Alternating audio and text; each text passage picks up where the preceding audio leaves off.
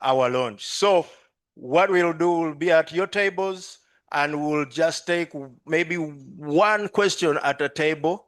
And I'll request Professor Kamara, Professor Prasad, and Dr. Angila to be ready to answer questions. So please, your dialogue can begin now. You had a lot of information this morning, and you'll have questions or comments. And welcome to all our fellows, former council members.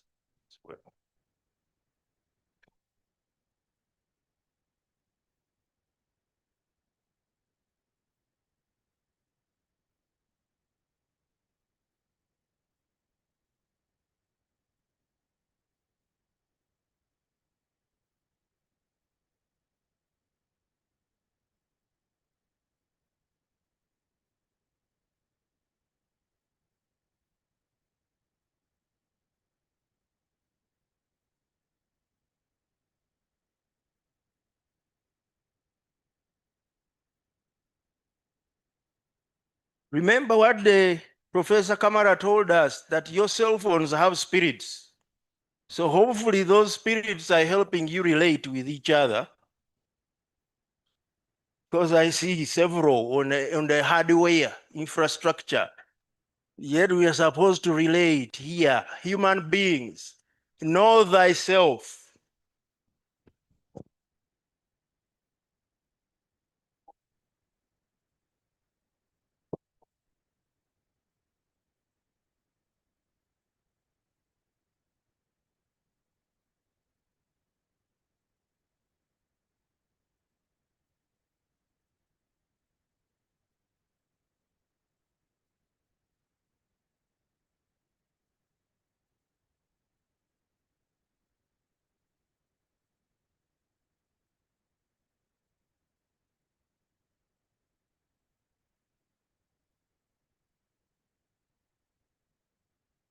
So the president has given you permission to talk at your tables.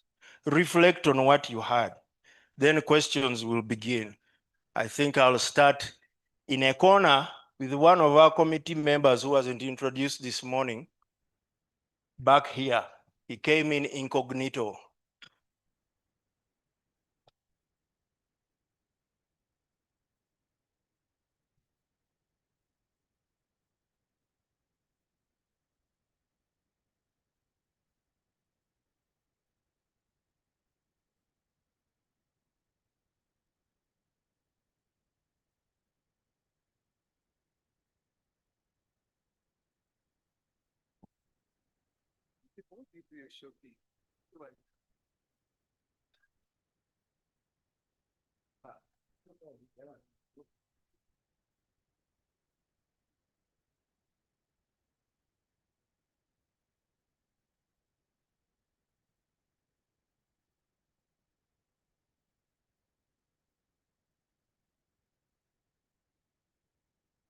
All right.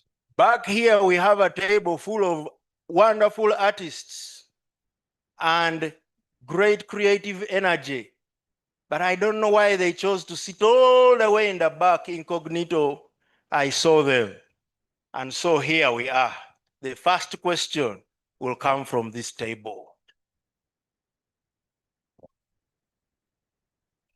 Go ahead, Juliana. Articulate it. Let me stand up.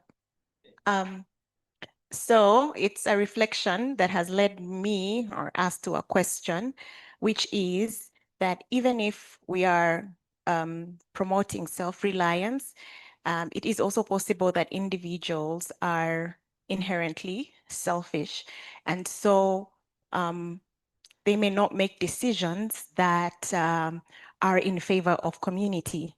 And I gave the example that if initially we didn't have donors as Africans and we relied on each other in communities, right now it is possible that when you leave the harvest in the garden, the person who comes and takes over those potatoes or whatever the harvest is, may not necessarily be the one that is most at need. It's just the one that probably wants more for themselves.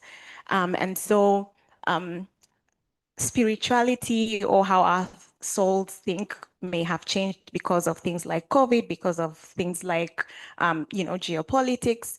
So how do we still think about, like, how do we conceptualize this with having it in mind that people are inherently selfish? Yeah. My name is Juliana Nantawa.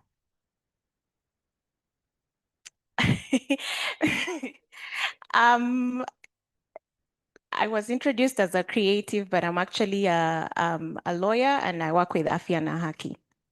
There we go. Thank you very much. So that is question one. We'll take three at a time.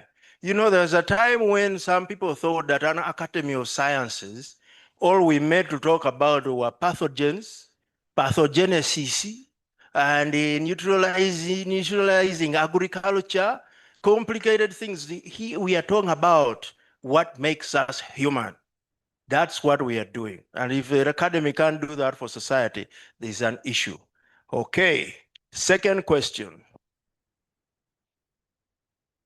Yeah, thank you very much. Actually, I raised up my hand because my question was related to the question that has just been asked. My name is Fred Kabi. I'm from College of Agricultural and Environmental Sciences. And so I would love to know, from a sociological point of view, what this self-reliance is. Because from the scientific point of view, I know that as a human or any organism has to live in an ecosystem where there is an internet of all things, in terms of food, in terms of, there is interdependency. And in this way, this is how you come to realize that, look, the plants, the animals, they may not be humans, but they are sentient beings that do have feelings, and they do provide quite a lot for us. And therefore, we need to interdepend. We need all the times actually to rely on them, just like they rely on us. So if one could be able to allow me understand this, I would really appreciate from a sociological rather than from a scientific point of view. Thank you. Thank you very much. So that's question two.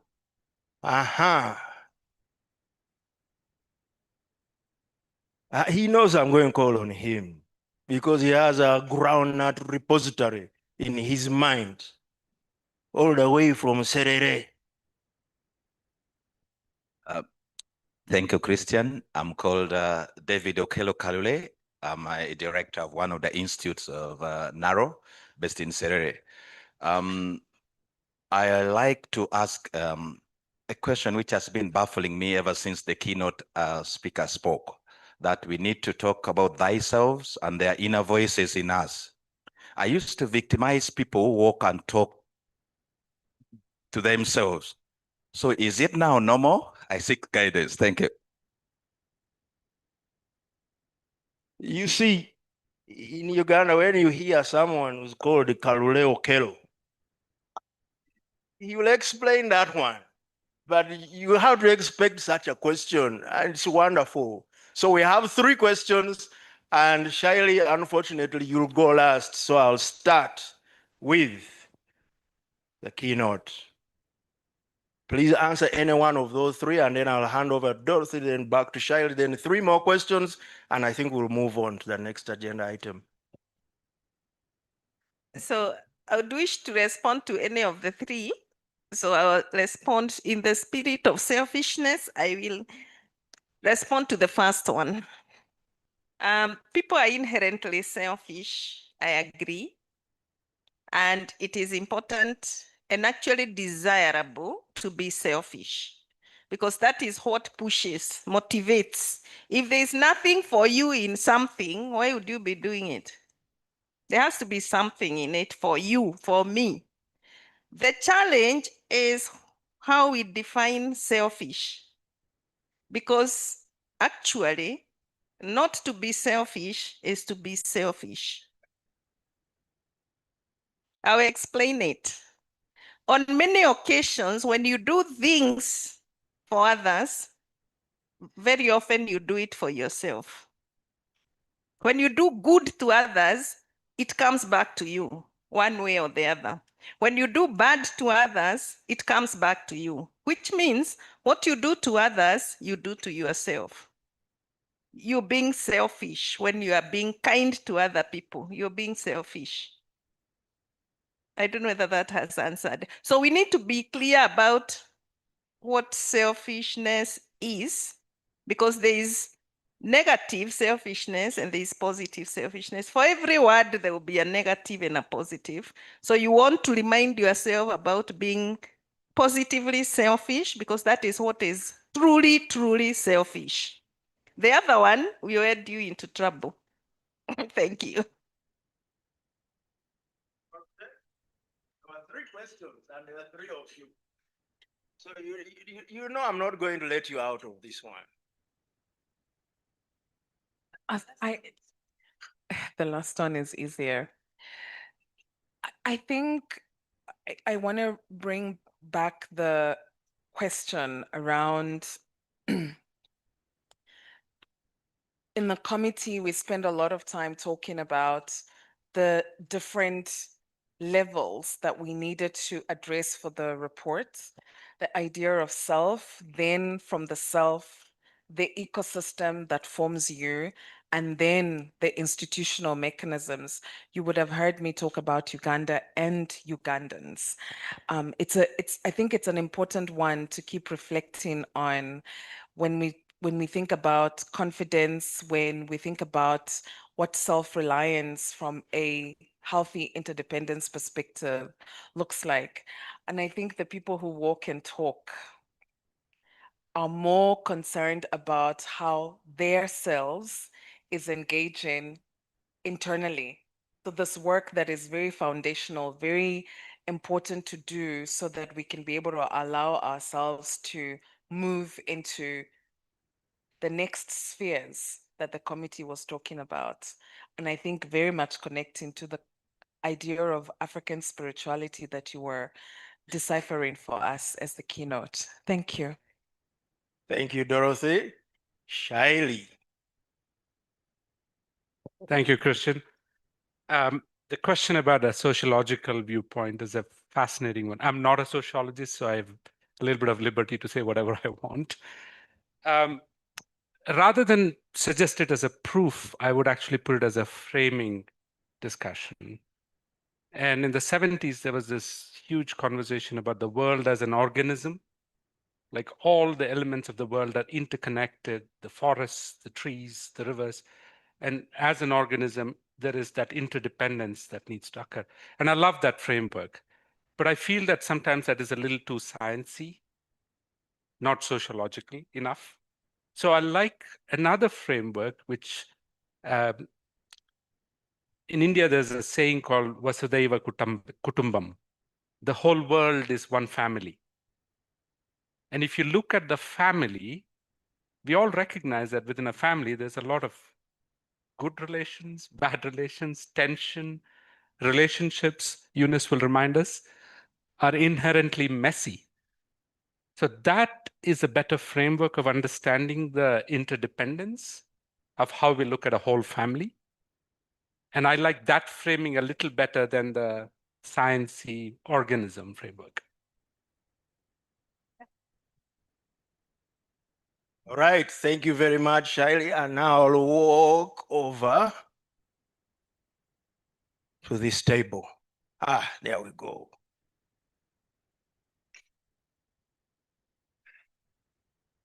Oh, thank you.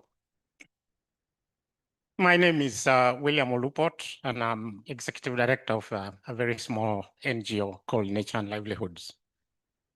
My question is about the need to go back to the future in terms of culture so as to attain self-reliance. But we realize that a lot has happened since the erosion of cultural values started happening.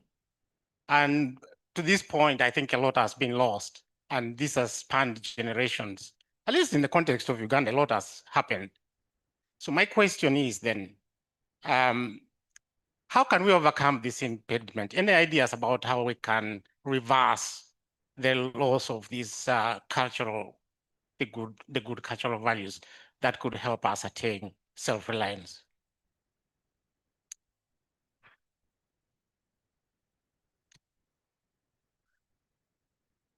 One question. The table has gone now. Another question at this table? No.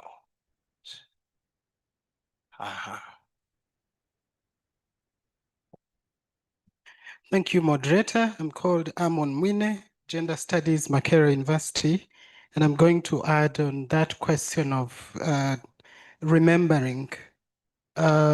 We do realize that there is indeed continuous dismemberment, especially if you look at our education system, where university students can no longer be tasked to think from their own cultures, where they seemingly come from.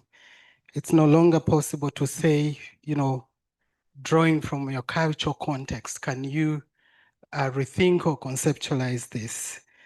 So I was wondering how possible it is to remember meaningfully our education system in a seemingly increasing global systems that are promoting individualistic and exploitative methods of doing things. Thank you.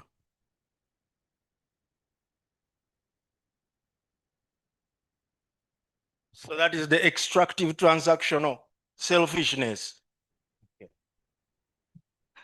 Thank you. I'm Lilian Bawazi from the Department of Performing Arts and Film, Makerere University.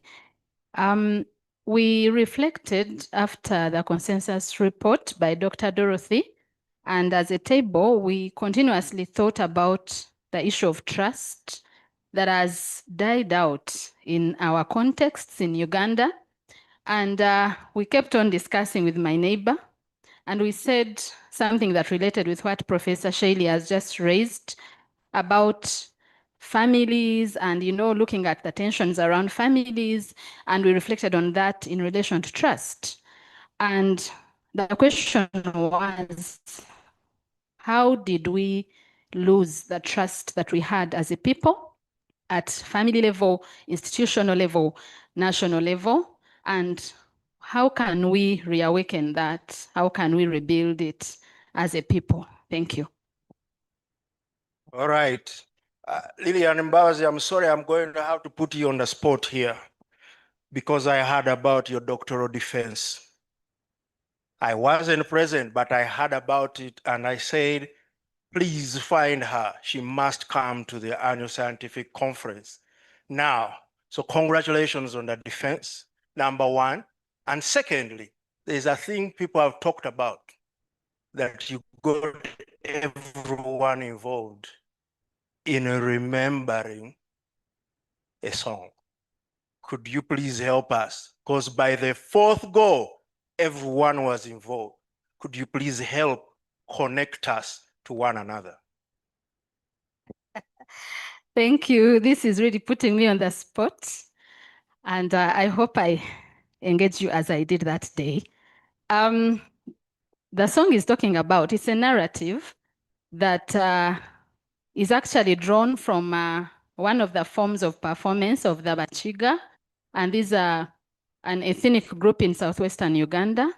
And these performances are no longer in the public domain. They stopped happening around the 1980s. They used to be done by brides at the time of marriage.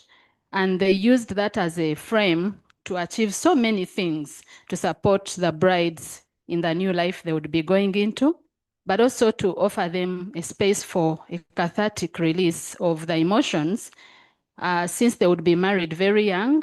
And also the processes of marriage were quite difficult, having chosen the men for them, and also the consummation of the marriage would be very difficult, involving more men in the clans than just her husband. So those spaces where they would perform would allow them to release all the fear, but also get psychosocial support. So I'll pick just a little phrase there that they would perform, and you have to participate with me, so I'll teach you. So the bride would say, Nachurama, Nachurama, mm-mm, mm-mm. So when I say the words I say, you say mm-mm, mm-mm, okay? Nachurama, Nachurama, mm-mm, mm-mm, Yankakabengo yakatasire, mm-mm, mm-mm, Ogomkazo tarimawe, mm-mm, mm-mm, Kwaranyete yantahurire, mm-mm, mm-mm, Atakahara ko mubazigaba, mm-mm, mm-mm, Kunikagayana ya bene mawe, mm-mm, mm-mm. So what that meant was that I feel upside down. I feel upside down. I'm like that grinding stone that has not ground millet or sorghum. That woman who is not my mother, in reference to the mother-in-law, when she calls me and I don't hear her, she will say that little girl of the Bazigaba is a clan of the Bachiga, that she is not respectful. So she would say all that, and then the audience would support her by saying, Aho we worira, we namaya wenyine, aho we worira. So that would be to remind her that you rather not cry. You have your secret. You rather not cry. It's the secret they referred to here was that the paternal auntie would have spent about a month with the girl in seclusion, training her on very many ways to navigate the tensions and the other responsibilities in the new life. Thank you. Thank you very much. And I think it talks to the plural knowledge systems that Dorothy discussed and the ways of past transmitting cultural knowledge, intergenerational transmission that Professor Kamara discussed. This time, Shaili, I'll do you a favor. I'll start with you. All very rich questions. I'm going to start with the culture question because that's always intriguing. I truly believe that culture is dynamic, that it continues to change, continues to evolve. And sometimes we mistake culture for some cultural icons or cultural symbols, which are important. I'm not trying to minimize those. But I do feel that anchoring on the cultural values is probably a better way of ensuring that we reverse some that has been lost. So as we talk about what do we mean by culture, if we get to the cultural values conversation, I think we can anchor our discussions, our relationships, and the activities that we do back to those values. And I think that connects now with seeing value in one another as well. Right. And not romanticizing culture too. There are all sorts of aspects. Okay, Dorothy. I want to talk about the deterioration of trust in the family structure. I think one of the things that we have to do as we are remembering is to be honest with each other. I think there is a level of dishonesty that is currently existing to either romanticize the idea of going back to who we were, or to romanticize the idea of what building community and building family really looks like, without recognizing that the tensions are the spaces where if they are handled well, respectively and honestly, that is the space actually where remembering can take place. And so for me, I would say that part of rebuilding trust is recognizing that question around accountability, around honoring the selves and yourself so that you can come into relationship with others from that point of trust. We must not run away from conflict.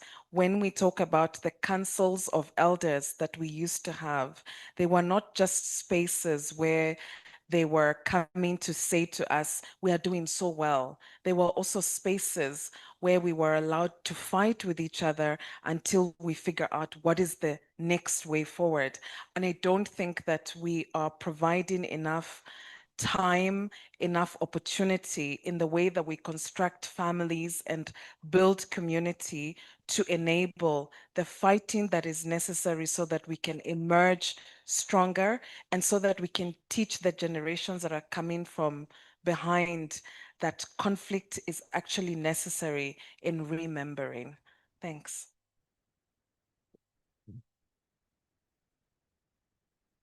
Okay. Thanks to the people who've asked the question, very illuminating, and the responses that have been given.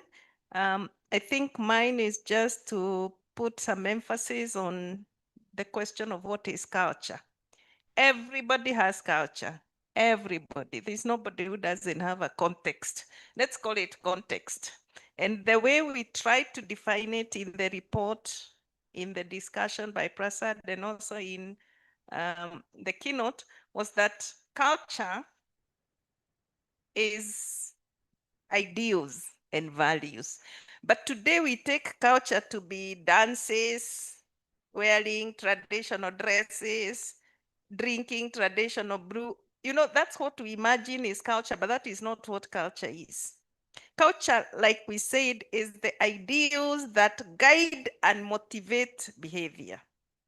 And everybody has that. They may be motivating the wrong behavior, which is then the issue that we need to be addressing. If we think of the modern culture or the culture today, especially among young people, there is a lot of use of social media, for example. Unlike in traditional days when there was sitting around the fireplace and listening to stories from your grandmother. So how are we influencing the social media today so that the social media is passing on the values that we think makes us human? If we look at TikToks, for example, they are usually like, if I estimate, they're usually about 8 negative TikToks for every 10 TikToks. Or memes, or even Facebook posts, whatever part of social media you can think of, or even WhatsApp. There'll be 8 negative out of 10. But what you notice is that the 2 out of 10 really go far. They go very far. They move fast. Even though we say truth does not move fast. By the time truth wears its shoes, evil has gone round 5 times. But actually, if you observe what happens on social media, good ones go very far and very fast. In Kenya, for example, there was this story of, it wasn't even in Kenya, I think, it was in Kenya, of this nurse who danced to a child in hospital. A child was admitted in hospital, was unwell, and then this nurse danced for her. And the nurse went all over and was actually crowned internationally. That was a good one. That's how far it went. But very many negative ones get suppressed, which tells us that we still have hope. It's still possible to pull out the good ones so that they become 8 out of 10, and the negatives are 2 out of 10. I don't know whether it makes sense.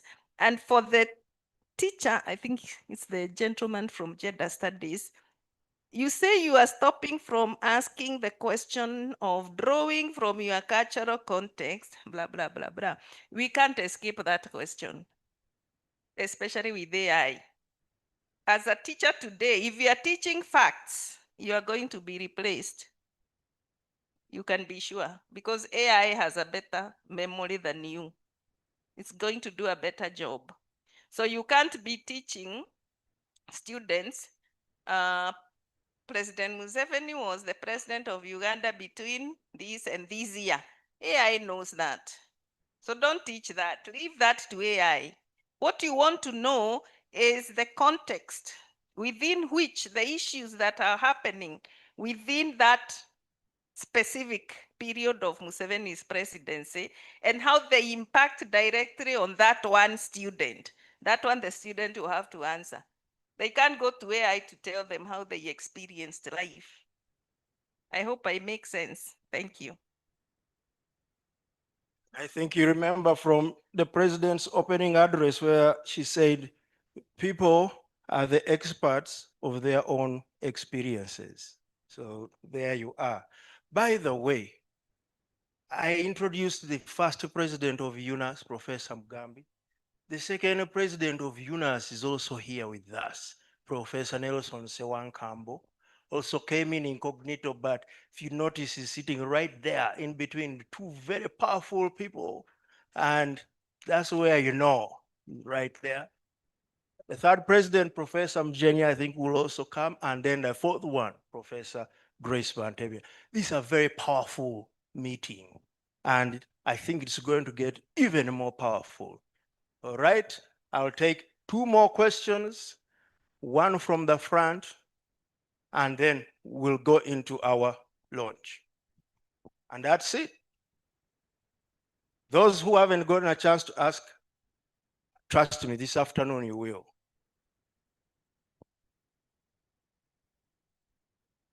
Thank you so much. My I'm called Mark Amanya. I'm from the Ministry of Finance, Planning and Economic Development. I appreciate the subject matter being discussed. It is really very, very important, and it makes me feel there is a new way of thinking and doing things, which actually feeds into our growth strategies, the famous one of the 10-fold growth strategy, where we are expected to apply knowledge and new thinking. But my question is, whereas this is well appreciated, I would want to know what is the opportunity cost? What is that cost that we can feel as participants of not doing what we are saying here? Can we be able to state that? I don't know whether the report can produce it, but maybe the discussants can throw more light. What costs have we incurred as government, as Ugandans, by not focusing on that? And then secondly, what have we done right as far as that issue is concerned? You talked about GDP raising, but people's well-being not growing. But we have seen some growth from all of those parameters.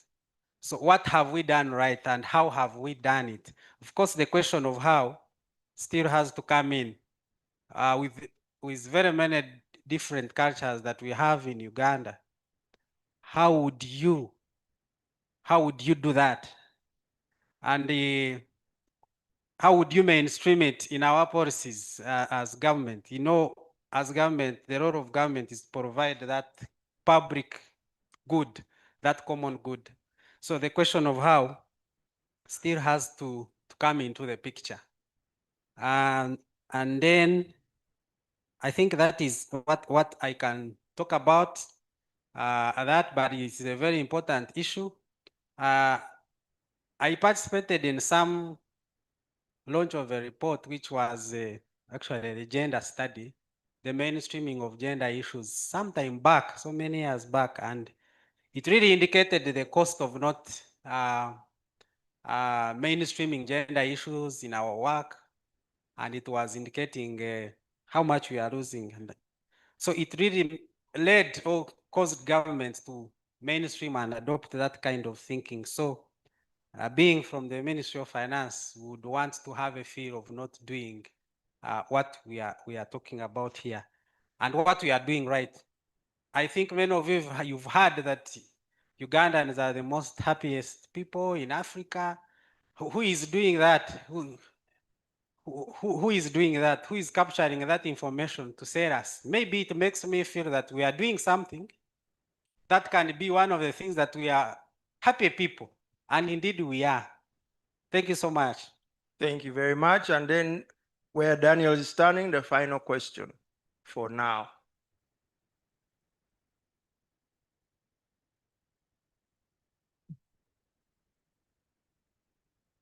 Is Professor Baguma right behind you? Thank you very much. I'm Professor Peter Baguma from the School of Psychology, Makerere University. I wanted to handle this issue from a psychological point of view. And the self-reliance is a very good topic as far as least developed countries are concerned. It's very important that we think in that way to become self-reliant. But to me, I think self-reliance is a belief. Things normally start from the mind. Self-reliance is a belief. People have to believe that they can make it. Without that belief, we shall not go very far. And then the second concern would be, where does it come from? That belief comes with us as we develop right from childhood, in the families we grow in and so forth. If we grow up believing that we cannot make it, that we cannot be self-reliant, we shall not be self-reliant. So beliefs are very, very important. Let's improve the way we interact with our kids so that they grow up believing that they can do things instead of learning things which are not important. So we are calling for mindset change. Let's change our minds. Let's believe that we can make it. And indeed we can make it. And we can be self-reliant. We have everything that it takes to be self-reliant. I think what is missing is our mindset. And then we shall move on. Thank you very much. Fantastic. Thank you. That is the last question, and we'll get a final round of responses before we get into the report launch. I'll take that last comment because that was wonderfully said.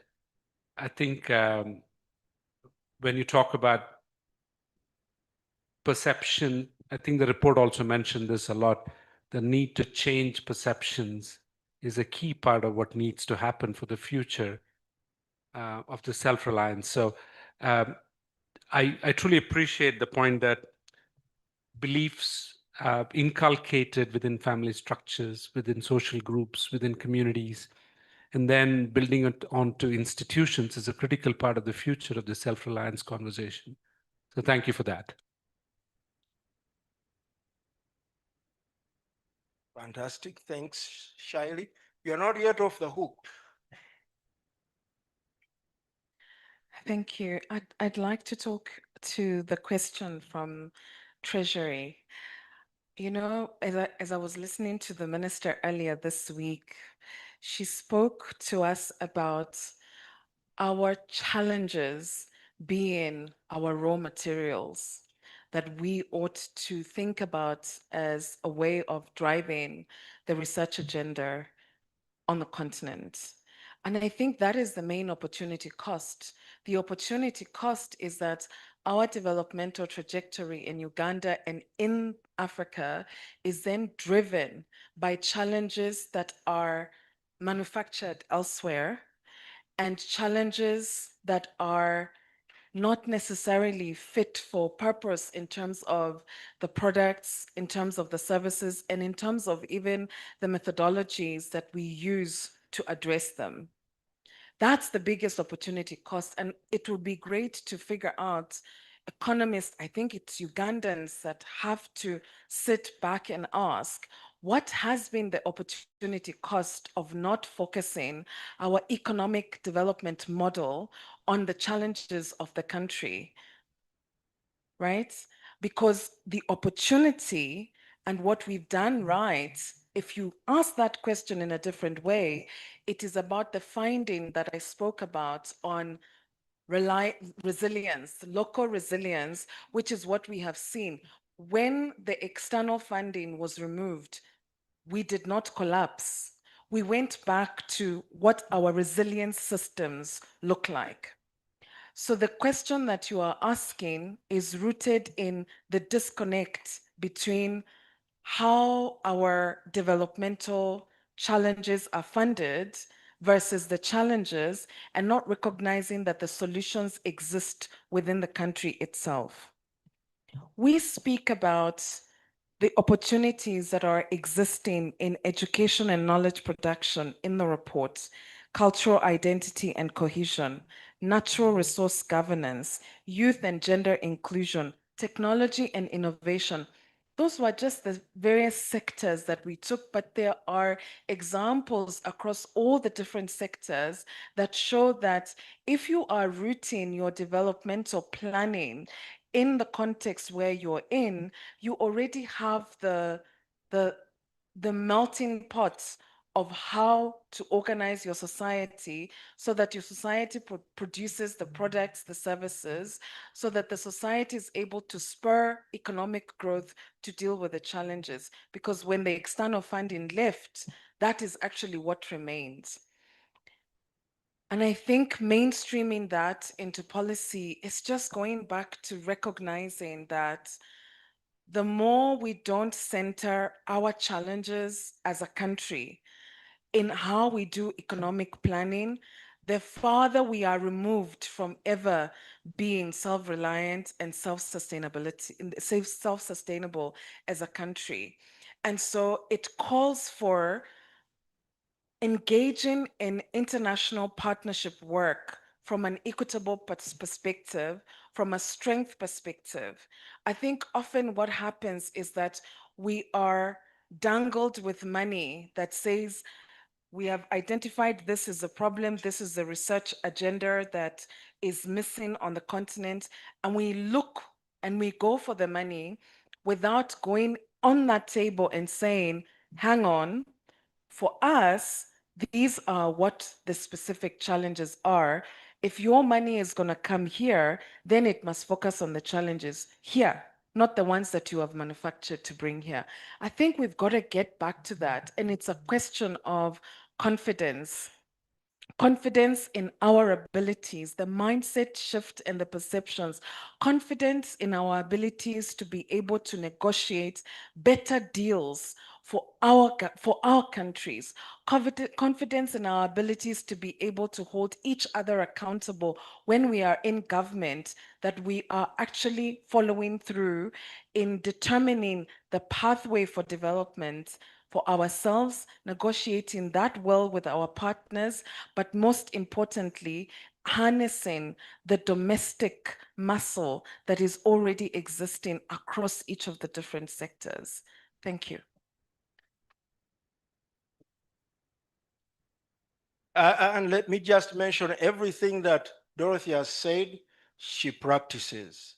In the last 10 years, she has led the Science Granting Council's initiative, bringing networking, science councils across Africa, using money from within Africa and externally, and making sure that those external agendas didn't dominate what our science councils did, including our very own Uganda National Council for Science and Technology. So what she's saying, I can tell you she does in her work.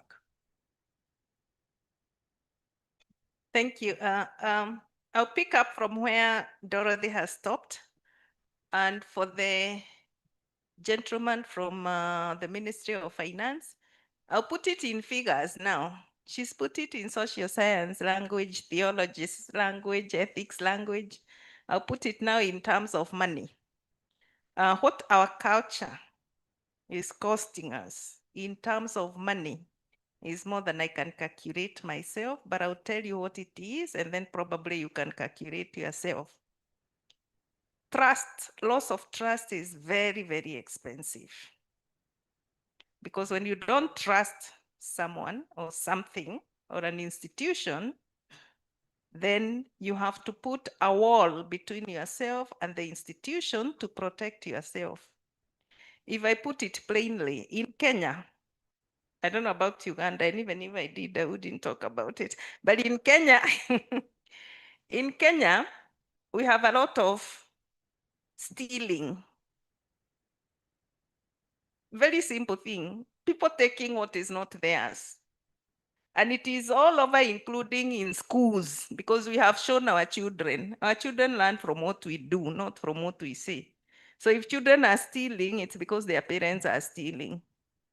So in schools in Kenya, there's a big, not in schools, but in Kenya, there's a big business of marking school uniform. It's a huge business. Just before schools open, you will see a lot of businesses. People are marking people's children's clothes because as soon as they go to school, the shirt will disappear, the dress will disappear, the socks will disappear, the shoes will disappear. So we mark them. Why would we be paying for such an industry when we can run without it? And that effort, that money, those resources could go into something else.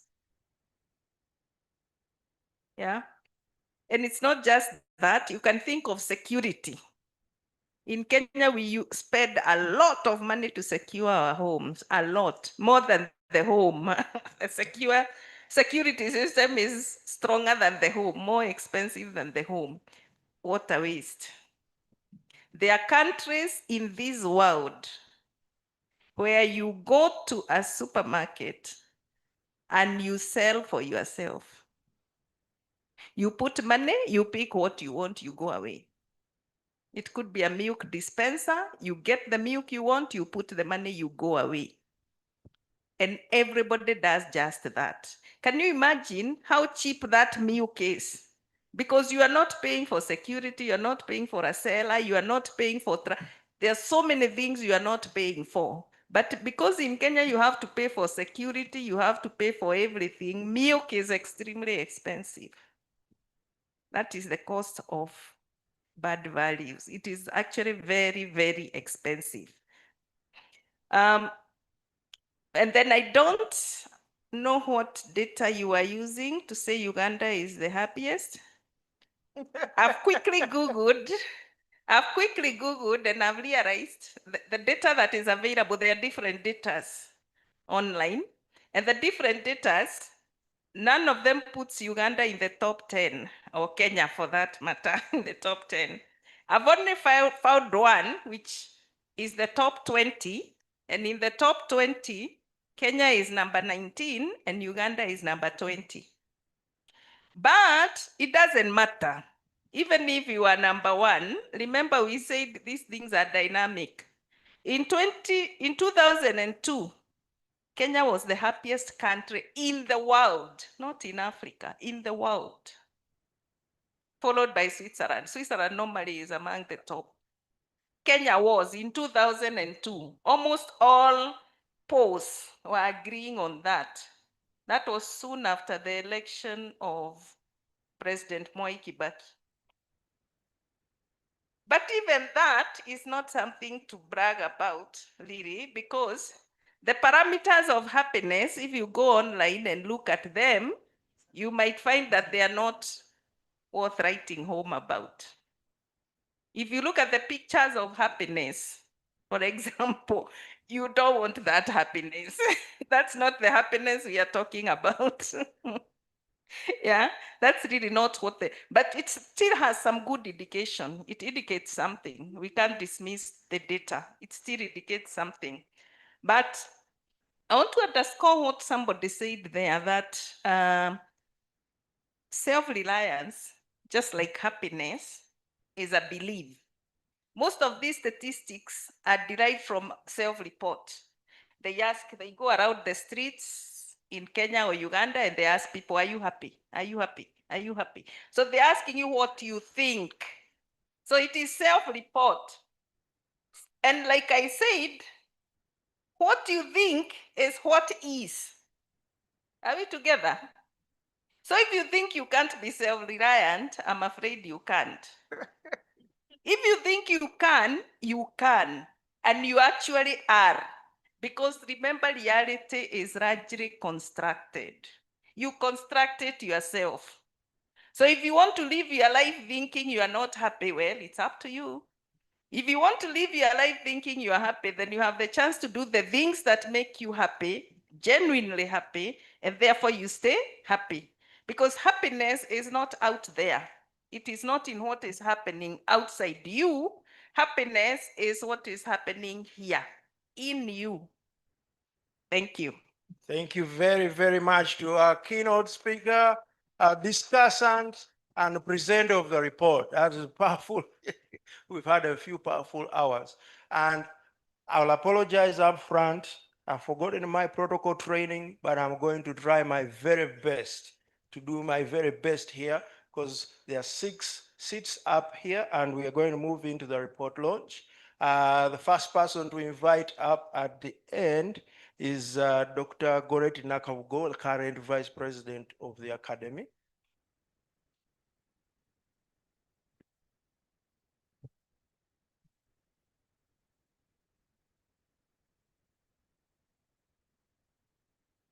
And then on the opposite end, the first president of UNAS, Professor Paul Mugambi. And in the seat right next to him, Professor Nelson Sewan Kambo, second president of UNAS. Dr. Nakavugo.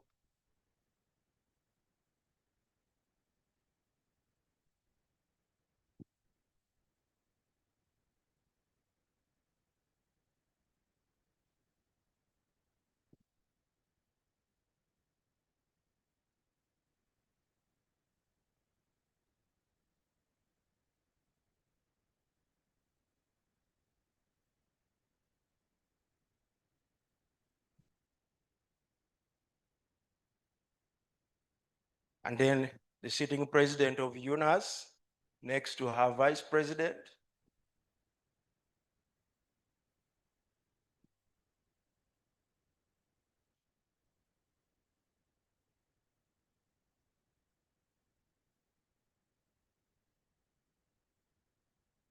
Right next to Professor Kambo. That doesn't look safe, like narrow, like any slide into the back would follow. Right. How do you feel? Right Honorable Rakana Rugunda, welcome.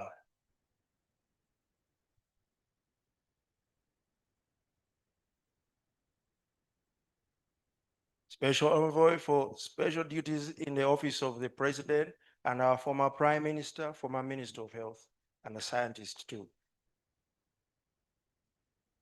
And then the Honorable Minister of Science, Technology, and Innovation, who is here to represent the Vice President of the Republic of Uganda, who also wrote the foreword for the report that will be launched in a few minutes. You're most welcome, Honorable Dr. Msene.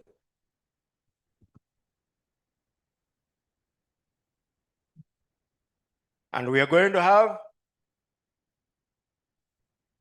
2 brief addresses. First from the Right Honorable Ruhakana Rugunda, then the Honorable Minister.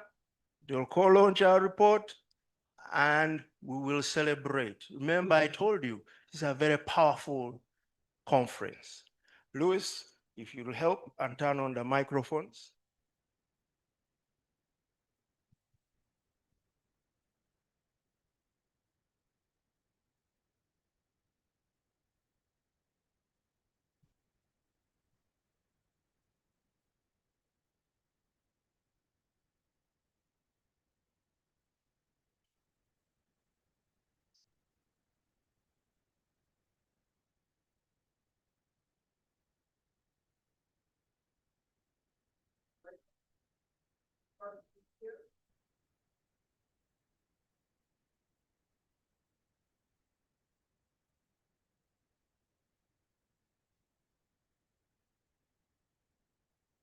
the Minister for Science and Technology,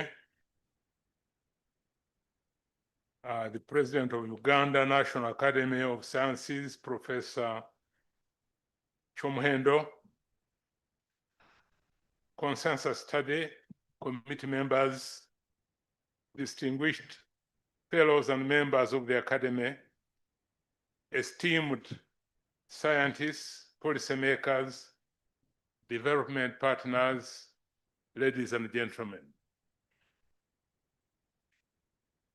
I came in at a rather awkward time when a powerful presentation and discussion was taking place, and I almost interrupted it, so I apologize. I thank the Uganda National Academy of Sciences for the honor of inviting me to this important gathering.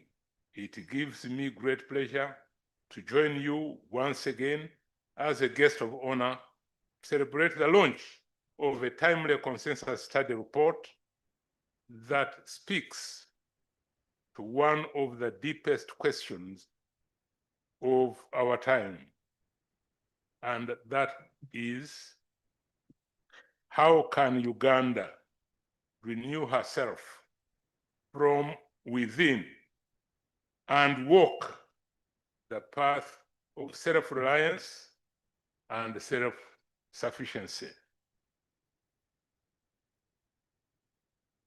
At a personal note, I've followed the work of UNAS from its earliest days. I remember well the spirited debates that led to its establishment 25 years ago.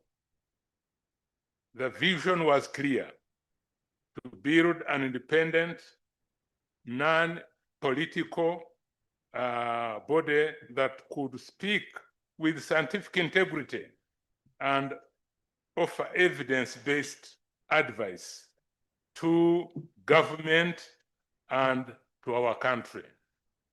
Today, the vision stands fulfilled.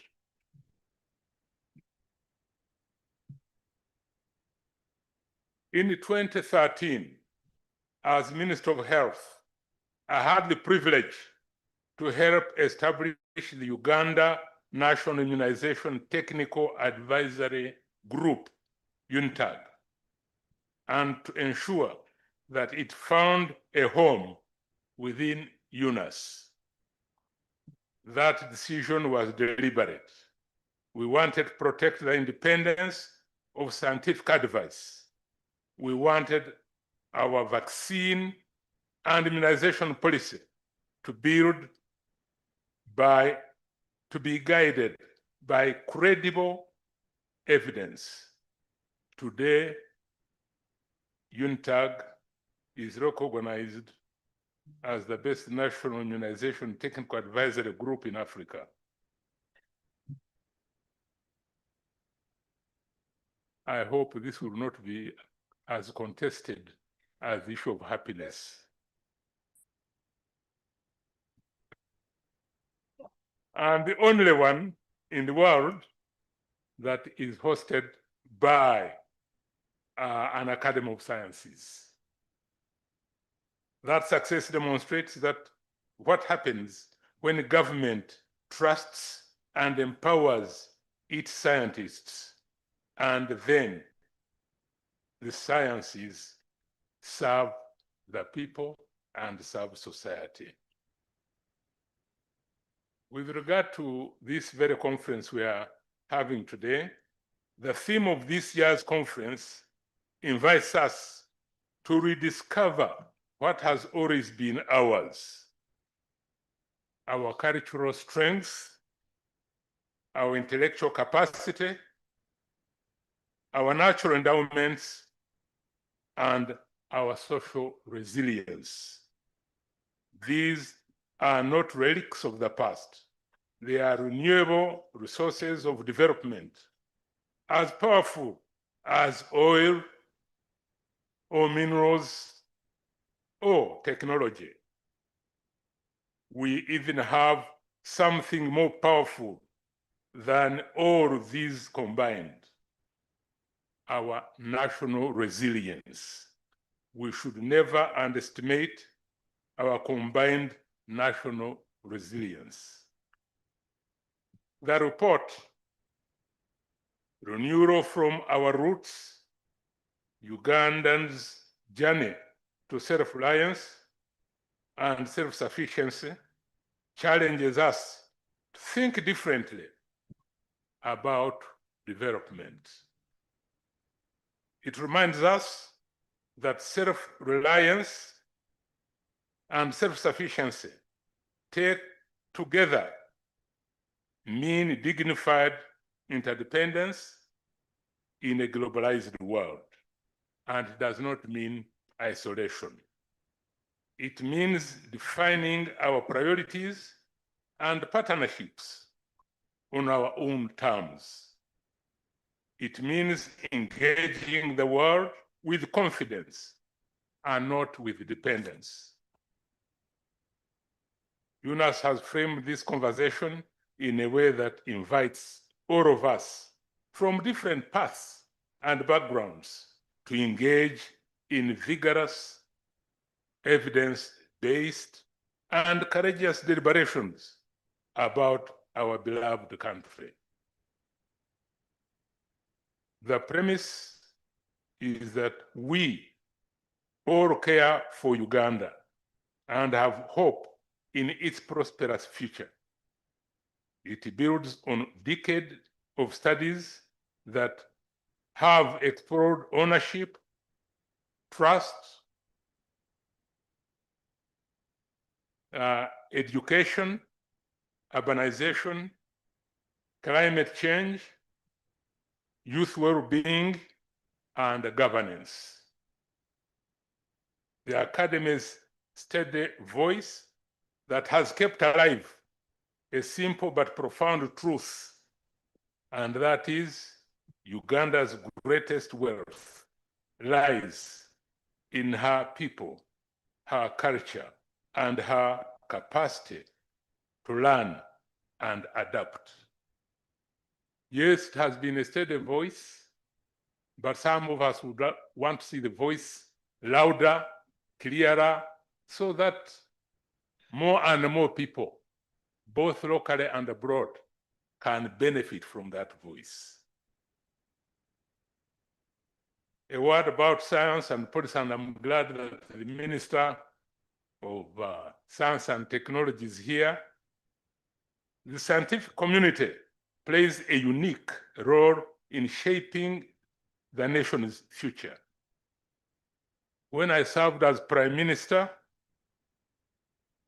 and I also worked closely in that capacity as Minister for Science and Technology, I learned more than ever before that the most transformative policies emerge when scientists and policymakers listen to one another with humility and purpose. Science clarifies, politics decide, and leadership bridges the two.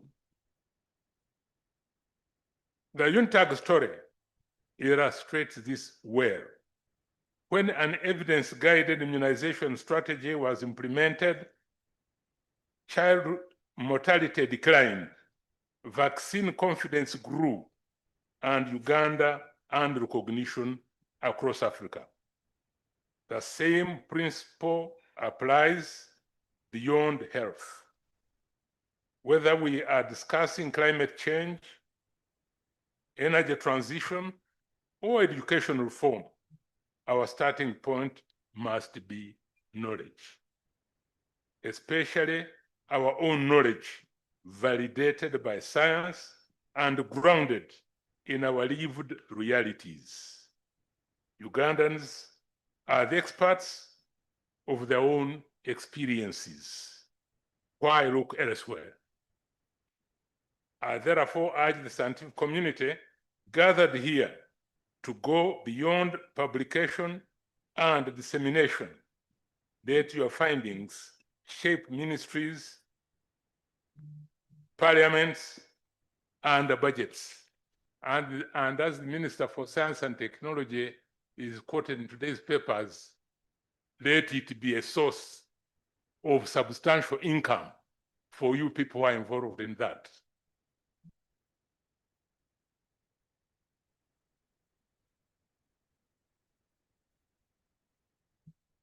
So I therefore urge scientific community, as I have said, gathered here, to go beyond publication and dissemination and make this a lucrative business in many ways. Not that we should now focus on money, but it should be a reasonable product of your scientific work.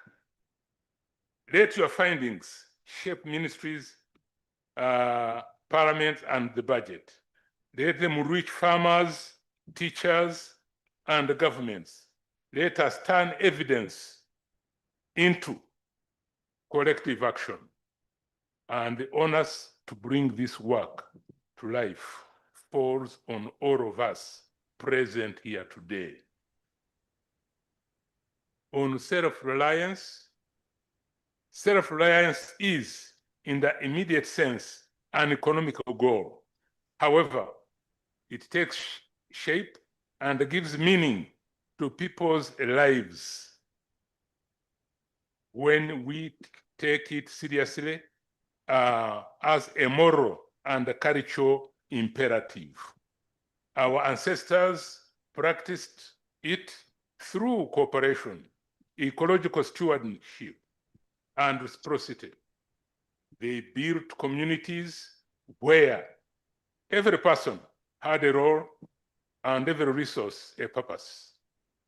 That ethic sustained our societies for centuries. In modern Uganda, we must revive that spirit through innovation and institutional coherence. We must educate our youth to believe that their future does not depend on aid, but on their creativity, their discipline, and their unity. We must govern our natural resources with fairness, transparency, and foresight. And we must draw strength from our traditions, even as we engage global science. Self-reliance and self-sufficiency mean using our minds, hearts, and collective spirit before we use our money. It means that Ugandan scientists generate knowledge, Ugandan engineers design solutions, and Ugandan leaders make choices that honor both evidence and values. On the issue of partnership, the journey ahead demands partnership and dignity in cooperation, a sharp shift away from dependence. The government must create enabling environments while institutions like UNAS must continue to hold us to high standards of evidence, integrity, and humility that has become a hallmark of the way UNAS honorably carries itself. Development partners should use Uganda not as a beneficiary, should look at Uganda not as a beneficiary, but as a peer. And our private sector must see investment not as charity, but as a national responsibility. Above all, we must trust ourselves. The world respects nations that respect themselves. Nations that build from within, learn from others, and contribute to the common good. Uganda has the potential, we have the knowledge, we have the talent, and we have the resolve. In appreciation, I wish to commend Professor Grace Bantebya Chomuhendo, Professor Lukuni, the entire study committee, and the secretariat led by my son, Dr. Krishna Chema, for producing this timely report.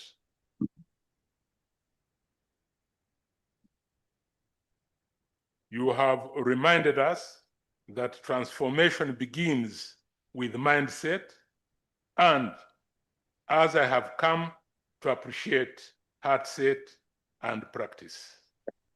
As we launch this report, let us commit to making its insights actionable. Let ministries integrate them into planning. Let universities teach them. Let communities live them. Let us build once again from our roots. In conclusion, distinguished guests, Uganda stands at a decisive moment. The decline of external aid is a timely wake-up call. The end of dependency marks the beginning of country ownership. If we choose courage over complacency, knowledge over limitation, and unity over fragmentation, Uganda will not only achieve self-reliance, but also self-sufficiency. I have no doubt that Uganda will serve as a model for Africa. And in fact, we are Pan-Africans at heart, as you very well know.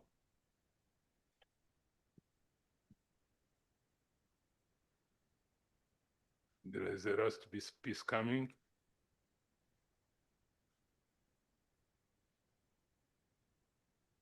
Let us therefore walk this path together, scientists, policymakers, and citizens, confident in the knowledge that everything we need to build our future already intrinsically lies within us and around us. I have now great pleasure, as advised, to see how the launching is going to be. Thank you very much.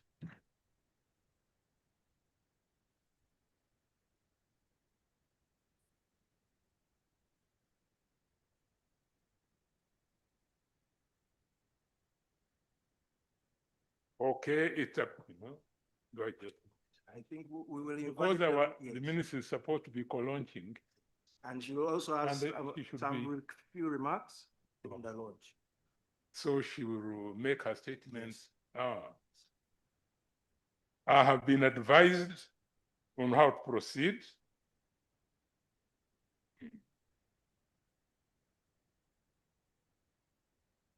I now have great pleasure to officially launch the Uganda National Academy of Sciences Consensus Study Report titled Renewal from Our Roots, Uganda's Journey to Self-Reliance and Self-Sufficiency for God and my country.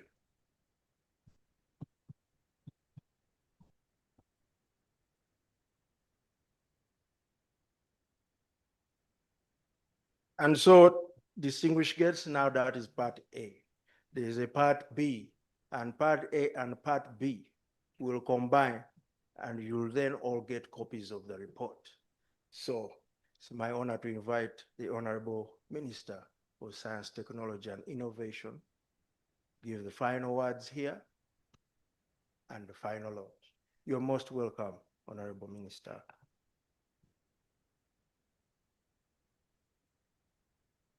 But these flaps are not good.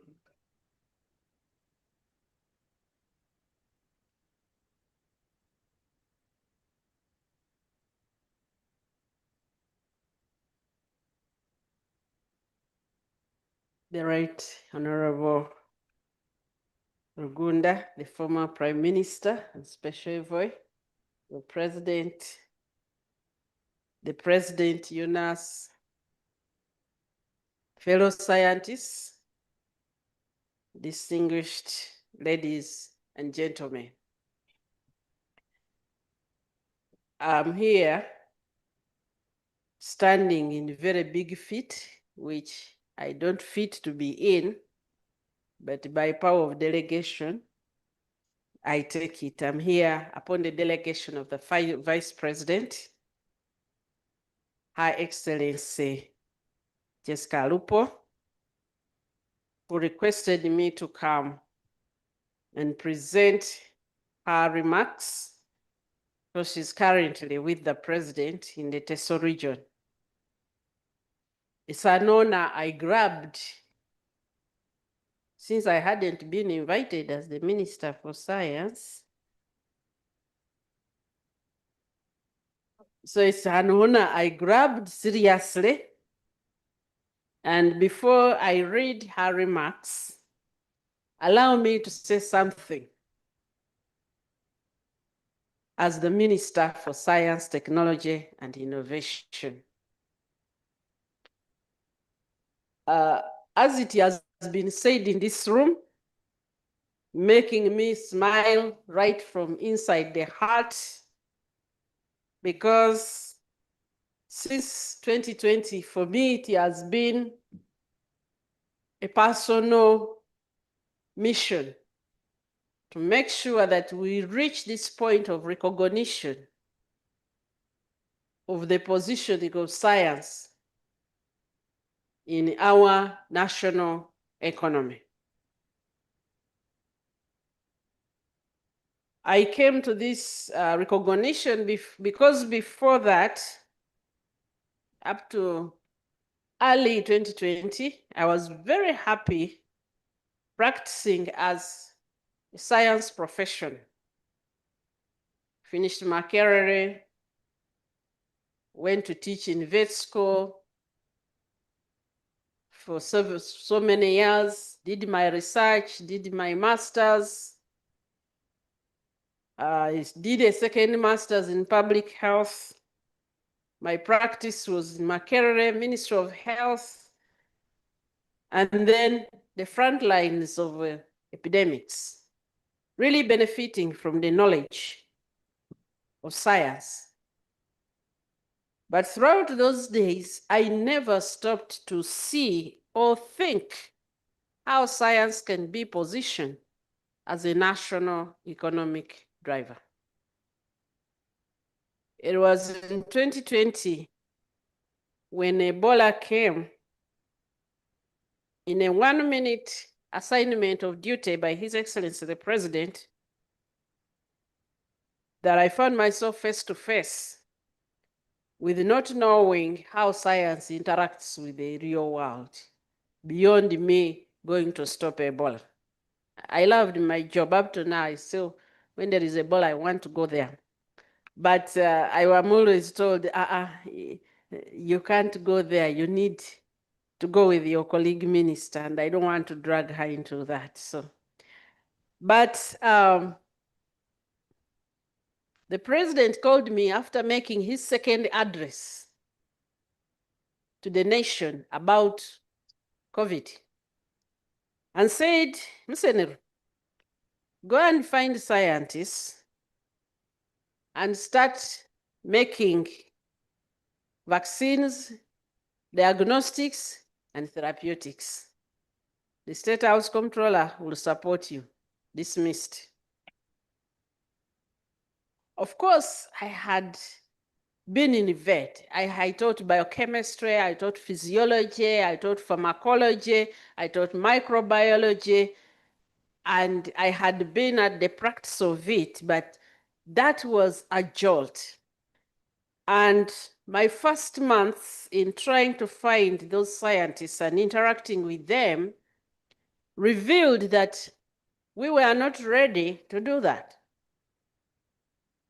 We were good scientists, we had a lot of knowledge, we had a lot of research, but we were not ready to interpose science at its intersection with the economy. The first thing I would always hear is, but government doesn't fund science, which I later found to be untrue.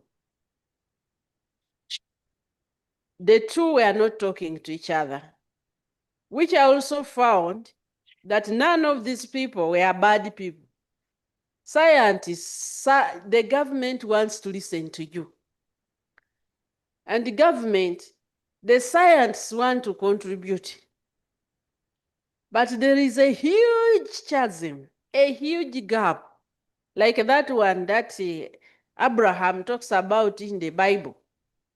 When Lazarus and the rich man, the other one was saying, please send me. And this one said, no, no, no, no, no. So there is a huge gap.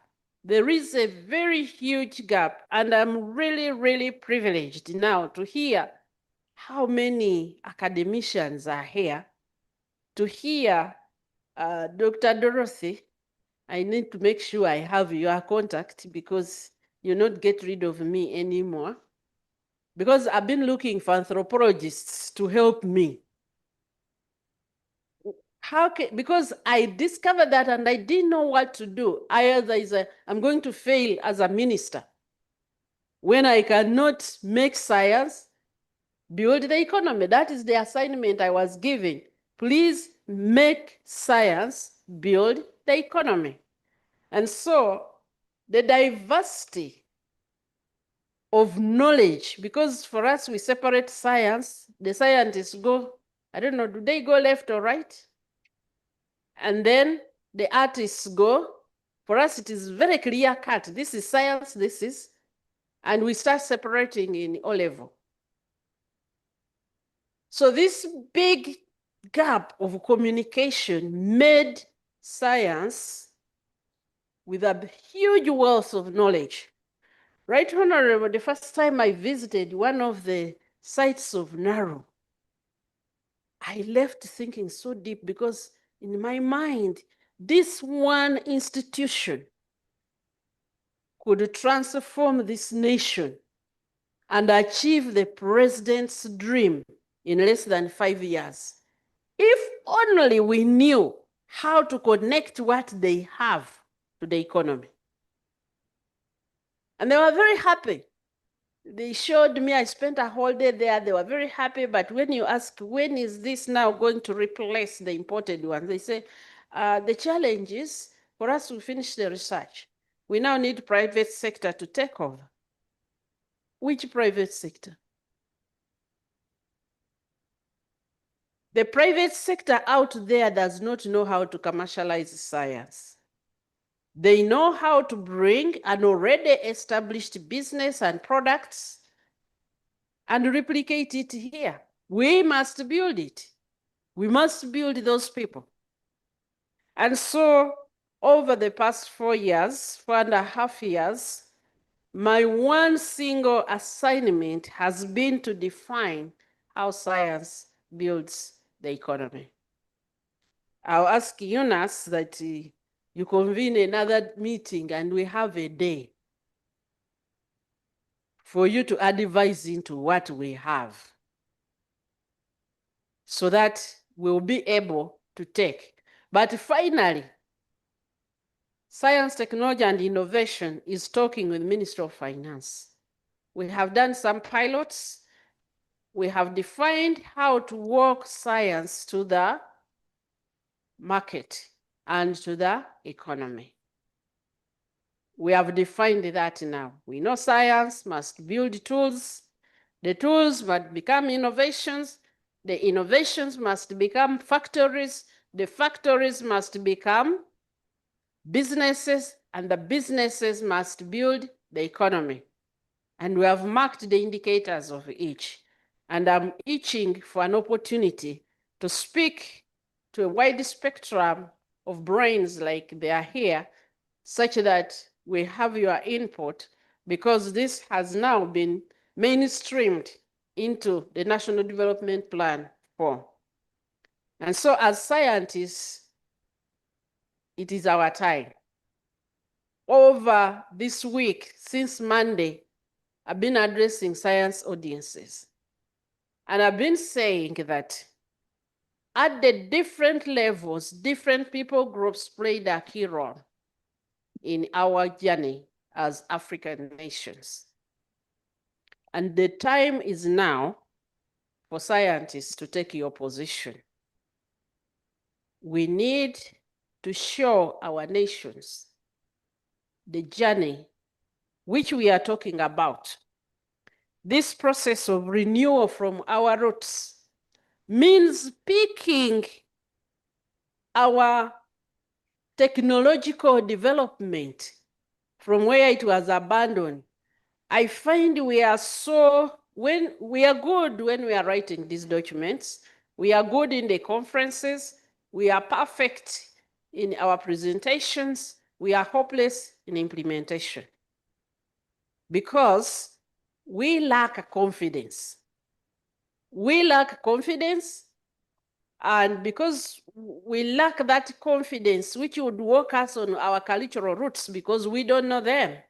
A few people, like in School of Psychology, the anthropologists, they have some idea of how to do that. How do you pick up iron smelting and the forging of tools and bring it now to play a role in the economy now? We have a lot of iron ore. Our forefathers, without any scientific knowledge, discovered how to identify the rock with the iron. They discovered how to smelt it, and they discovered how to mold spears and other tools, arrows, without going to any engineering school. But for us, when we think about iron smelting, we panic. I know this because I have approached different sectors, different sections of academia and scientists and said, how do we do this? They're like, you see, actually recently I was talking to one scientist and I said, we are seeing this increasing trend of rheumatoid disease. And I find it's not attended to. I want you to take up this area because it's an emerging area of health, and we don't seem to be paying sufficient attention. And this scientist said, you see, that one is very complicated. That one is too complex. Even those people outside, they have failed to do it. So we have a certain zone of panic, and we will gain our independence and our self-sufficiency when finally we connect today to where our ancestors stopped. I don't want to talk the day. Can I now have the pleasure of inviting the Vice President to address the audience?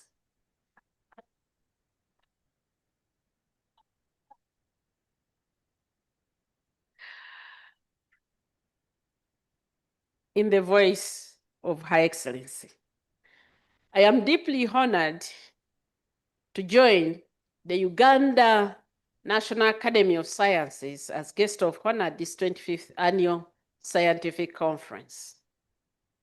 I thank the Academy for its leadership in mobilizing knowledge, reflection, and evidence in service to our nation. Today's theme, Renewal from Our Roots, Uganda's Path to Self-Reliance and Self-Sufficiency, speaks directly to the heart of our national transformation. It reminds us that true progress begins not from what we receive, but from what we remember. Our values, our ingenuity, and our collective capacity to build. This report affirms what many Ugandans have long known, that self-reliance is not isolation, and self-sufficiency is not withdrawal. They are expressions of dignity and confidence rooted in our ability to think for ourselves and utilize our resources and innovate for our own future. Science and technology are the bridges between memory and modernity. When grounded in our own culture, guided by ethics, and informed by contextuality, relevant evidence, they become the tools through which Uganda can shape its destiny. Our ministry champions the vision every day. That is my ministry. A nation where research leads to resilience, innovation to independence, and knowledge to transformation. As we launch this important report, let us remember that renewal begins with a mindset. It demands institutions that learn, partnerships that empower, and systems that trust Ugandan talent. It calls on us to strengthen education, nurture our youth, and protect the integrity of our knowledge systems.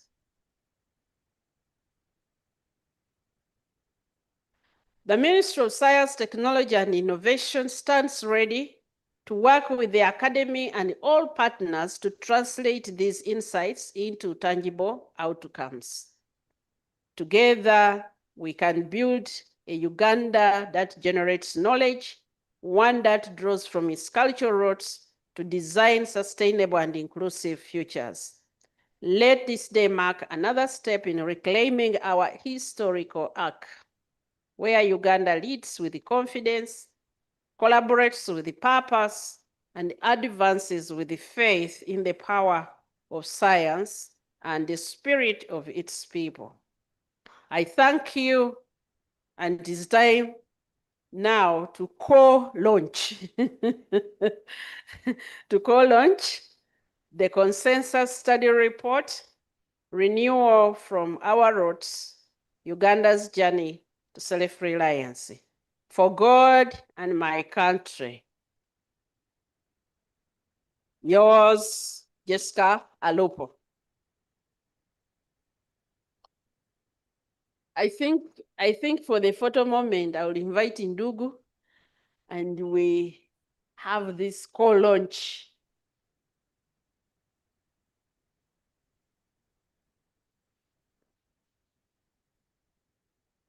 And as we go to the co-launch, I've seen there is a clear assignment for my sector as Minister for Science. I think it is the recommendation 3. You have 6 recommendations. I want to pledge that we are going to work very, very seriously, and will appreciate an interaction in deeper with the people so that we can. Recommendation 3 is directly to the sector of science, technology, and innovation.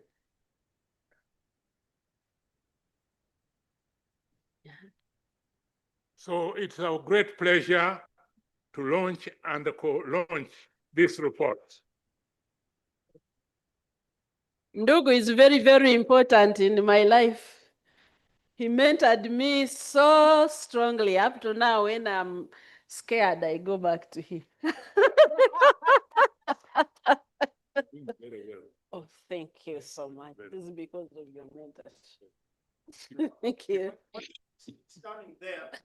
If you will just be just 1 minute while you are all there, the president of the academy clued me into something this morning, and we said this one has to be done at this moment. So please forgive me for breaking some protocol, but this one must be done. Many times we don't recognize our own. We have 2 very powerful scientists retiring from the Council of UNAS. And knowing them, how humble they are, they would have figured out the moment we're going to honor them and disappeared. But they are now here. So we have to honor them. And the first one is Professor Grace Ndezi, who has been our treasurer for the last 6 years.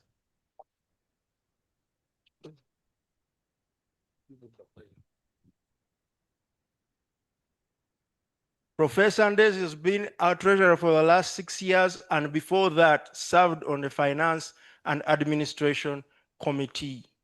As one who interacts with her multiple times a week, I can say she's been a phenomenal treasurer.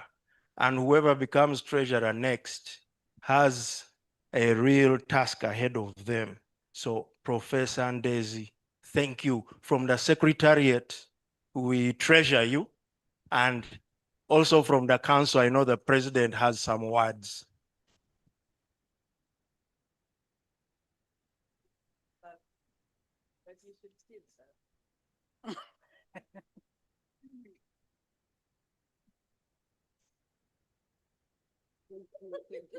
This is also yours. Thank you.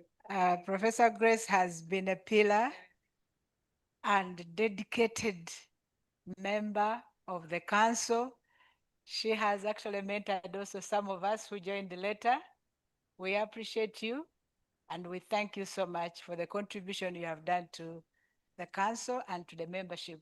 But we know although you are leaving the council, she pledged that she will continue supporting UNAS in many other capacities. Thank you very much for all that you have done for the council. All right, we said there were two, and the second one came to the council, straight to the council, and was requested to serve as the vice president. And she served as vice president under two presidents, Professor Mjenyi and now Professor Chomhendo. And that's our very own Dr. Merigoreti Nakaugo, who is our outgoing vice president. Very, very sharp eye, very confident viewing. When you're not getting something right, she will let you know, but in the nicest way possible, so that you grow. And when you do something, she recognizes. We, as Secretariat, we really love you, Vice President.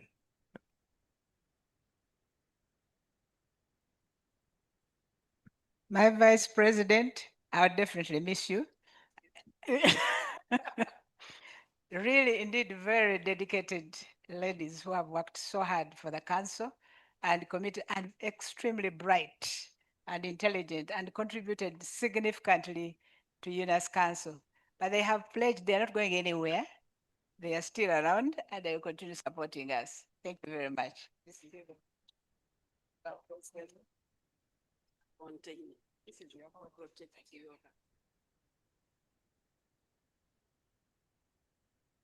the group photo.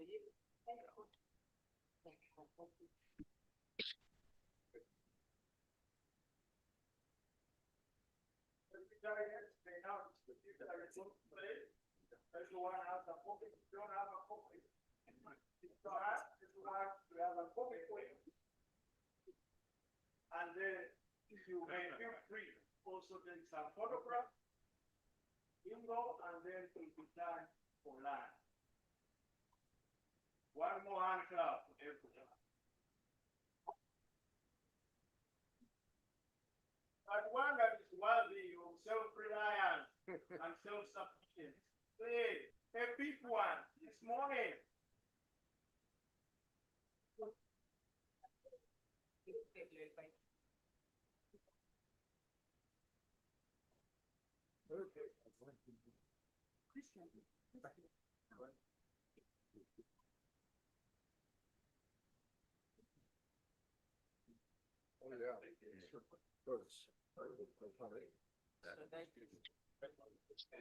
Thank you. So, yes, you have to say it inside.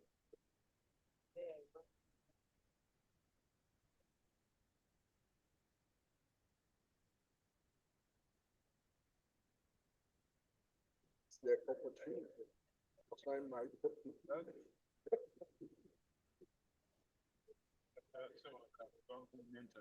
oh, and that is yes. Okay.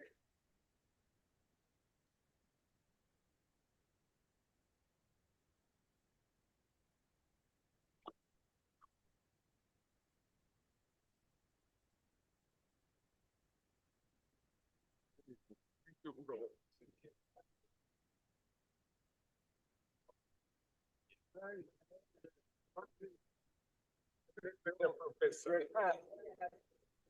Great. How are you? Fine. Yes. How are you? Very well. Support. No, you are very welcome. Thank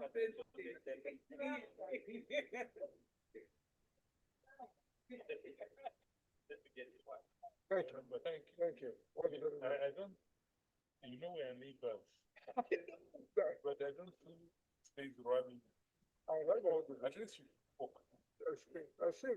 Excellent. You are a very good example. Some of us need you must pray decently, but yes, we fail. But that's very good example. Yes, thank you. We know.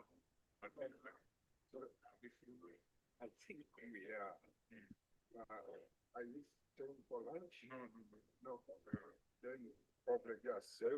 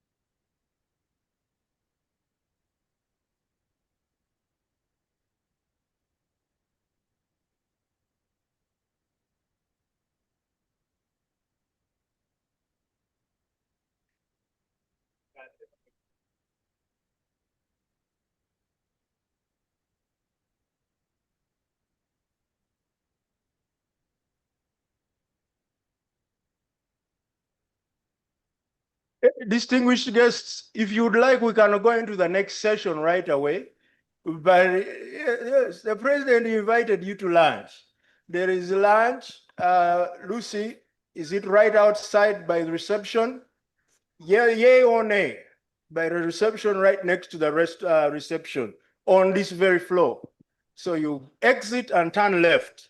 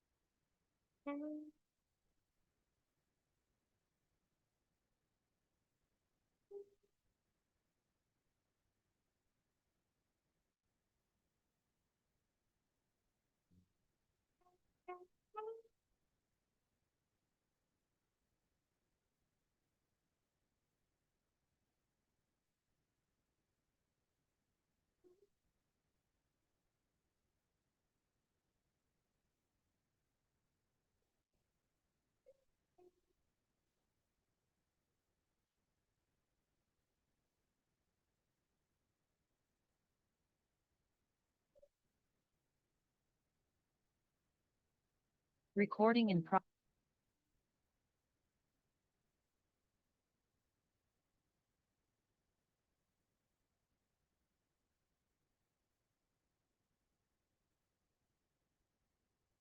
All right, welcome back, distinguished guests. Welcome back from lunch.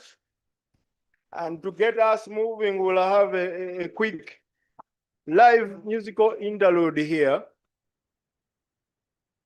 Welcome back, everyone. So we continue integrating some of our arts in here. Okay. Then we'll go to the panel. Good afternoon to you, ladies and gentlemen. My name is Nachtende Angela, a student of Performing Arts, Makerere University. I'm going to perform My Heart Will Go On. Enjoy.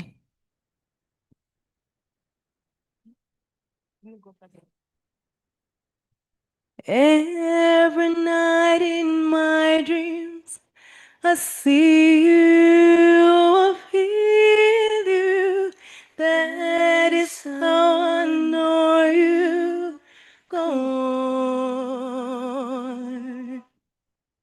Far across the distance and spaces between us, you have come to show you go on. Near,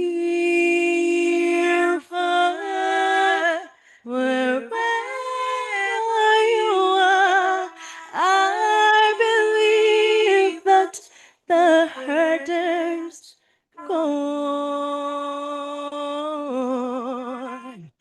Once more, you open the door, and you're here in my heart, and my heart will go on and on.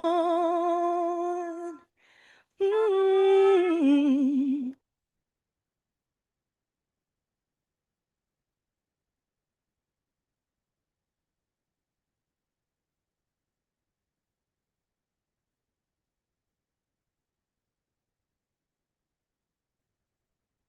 Love can touch us one time and last for a lifetime and never let go till we're gone.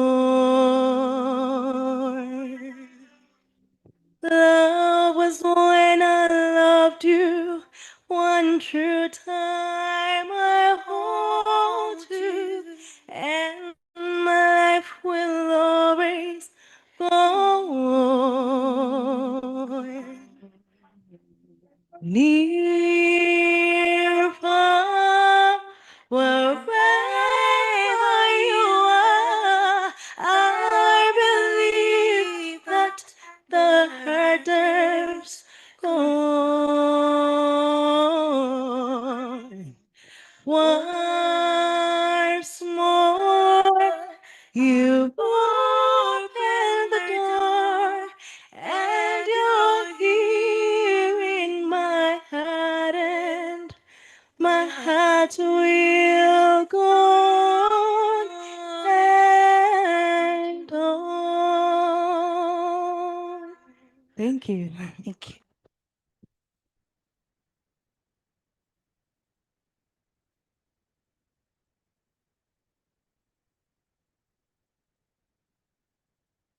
Thank you very much. This is what I've had. That was great. So, thank you. I think you had a good lunch, and now we are ready to get into our afternoon session. And we thought we wouldn't do lecture.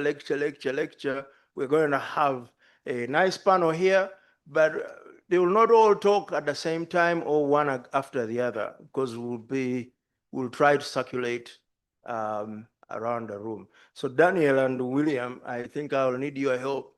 I may not be able to run around the room efficiently. But I'd like to invite Dr. Mary Goreti Nakabgo, Professor Patrick Mangeni, Mr. Eshban Kwesiga, Professor Shaili Prasad, and Mrs. Mona Muguma Sevuliva to the stage here. You are most welcome, and I see you. You are there. You are ready. Please come up. I think they need more encouragement.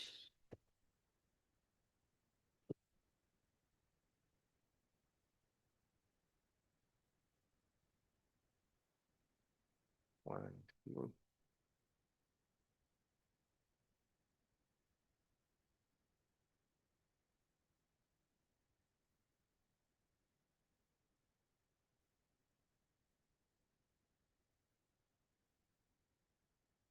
So all the questions, all the comments you saved in the morning, now's your time to ask them, intervene, and so on. We'll start with Dr. Mary Goreti Nakavugo. So, Madam Vice President, you are in the education sector. You do a lot of research in rural areas. You've done work all over this continent. How does this message of self-reliance and self-sufficiency get to that level? Because actually that's where inspiration comes from. So we're not looking down, say, how do we actually talk with one another? That's the first one out again.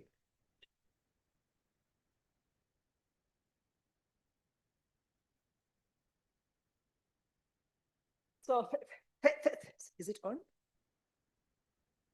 Okay, thank you very much. Good afternoon, everyone. The president, the president of UNAS and all other council members, distinguished ladies and gentlemen. It's an honor to be here. Thank you very much, ES, for inviting me. I've been reflecting on the subject of self-reliance. And I think reading the report, but also listening to the keynote address speaker, the discussant, and all other speakers that spoke before us, I see self-reliance and resilience as closely related, because those are two words that have also been referenced throughout. And I think by nature, by human nature, human beings are resilient. And that has been highlighted also from the history. The keynote speaker pointed to that. But also it has been kind of alluded to by the discussant, Professor Shaila. There's a question, I think it was a comment, not a question. When you looked at the current situation of we call it in the space where I come, yes, I'm with UNAS, but my full-time job is with Uwezo Uganda. We are a civil society organization that is pretty evidence-driven. And we don't have any businesses. We have been almost exclusively relying on donor funding. So we call it a funding crisis. And when the discussant was referring to the funding crisis, there's a point you made, I hope I heard you very clearly, that there is almost more alarm in Washington, DC than in our countries that we are receiving aid. And my reflection on that was that, okay, maybe because we know that actually we are resilient human beings, maybe that we shall actually overcome. And I think actually we can. So going back going to the issue of the education sector, I wanted to go back to the period of COVID-19, because that is where the crisis actually started from. And in Uganda, it was even a much bigger crisis than elsewhere. I think Uganda's schools closed the longest worldwide. I remember when we reopened, there were calls from all over the world trying to ask actors in education to comment what it looks like opening schools almost after 2 years. So, and what the world had expected was that, yeah, if there has been a crisis anywhere, Uganda is going to be hit hard because of the longest closure. But on the contrary, actually, there was a lot of resilience. And that resilience was not only in the urban areas, it was like a countrywide resilience where all systems and actors actually came together to ensure that there was continuity in learning.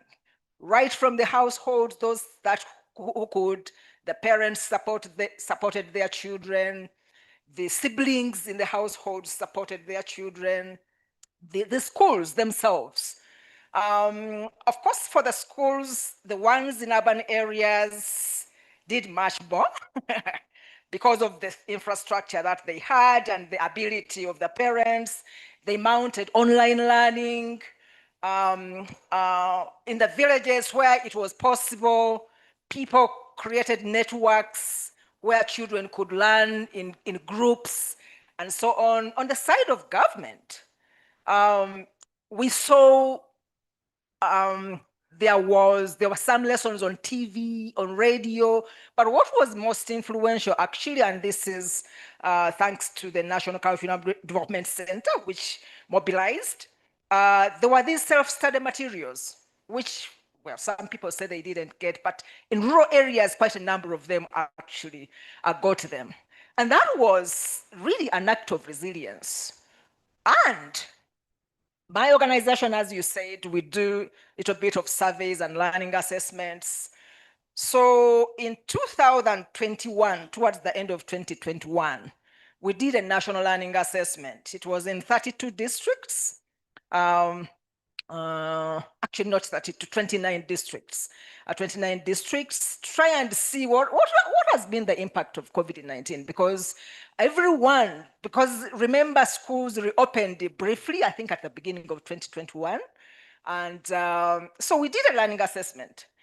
And when we analyzed the data, actually, where you think that the learning outcomes could have declined drastically, they actually gained. Let me see the example that I hear. Because we had just done an assessment in 2018, that was before COVID. And if we look at the competences in reading, we normally do assessments in literacy and numeracy. And we use simple tools that are benchmarked against the primary 2 curriculum. Like in reading, when we analyze data for children between primary 3 and 7, we realized that the learning had risen from 32.5% in 2028 to 39.5% in 2021. It was least expected, by the way. I don't know how many times we went back to analyze the data and I'm like, did these kids assess well? But it was the reality. We got even calls when we launched the report at the beginning of 2022. We got a call from, there's this Center for Global Education. I think it's based in DC, Washington, DC, that somebody called and said, can you give us your data? And we said, well, our data is actually open source. It is open source, by the way, you can use our data and analyze. So we gave him the link to analyze. And he found exactly the same. So the point I'm trying to make here is that in a crisis, people actually respond, and we can actually do things on our own. Even when we presented the findings at the Comparative International Education Society conference, and like, we got also some, in some countries like Ghana, they had done some similar research, and actually learning outcomes had increased.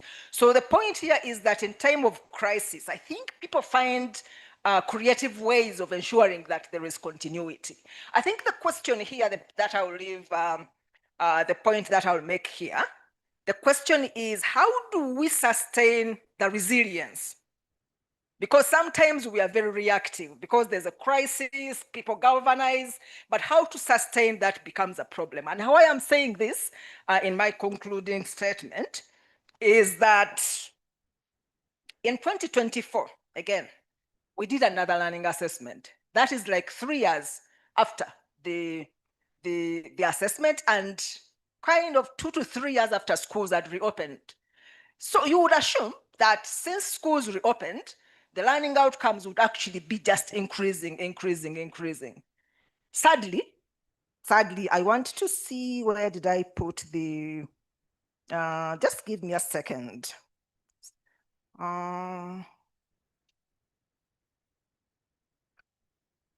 Okay, sadly, anyway, is that I don't have the actual statistic here. The reality is that by 2024, there had been some improvements in numeracy, but in literacy, actually the learning outcomes we are dropping, really drastically dropping. So the question here is, how were we not able to sustain the interventions, the resilience that we had shown during the pandemic, and now things are actually worsening? Is it that now the parents are not concerned about supporting their children? The community interventions that happened, are they not happening? What about the schools interventions? So I think as we talk about resilience here and self-sufficiency, it shouldn't be a short term. We should devise ways of ensuring that that is now sustained, because there's a possibility that now that there is a funding crisis, that everywhere in Africa, in Uganda, we are looking at ways of sustaining ourselves. But maybe things will change with funding, and again, we revert to our own self. Can we sustain that even for the future generations? Thank you very much. Fantastic. Thank you very, very much. Now I'll do a quick follow-up. Now, on the practical side, that's an awesome response. For Uwezo, Uganda, with the funding crisis and relying on donors, how do you make sure your colleagues have food on their tables? That's a payroll question. Yes, at the moment, and then projected, I'm sure you've projected and said, things might get a bit choppy at some point.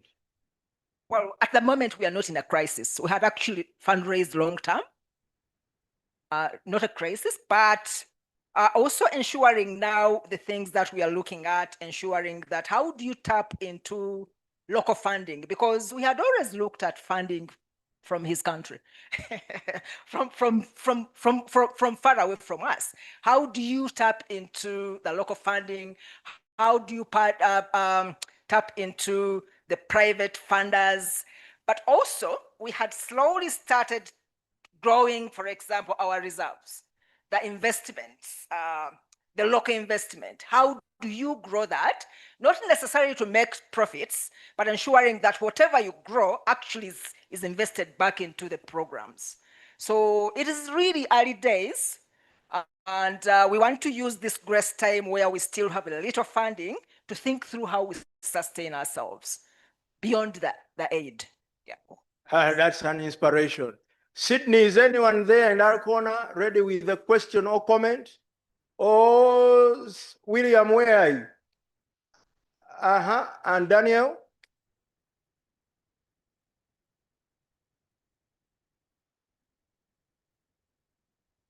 Great. Good afternoon, everyone. So my question is around, there are three, but allow me put them into one. Doctor, you started with, human beings are inherently resilient and we can, sustain so much. But then we also know that there are anomalies, outliers where we find that given the situation you're in, resilience is really the last resort. And I think this applies for organizations whose entirety was foreign funding. So some have had to, I don't know what it is, past resilience, maybe to drop off. What's your take on that? And then I want to combine it with two.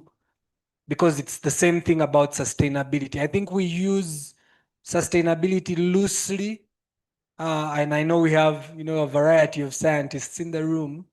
What does sustainability look like exactly in a case where an organization that I've been mentioning, for example, entirely depended on that? And you know that with this funding that is restricted, there's not a lot of room for that to emerge. Then lastly, also connected to that, sorry if I've over asked, but domestic resource mobilization has been a theme for a long while. I know with self-reliance, self-sustainability, if I'm getting the words right, self-reliance and self-sufficiency, this is no longer a topic for discussion, but a reality that we need to get into. I don't know if there are any models at Uwezo that you've applied that would, point to some sort of domestic resource mobilization. Thank you. All right, those were 7 questions in one. So what we are going to do, we'll let Dr. Nakabogo respond to a few of them, and then I will go to Eshban when it comes to domestic philanthropy and domestic financing, because that's his area. I'm very passionate about it. Thank you. As I get into that domestic financing, I wanted to say something about the fact that this conversation on self-sufficiency is a very, very political conversation. And I'm not sure if we fully appreciate how political it is. And to make that point, I'm reminded here that in the era of BC, before COVID, I think it was around 2016, a journalist called Isaac Himaka published an article in the Daily Monitor. His work was to report on Parliament, and he reports on a meeting he sat in on, and the meeting had the Speaker of Parliament at that time, Rebecca Kadaga, and the American ambassador, I think called Deborah Malak. But the ambassador might have assumed that the journalist was part of the Speaker's staff. So she spoke quite candidly, not realizing that there was a journalist in the room. At that time, there was a rumor that the Parliament of Uganda was going to pass a proposed law called the Made in Africa Bill, whose job or whose agenda was to limit the importation of used second-hand clothes. And government of Uganda at that time was talking about building the local textile industry by limiting the importation of used clothes. And the American ambassador, she asked about this bill, and then she indicated to the speaker that if Uganda passes this proposed law, the American government was going to cut Uganda's quotas for AGOA, which is the agricultural products and commodities that Uganda exports to the US. So for me, reading that article, it became clear that here you had the ambassador of a foreign government, a powerful foreign government, offering a veiled threat to the Speaker of Parliament that if you make steps to make yourself self-sufficient, we are going to punish you for it. And I think that that's how politicized this conversation is. The other thing that makes me think about how politicized it is when I think about, when USAID closed, a lot of people talked about all the funding that we weren't going to be able to get. But the truth is that USAID funding was already so difficult for many people to access. It was only a few groups and a few individuals that had it. That to access USAID funding, you had to go through hoops and loops.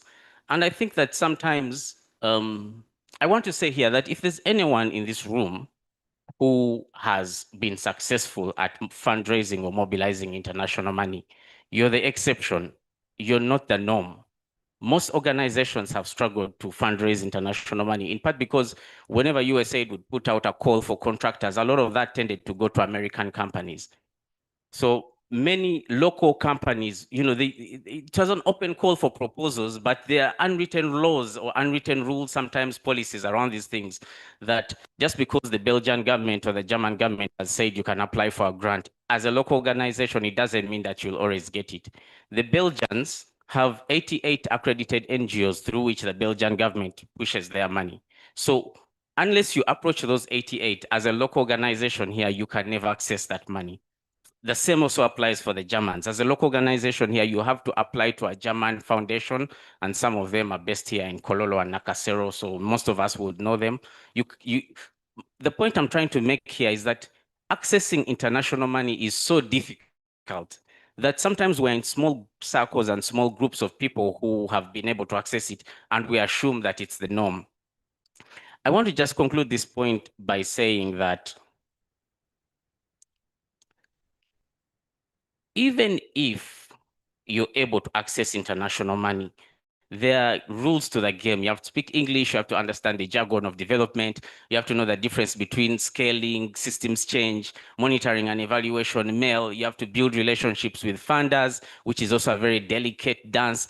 And there are many, many organizations that are not able to do this or not able to play by those rules. So for me, the question is, how are those organizations mobilizing the resources and the money that they need to be able to do the work that they do? And that's what I spend a lot of time doing, interacting with organizations that have not been able to access international money. Here in Kampala, there's an organization called, I'm just going, in the interest of time, I'll just use 4 examples of organizations or things in Uganda that do development work and have thrived without international money. The first is an organization here called 4040, which is, the full name is 40 Days Over 40 Smiles. They have a network of about 300 local donors, people giving about 30,000 Ugandan shillings. For anyone outside Uganda, I think that's a little, about maybe $8, $9. So 4040 fundraisers anywhere from 5 million to maybe 9 million shillings a month, because they fundraise month to month. But for about 8 years, they did incredible work until the international system discovered them and then started to give them supplementary grants. But all that work was locally funded. When I think about the March to Parliament protests that happened here in Kampala, an organization called Agora received 50, and all this is documented by, there's an article in the Chimp Reports that documents all of this. They received 54 million shillings in a space of less than a week. And these were people contributing money to for Agora to go and pay for bail, to go and pay for the medical bills of the protesters. And for me, I find this example actually quite interesting, because many times when we talk about local giving, people look at it as something that's cute, but not serious enough. You know, something that responds to things like health and education, but doesn't concern itself with systemic issues around justice, human rights, democracy, climate change. But here you have an organization that shows you that actually we are able to fundraise locally for democracy, human rights work. At the height of COVID, and I'm glad you mentioned COVID, when the president went on TV and asked people to contribute resources to Uganda's COVID response, New Vision published all the giving that had been done. And I spent time crunching those numbers. Another organization called CIFSO spent time crunching those numbers. And it came down to 13 million US dollars in a period of 4 months. Now, I don't know, I can't think of any organization here that would give 13 million US dollars in that time. Anyone that has had to fundraise that kind of money knows that you have to dance and twerk for it over a period of maybe a year. In Kenya, when they did, and I think these things also extend beyond Uganda. I'm looking around to see if Professor Angela is in the room. So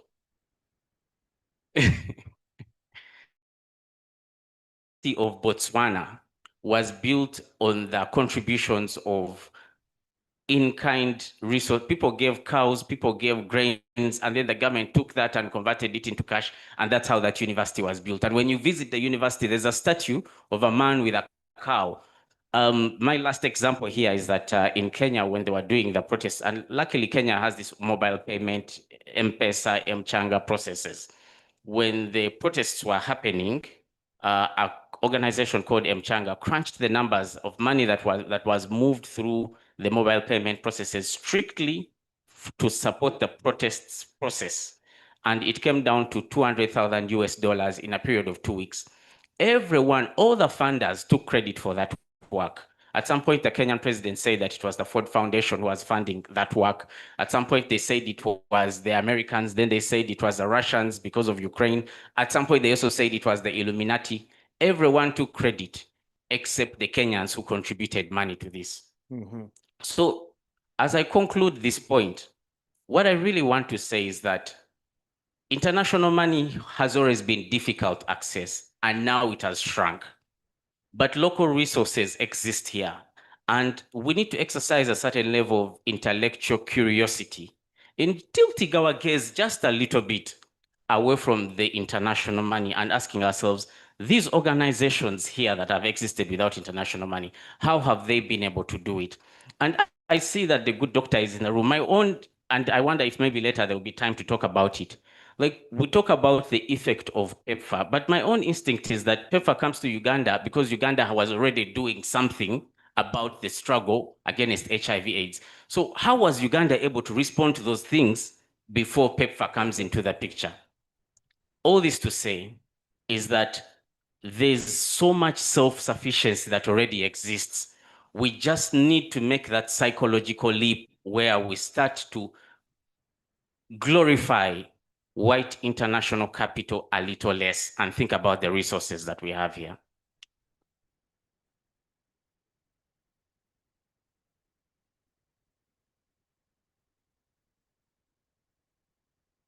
Dr. Nakamoto, one of those 7 questions. He had responded, no problem. I don't want to put you. Okay. I could add on a few things because it all comes to the issue. Is it on? The issue of how do we sustain ourselves or sustain the work we are doing in the absence of donor funding, which he actually eloquently said that very few people were actually accessing, but even the few who were accessing before the crisis, the taps are kind of closing. So I think this pushes us to think through. One strategy that worked even before the crisis was the issue of partnerships. I think some time back, organizations thought a lot of, there was a little bit of competition that I'm going to approach this donor on my own, I'm going to do this, but that is almost gradually dying. More money is into building coalitions and tackling a specific problem, but that can be tackled from different angles and by different organizations. One example that I have of recent, the coalition that our organization joined is around this issue of competence-based curriculum. And we have an initiative called Action for Life Skills and Values in East Africa, where we have come together with colleagues in Uganda, Kenya, Tanzania, including Zanzibar. It has kind of proved to be a game changer because as a network, you actually show that you can even do much more, but also you attract more funders, both locally, but also globally. So the issue of building coalitions and partnerships is very, very important, but also looking at ourselves that there are some things that we have been doing for free of charge. I'll just give you an example. Our organization here is, because we do learning assessments and monitoring and evaluation, quite a number of organizations have been approaching us. Can we use your tools? Can you train our people to do this assessment so that we see the impact that we are making? And we have been doing these things for free of charge. We are saying, oh, we are also contributing to improvement of learning. And now the talk, because we have been exploring, okay, when the taps completely, before the taps completely close, how do we sustain the good work that we have been doing? And there's this talk around social enterprise. Besides the non-profit, how do you have another social enterprise besides you that is actually making money to sustain the work that you're doing in the charity or in the non-profit? And for example, when it comes to charging for the work that other organizations ask you to support, it's now the social enterprise that is doing that work, not the non-profit. So I think there are no right answers here. We are all just exploring, but I think at least the thinking has started. Before that, we thought things are going to be good all the time, but now we have started thinking even without the box. So, and I think if I follow what Eshban says, things are now starting to be good. Yeah. If we start with ourselves and are actually proud of what we do and start at home. So that's great. Mrs. Mona Mugum. Sebuliva, you are most welcome. You are our other panelists up here. Thank you very much. Great. Now let's mix it up a little bit. Shaili, you talked about our Beltway bandits. I was going to come to you last, but after Ishban spoke, I said, I saw you nod your head quite a bit, and you alluded to those Beltway bandits. So how do you practice solidarity there in Minnesota, given the current trends? Thank you, Christian. A couple of anecdotes to set the stage. Long time ago, when I was in the stage of high idealism, low practicality, was working amongst forest tribes in India, and I wrote a grant, my first grant, to the Norwegian Agency for Development to get cold storage for immunization. It was 1 lakh Indian rupees, 100,000 Indian rupees, and we got it. We got the cold storage unit, did immunization practices, really good grassroots level work, etc., etc. The next year, we got a check from Norwegian Agency for Development for the same amount, and we were surprised because we didn't write a grant. So we returned the money. That was a surprise for them. So then we had a conversation with the country officer, and the country officer said that he was being rated by the amount of money he disbursed. And that's it. It's not based on the quality of the programs. It's not based on what kinds of programs, how much money was distributed. So I want us to think about this for a minute. The premise of philanthropy or philanthrocapitalism is based on that setup of creating a market for the philanthropy. Now, this might be very difficult for us to sometimes think about it because we think about a dependency structure being created. But you have to always ask the question, who's being dependent on what? So our friend here talked about USAID, and your numbers are absolutely right.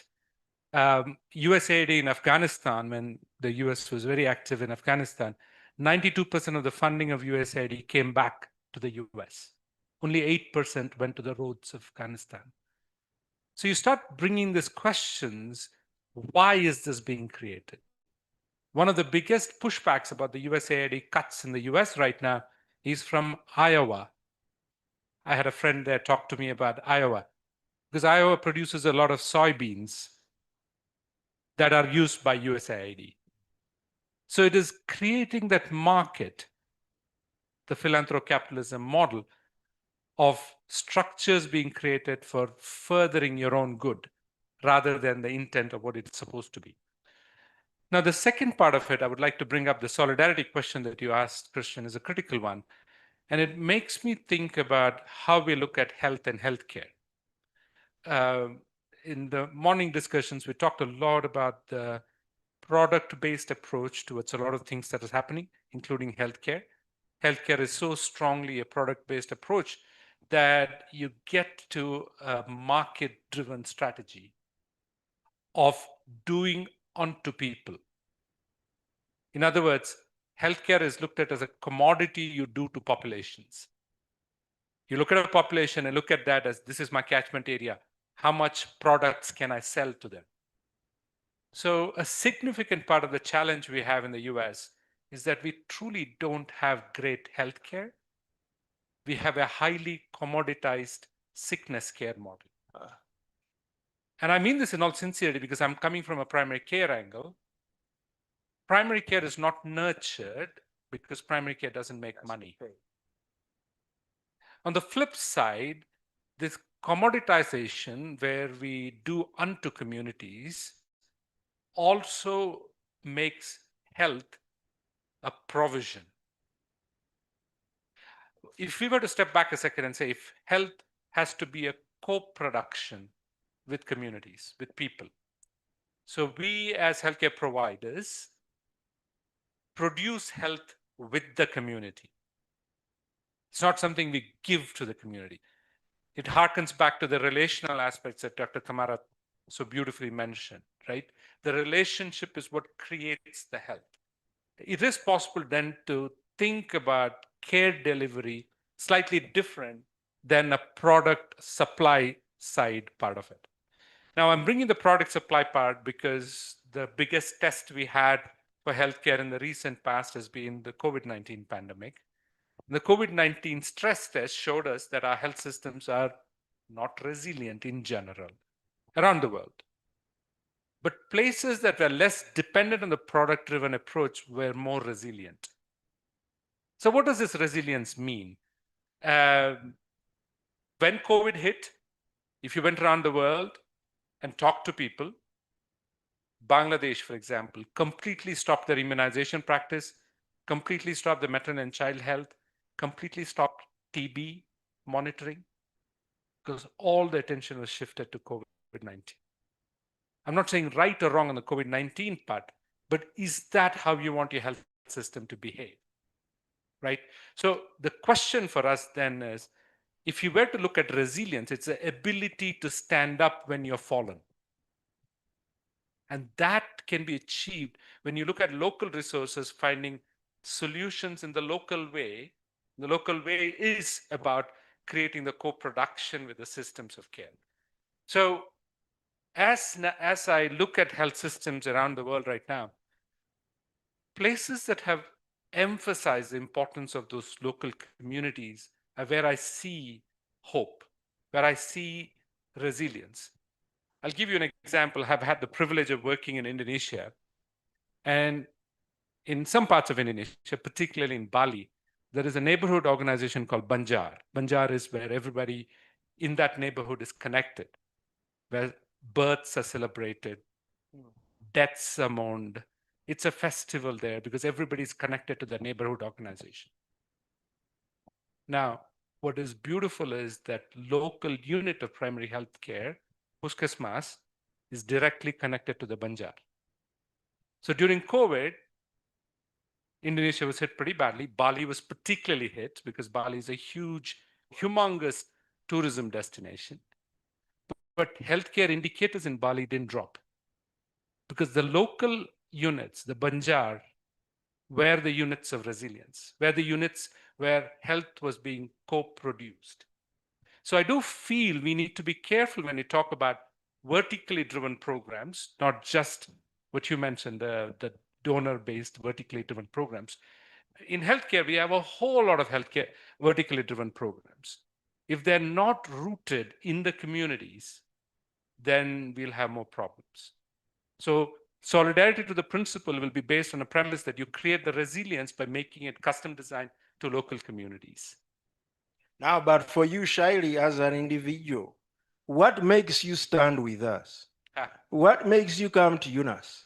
What makes you contribute to the UNAS whole? What's going on with you, Shaili? I want to understand, where does this solidarity come from? You canceled many things you were supposed to do this week to be here. The wonderful food, no. I've had the privilege of working with folks within UNAS, including you, Christian, Professor Sevan Kambo and others. And I found a spirit in the pursuit of good knowledge that's been quite refreshing.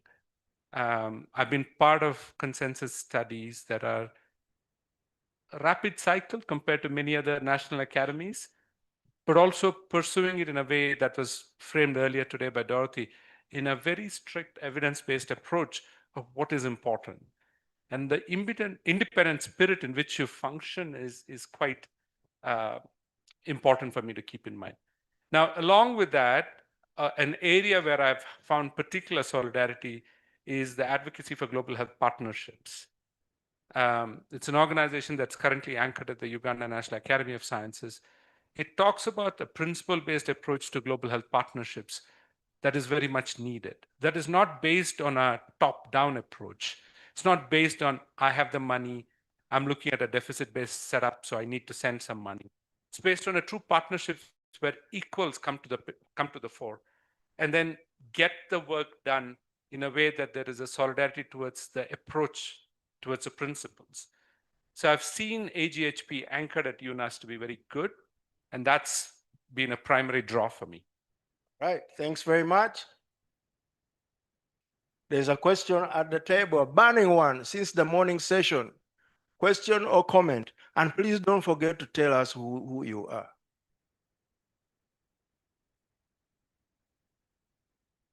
Thank you very much, Doctor. To a point, my table mate thought maybe you had a problem with me, yet I could pass as your son.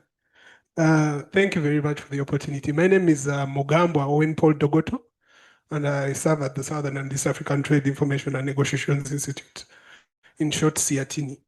We are a Pan-African non-government organization that works at promoting trade, investment, and fiscal policies and practices that promote the economic, cultural, social, and environmental rights in the communities in which they operate. I have a question that I had actually discussed with Dr. Mary at the break. And it's around, as we speak of self-reliance and looking inwards, what point do we identify our internal inefficiencies? Because we need to take cognizance of the fact that as individuals, as communities, as countries, we do have inefficiencies.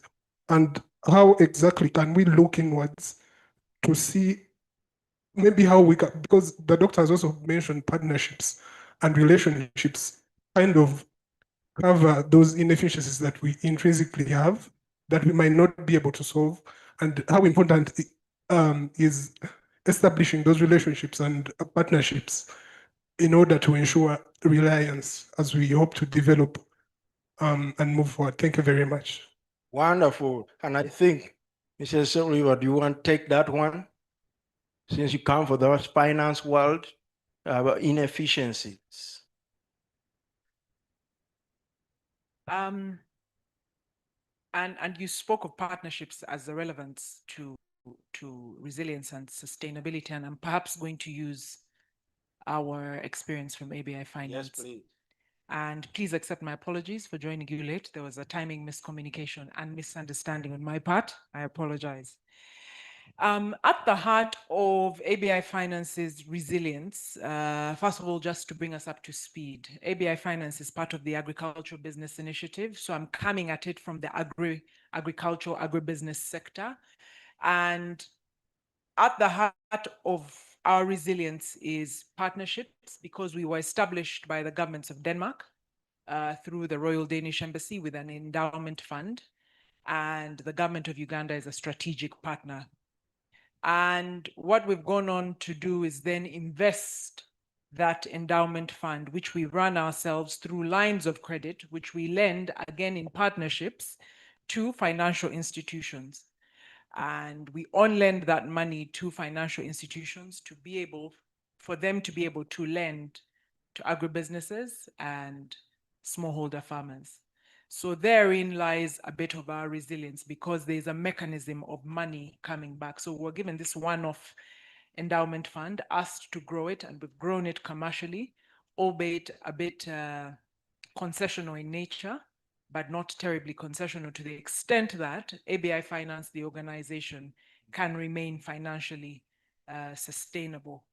And that resilience was tested during COVID, because agriculture, when you look at the pecking order of how the financial services sector would allocate funds to agriculture, we would largely fall around 5 and 6. Now, with COVID and everybody not knowing what was going to happen to the sector in general, the one they'd want to dump quickly is agriculture, especially due to its vulnerability to various vagaries. Now, here was the whole world coming to a close. Never mind, everybody has to eat, but there are other attendant services that support the agribusiness sector.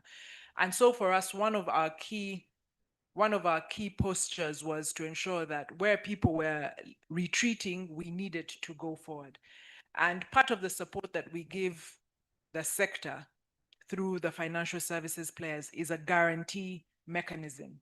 A lot of the players will not have collateral to access the finance. So we make the finance available, and then the financial institutions were coming back and telling us, well, the people that you want us to finance don't have sufficient collateral. And so in the background, unbeknownst to them, we do provide a guarantee where if everything checks out with this farmer or agribusiness, however, they are challenged by the absence or insufficient collateral. Insufficient being, especially if you're from this part of the country, of the world, bibanja, informal titles, land titles that are not going to be easily disposed, and therefore the banks will not receive their money back. So we usually guarantee up to 50% on any outstanding loan given by the financial institution that is on the scheme. So if a farmer or an agribusiness defaulted, at the point of default, we will pay back 50% of the outstanding principal. Now in COVID, because there was a need to freeze lending or even only lend to government through treasury bills and bonds, we said we're taking that guarantee up to 70%, and in certain regions, northern and eastern Uganda, we took it up to 90%, that we will guarantee you the ability to repay the principal, the outstanding principal, should you go ahead and take this risk and continue lending. Don't retreat, we're with you. Now, that kind of resilience was supported by prior years of healthy investments. So we needed to have the reserves on which to stand. And we've since actually gone on to do some more fundraising and bringing on board other shareholders to grow the balance sheet. And it is quite clear to us, we were modeling our numbers recently. And in order to sustain our interventions, we need to be attractive for further investment. A bit of the point the gentleman was making, there has to be an underlying attraction to bring on board investors, even concessional, even impact investors, even any benevolent investor has to be sold to a business case and some sort of sustainability. So we feel that has helped us quite a bit. We've also invested a lot in our impact enhancement and compensation. It's one thing to deliver the kind of impact that we do, but if you're not telling the story and if you're not demonstrating it credibly, so that we're not greenwashing or impact washing, it is something else that would get in the way. So, which is why I go back to the partnerships at the heart of it. And I also recognize the very unique position that we find ourselves in. We're able to commoditize our service. Now, I empathized and I keep thinking about the health sector, for instance, how to commoditize such a service, such an essential service, and earn from it. Just 2 days ago, I had an interesting conversation, and these are things that keep triggering. You must be aware of MasterCard Foundation and the Visa Foundation. Now, Visa tends to work in the very conventional way that most private sector players work, which is to allocate a percentage, usually 1% of profit after tax, to their foundation activities. MasterCard, it explains why they're the juggernaut that they are. They gave 5% of their equity in the private business they endowed 5% of that equity to the foundation.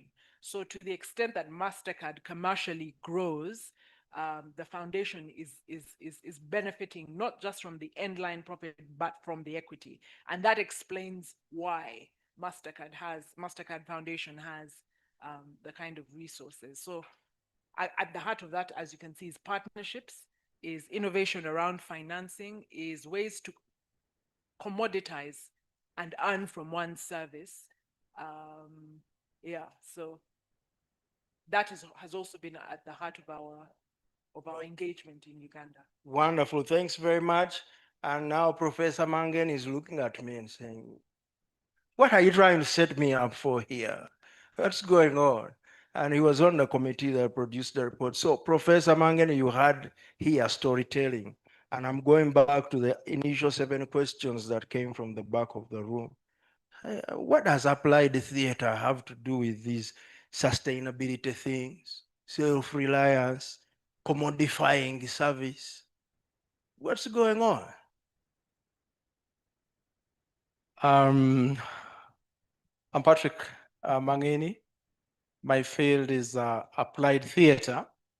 That's using theater outside the context of entertainment, mainly to using theater, as a service, as a space for education, and a space for our empowerment, And when I proceed to respond or make an attempt to respond to your question, I'll just also need to explain that I've been teaching at Makerere as a professor of applied theater, and I'm now with the Chambogo University. But I've worked in a number of initiatives in this country that have used applied theater, and I would just highlight the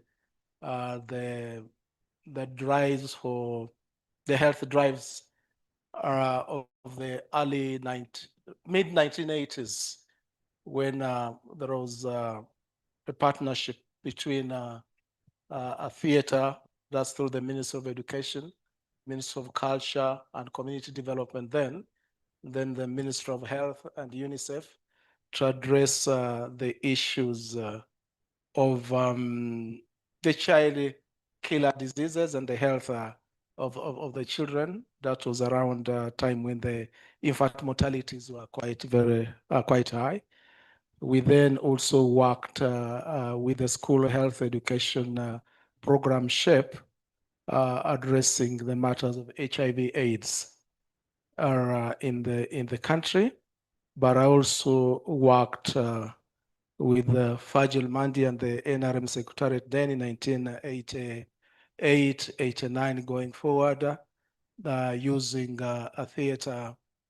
I think it was mainly for mindset change.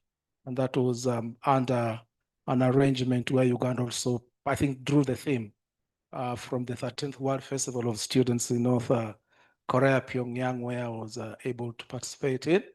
But then I've also been a teacher of theater at Makerere University, where I've had a privilege to work and learn from a theater. So when we look at a theater and the point of sustainability,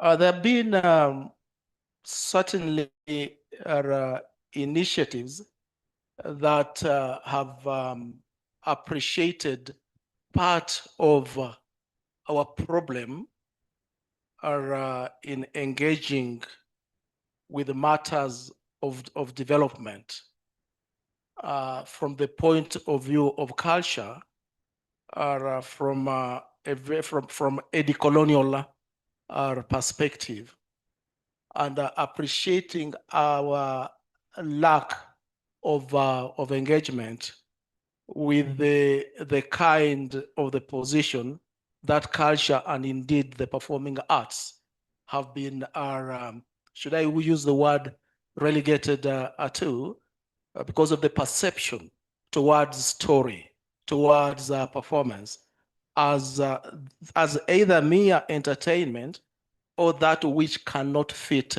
within the mainstream of using the arts to help us appreciate the problem and also engage with the problem. So right from the 60s until I think into the 80s, the main focus has been bringing the arts from the periphery to the center. And mainly Makerere University and other universities, the Gugu wa Thiongos, John Rugandas, Rose Mboas, were mainly to bring the performing arts into the curriculum. For example, in the university, bringing the African voices to the center so that then we could take part in this conversation and have a capacity to bring our issues to the center. Now, when we move into the 80s and going forward, we have actually begun to get our place there. And I think it becomes quite critical then that the artists and the creators are involved in setting, in the process of setting up the agenda. And I just want to cite the school health education program at that time, that you have the artists, the Masebes, the Rosenbow, and the others involved in the process of creating those narratives around HIV/AIDS.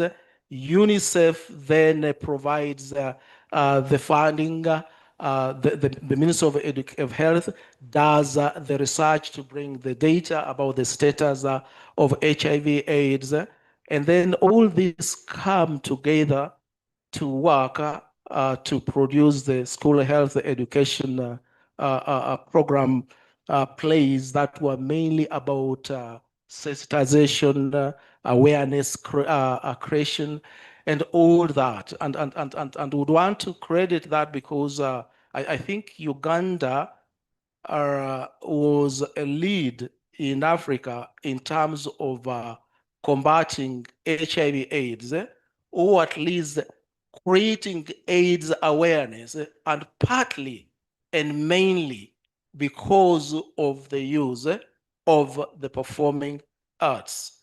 At that time, there were 2 million children in a primary school, and the strategy was that every primary school would perform, for example, that was the Hydra, every primary school, and all the performances around the country took, in all schools around the country, took place within, I think, a period of 2 weeks.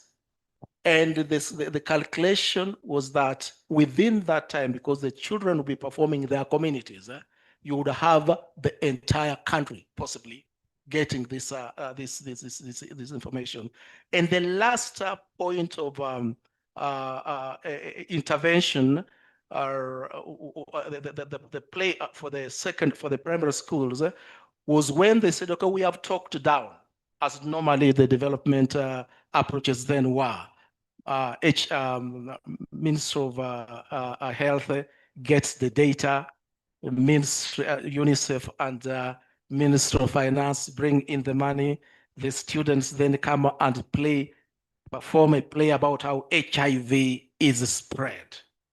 Now, why don't we also begin to listen to the people?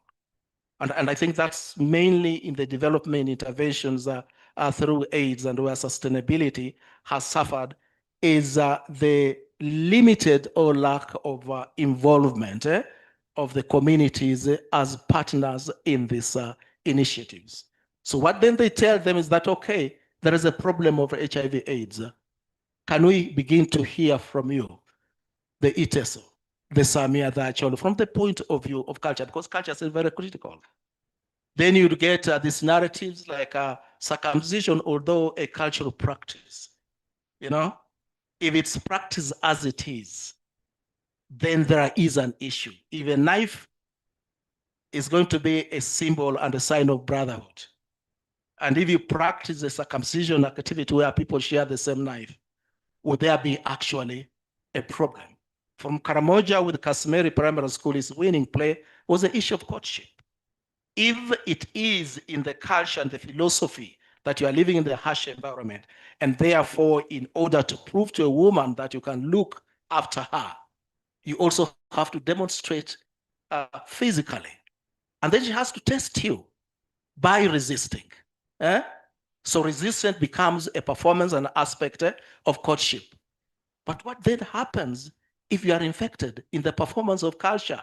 Where do you tell consent from abuse and all these other issues? So that then through that particular initiative, we are able to hear this country through our cultural practices, the voices of culture, and then we get an opportunity to make interventions.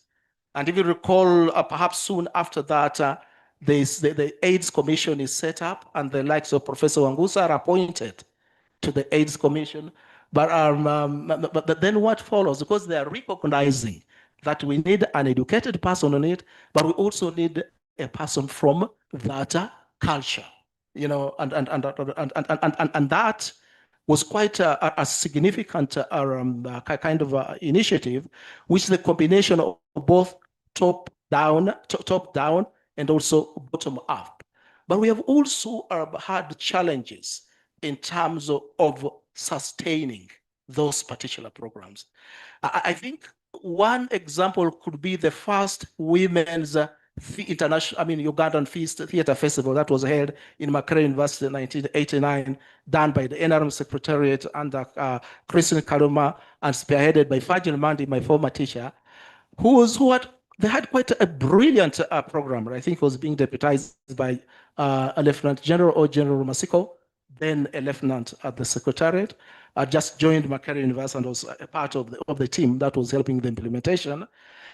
It's just the issue of us being able to get that commitment. Many of the initiatives in the theater, in the theater world, on the cultural world, we have tended to depend either on one-off of government support or on donor funding.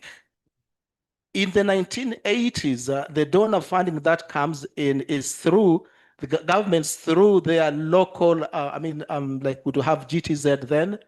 I don't know that it's still there, but you get money from Germany through those organizations, and then perhaps as a professor they're working with. So to an extent, while it was also very helpful, and particularly our HIV in the drive in HIV/AIDS, the issue of sustainability then still remains a challenge, because we have not addressed the issue of the systems, the issues of the structures.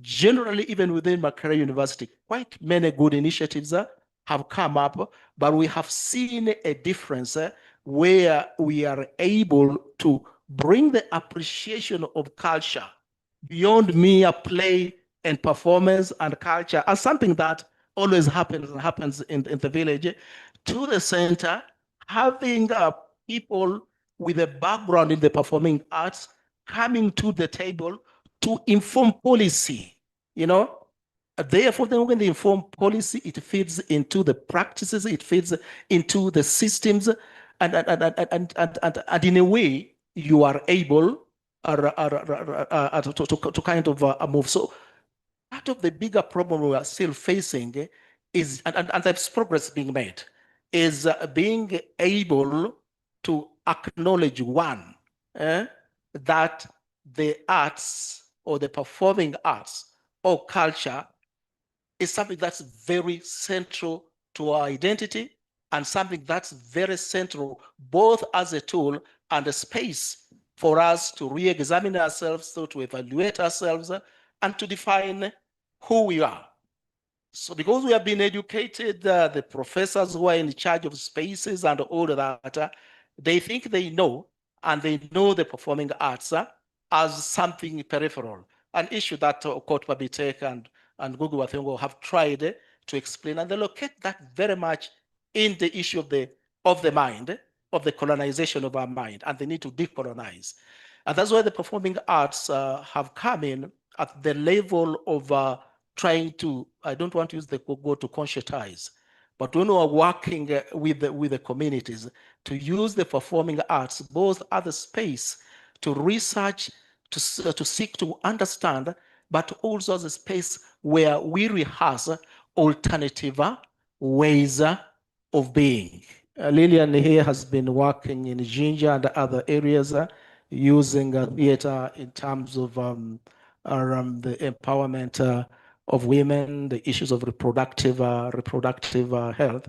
So what we have tried to focus on is also the individual and being able to build the capacity of the individual to be able to appreciate what possibilities are there, the significance of building partnerships at the community level, and the value of collaboration. So that has been quite a significant in the way. But where there have been attempts to build structures, there has been a difference. But then I should also say that what we have learned from the experiences of using the performing arts is that there are resources outside there. if you just wanted the people who work at the level of facilitation in the Theatre for Development and Community Theatre, they do exist. If it is the area of training, the area of culture, and using the training culture as a way of bolstering our children's identity as locals of the areas and their pride in their own culture, that has already been experimented. So that potential is there. I think what we need very much now is to be able to bring us more into conversation, or those at the level really of policy, at the level of policy, to be able to appreciate that culture is important. There is evidence that it has done and it can do much, but how are you able to bring it and appreciate that if you centered it and not talked for the artists, but provided space for them, it would make a difference. In terms of policy, there's quite enough policy and support from government structures are being set up. So once we are able to galvanize that, then I think we shall be moving towards answering the point of sustainability. Thank you very much, Professor. In the many points you made, I think was to the thing of our roots, to really not romanticize it, that we actually have to examine ourselves too, because there are certain places where certain practices are not in our favor. So Eshban, how do you practice decoloniality in your work? And maybe also bring in the exhibition out there a little bit. Decoloniality. Sydney might be the best person to speak about the exhibition. But so I'm just going to allude to something that he said on the inefficiencies. Because, sometimes when we talk about building local giving and encouraging local giving, one of the counter arguments we hear from that is the question about trust and accountability. And I think that there's something about the way international Western philanthropy and the system of NGOs and the financial accountability that is usually involved in that. There's something about that culture that has convinced us that that we are not good with money. In NGO speak, you hear the word capacity. Sometimes when someone says they don't have capacity, it's a coded and a political word to mean I don't trust you. I don't trust you with money. I don't think that you're good enough with this. And I think that culture of mistrust, in a sense, comes from international NGOs who control where resources come from, and they use that power to also control how much resources comes to local organizations.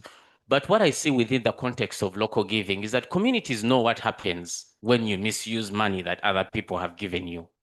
Like, we are very aware what happens when you misuse that money. That's why it's not often that you hear people misusing money for a wedding, for a funeral, or money that has been mobilized within communities. That culture of insufficiencies, capacity, distrust, and all the other coded words that we use tends to exist within the international money framework system. But within local giving, we see some of the highest levels of trust. And for me, that's also part of the decoloniality conversation, yeah? That there's something about the way we think about trust that's very colonial and has a shade of how we interact with trust in the international system. And yet when we go to our communities to mobilize money, it's a different shade of trust, and it's a much more beautiful, more organic form of trust. And again, on decoloniality, the truth is that, most of the money that we are now talking about has been the money of, quote unquote, our colonial masters. But when we start to fundraise locally, what's more decolonial than that? To start to use our own money to solve our own issues. At our own level. Because you at our don't own need level. all that money to solve some of these problems. And you are right, it seems the original monitoring, evaluation, and learning officers, they were people who didn't go to school to study those things. Because I remember one of my aunts, she was banned from ever touching family money. And that was our accountability mechanism. So there you go. Say, hey, funeral, don't give that one money. No, it won't make it. So you are right. Questions? Go right ahead. Then I want to see the hands up. Okay, middle table and where Lillian is and her engineer over here. So colleagues, get there. That table, I love Siatini. I'll be back to you. Worry not. But please go ahead, CEO. I just wanted to lean in a bit on that point and not be a dampener, but bring some realities to our integrity issues. We have partnered with certain local institutions, very indigenous and young and growing institutions, spent some time preparing them, built their capacities. And for us, success was when one of the commercial banks then decided to lend to them. They're in northern and eastern Uganda. So for us, success was we've used grant financing to build the governance systems, the management information systems, the accounting systems. These should be good to go. And part of this COVID recovery, one of the financial institutions, because of the work that we'd done, decided to lend 100 million shillings to this entity for onward lending to its partners. And the entity that lent is also an indigenous entity. So and it was a very commercial agreement. It was not benevolent grant financing. Within the week of 100 million landing in the accounts of that institution, which is member owned by the community, they had divvied up the 100 million. It was a testing exercise. The 100 million amongst the leadership within that financial institution. It didn't last a week. I don't want us to romanticize our abilities on honesty and trust. When we still ask for collateral, these are member-led organizations. They will not lend their members without collateral. We would be doing ourselves an injustice if we romanticized collections around weddings and around funerals. When it comes to commercial interventions that require payback and require discipline and require systems and require follow-up, then the rubber hits the road. If we don't look at ourselves in the mirror and address that, then we will have an issue there.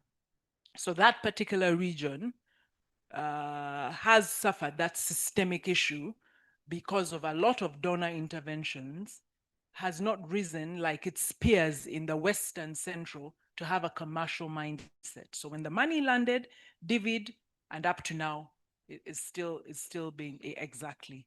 So as we look at our own self-sufficiency, let's keep the safeguards on and keep the risk management on, and not handle it with kid gloves. Yes. Money will be lost. Yes. It has been lost. And you reminded us of one of our reviewers who said you have to come out very clearly and say there are some people who steal money. And that is not necessarily a Ugandan issue, but it is one we have to deal with because, of course, look at all the corporate scandals that are from the colonial masters. So, as you warm up your questions, Sydney, I'm going to give you exactly 1 minute to talk about that exhibition.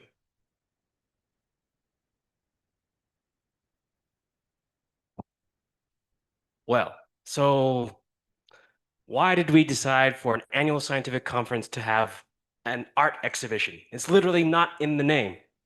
But the point here is that when you're coming into this kind of space, sometimes we get caught up in things as usual.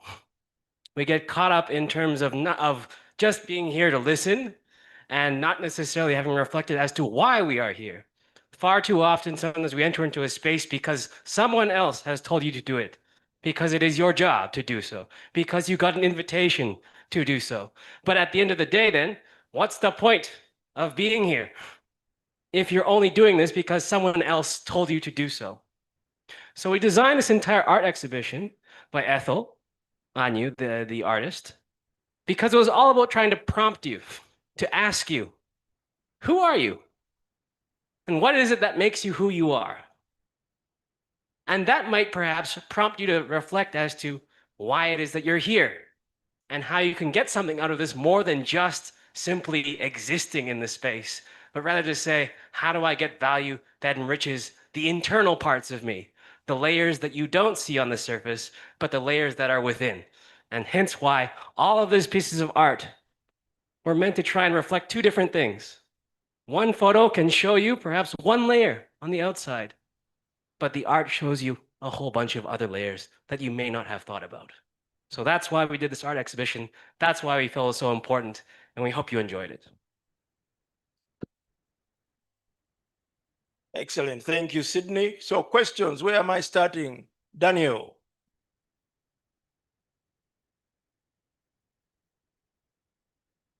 We had already picked out the tables, but Professor Msuke, I'll come to you. Okay. Thank you so much, our panelists. I'm picking up Amon Mwine from Makerere University. I'm picking up from ABI Financial Model, particularly trying to read into this complex wave of economic initiatives that we have in Uganda. I do realize a greater increase in SACCOs and village saving and loans association, as opposed to the traditional cooperatives that contributed to social transformation. And when you look at that, at times, the manner in which they are financed, the initiatives that come through, take a certain angle of politicization in terms of when the monies come, in terms of the audience that receives it, and how people perceive this. And ultimately, because you have many of these initiatives, especially from government, they tend to create a precedence to other financial actors like you're talking about. And so you will find that there's a certain level of mistrust that emerges in terms of the money we have received and how we're going to use it and later on return it. And so you find a population that grows a certain level of political entitlement. This is, after all, ours. And also pillars, which are supposed to be dealing with mindset change in terms of how to use finances, put on the side, and financial distribution takes the lead. So how do we, how has your initiative survived this seemingly complex wave that threatens trust in terms of receiving and returning the monies that we're entrusted with? Thank you. All right, great. Now the next people, I'm going to count 30 seconds exactly. That is it, because we have 8 minutes left. Before I go there, I have to do something selfish, Professor Kamara. Professor Maria Msoke, say, all fellows and members of UNAS who are here and are ready to pay their subscription fees and their donations to the UNAS home, William and the Secretariat, they are back there ready for you. So do not go away without sustaining your academy. There we are. Professor Mariam Soke has her envelope here and a receipt. So you'll get your receipts, accountability. Let's keep going. Thank you, Professor Maria. When she was on council, she really kept me on task. Mine is both a comment and a question, but more of a comment actually. I appreciate the observations regarding the funding situation from external sources, I think it's really accurate by my experience.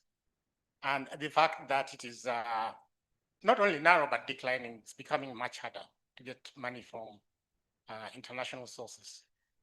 But also is a good eye opener to know about the potential funding opportunities from internal sources.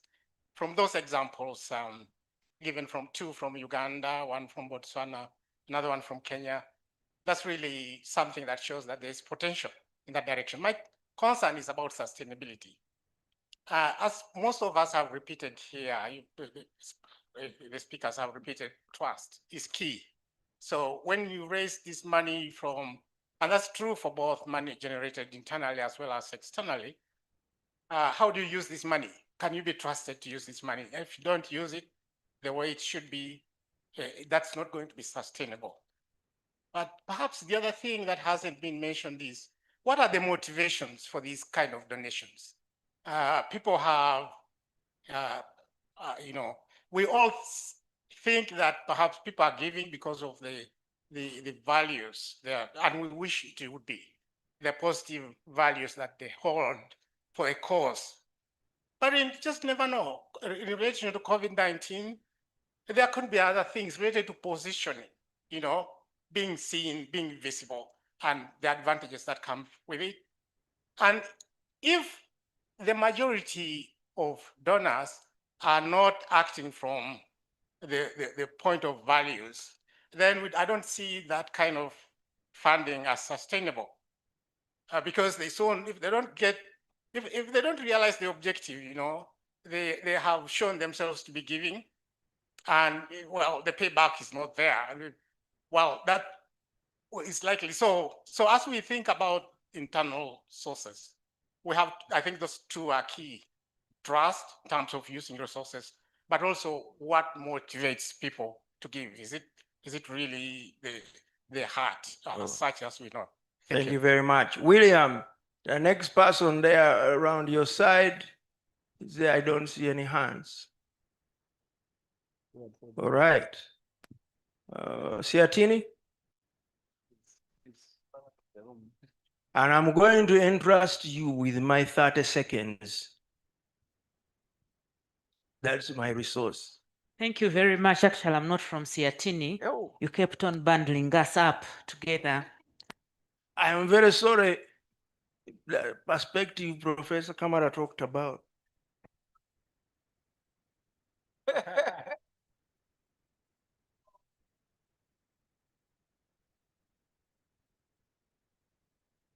How many more seconds do I have? All right. I'm called Catherine Natkunda. I work with the Public Procurement and Disposal of Public Assets Authority. You commonly known it as PPDA. When Mona made a presentation and I listened in, I wondered how well, Mona, you're doing in terms of building confidence in investment, especially on the side of the private sector. Because for us, we have tried to put in place policies to encourage the private sector to participate in public sector areas. We are trying to promote self-reliance. We've tried to let us set aside areas for the youth, areas for the women, areas for persons with disabilities to come and participate in public procurement, all in the name of promoting participation in public sector. But we still have a challenge of encouraging more people to come and register with us because we have a database we've created. And so when we look at that, we're like, what do you think could be the reason? What is the confidence investment the SME public sector? And then also, how well can we move on trust in investing in the public sector to say it can work. You can get in there, it can work, and you can earn a living and rely on it to survive. I thank you. All right. Thank you very much. I am sorry I'd overlooked you there because that's a wonderful and vital question from a key organization. Great. That's it for the questions, and we are going to do 30 seconds for each panelists here, starting with Shaili, and I would like for you to also say how you are involved in the creation of this report, because each one of you was involved. I was involved in doing the external review of the report, so I've had the privilege of reading it in detail and responding to it. I'm going to take a quick stab at the question about what is the driver behind the philanthropy.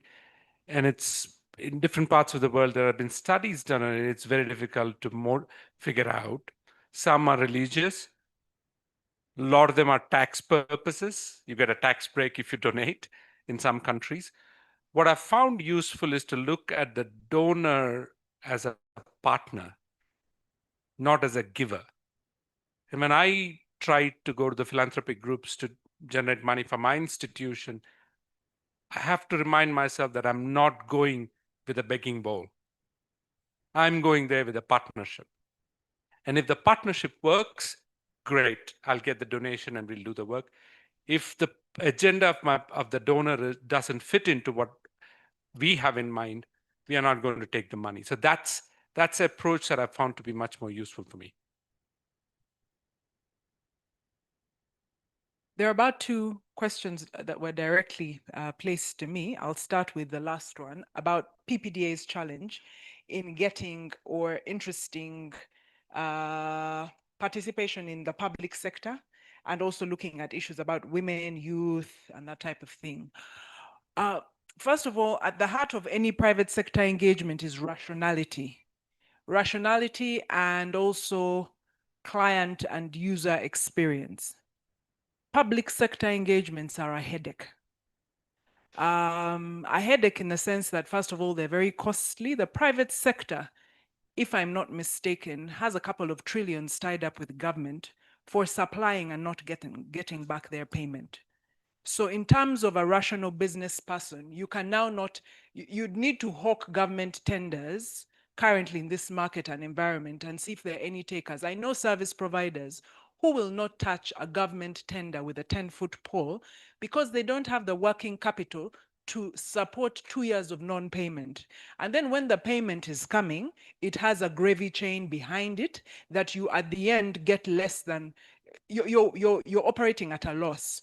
Rationality is at the back of that, and ask yourselves, what is the client and user experience? Who are your clients and what is their experience of our service? I think public sector and government as a result has always been on a high horse and known that they'd always be needed, some sort of monopoly. And when you're in that position and you just look at all the monopoly type service providers we have in this country and continent, when there's no competition to you, you become rough around the edges and you don't care about the usability and friendliness of your systems. PPDA, your own processes are extremely lengthy and laborious. Again, one would have to think again of, do I take the PPDA standard into my private sector business and clog it with all these inefficiencies, yet I have a business to run and profit to make? Or do I get some bits and elements, rationalize them, and take the thing that doesn't matter out and keep the basics? Because private sector is working outside of PPDA guidelines. For instance, it's a case of, if I don't have to adhere to PPDA guidelines, I won't take them. But there are elements of your guidelines that we take and use, but if we don't need the Solicitor General to sign, I don't know who else to sign, and I don't know, you just stay out of the process. So at the heart of your question is an examination from the public sector. Are we being rational?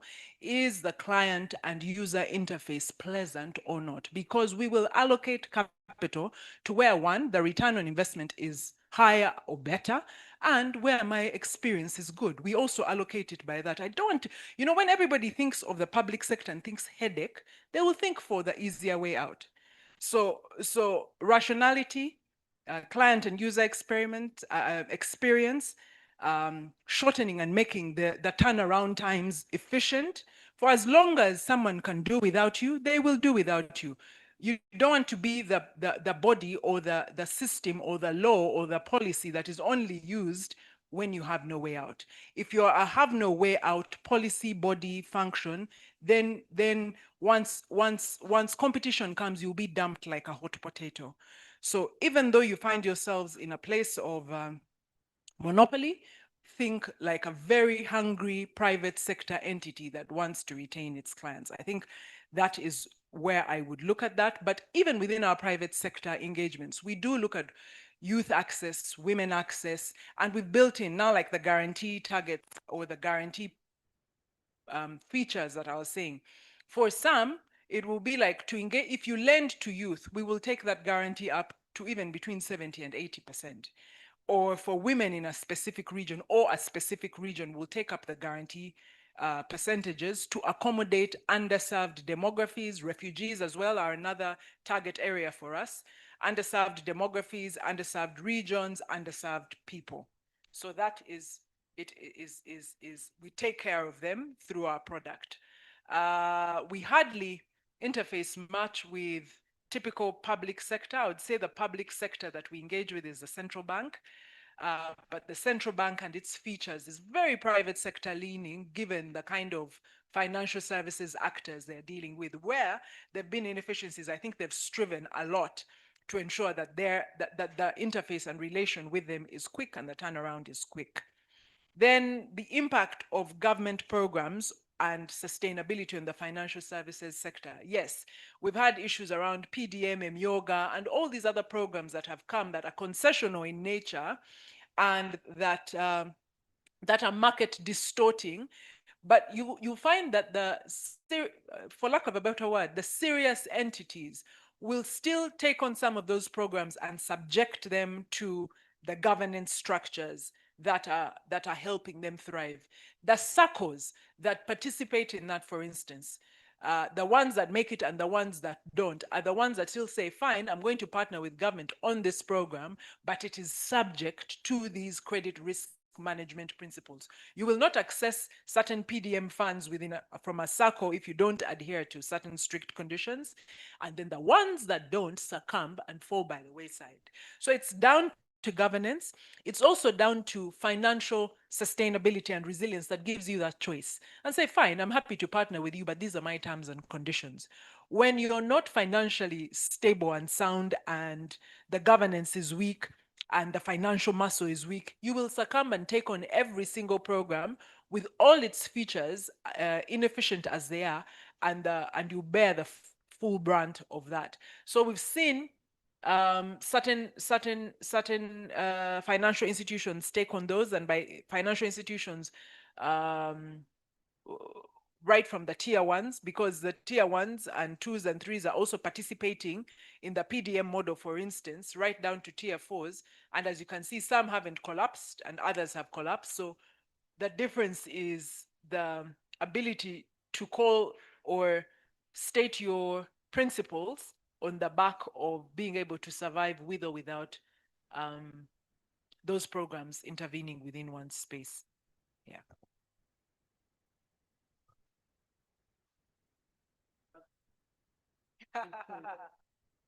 Should I speak?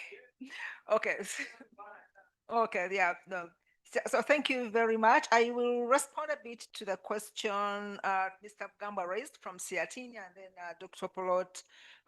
Issues to do around the inefficiency, issues around trust, issues around values, which also Professor UNAS talked about. I mean, think of a phone without software.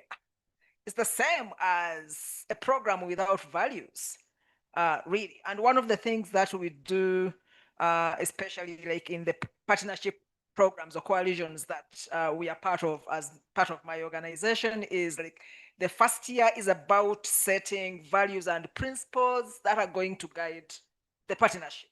Otherwise, without that, you may have very technical people, but without those values, seriously, the partnership cannot last and you're going to lose funding. And now, like my final word is, we are talking about this issue of resilience, issues of self-reliance. It is really, really very possible. It is. But that self-reliance is going to start, first of all, with us, or resilience. As you remember when COVID came, it found so many people unready. The taxi drivers, the people thought, even the monthly earners, you thought every month I'm going to earn. People were taken by surprise. So how do we go back to say that, how do I sustain myself and I'm resilient to demand on the system to be self-reliant. So first thing, it starts with us. Secondly, there's a lot of resilience and self-reliance in communities.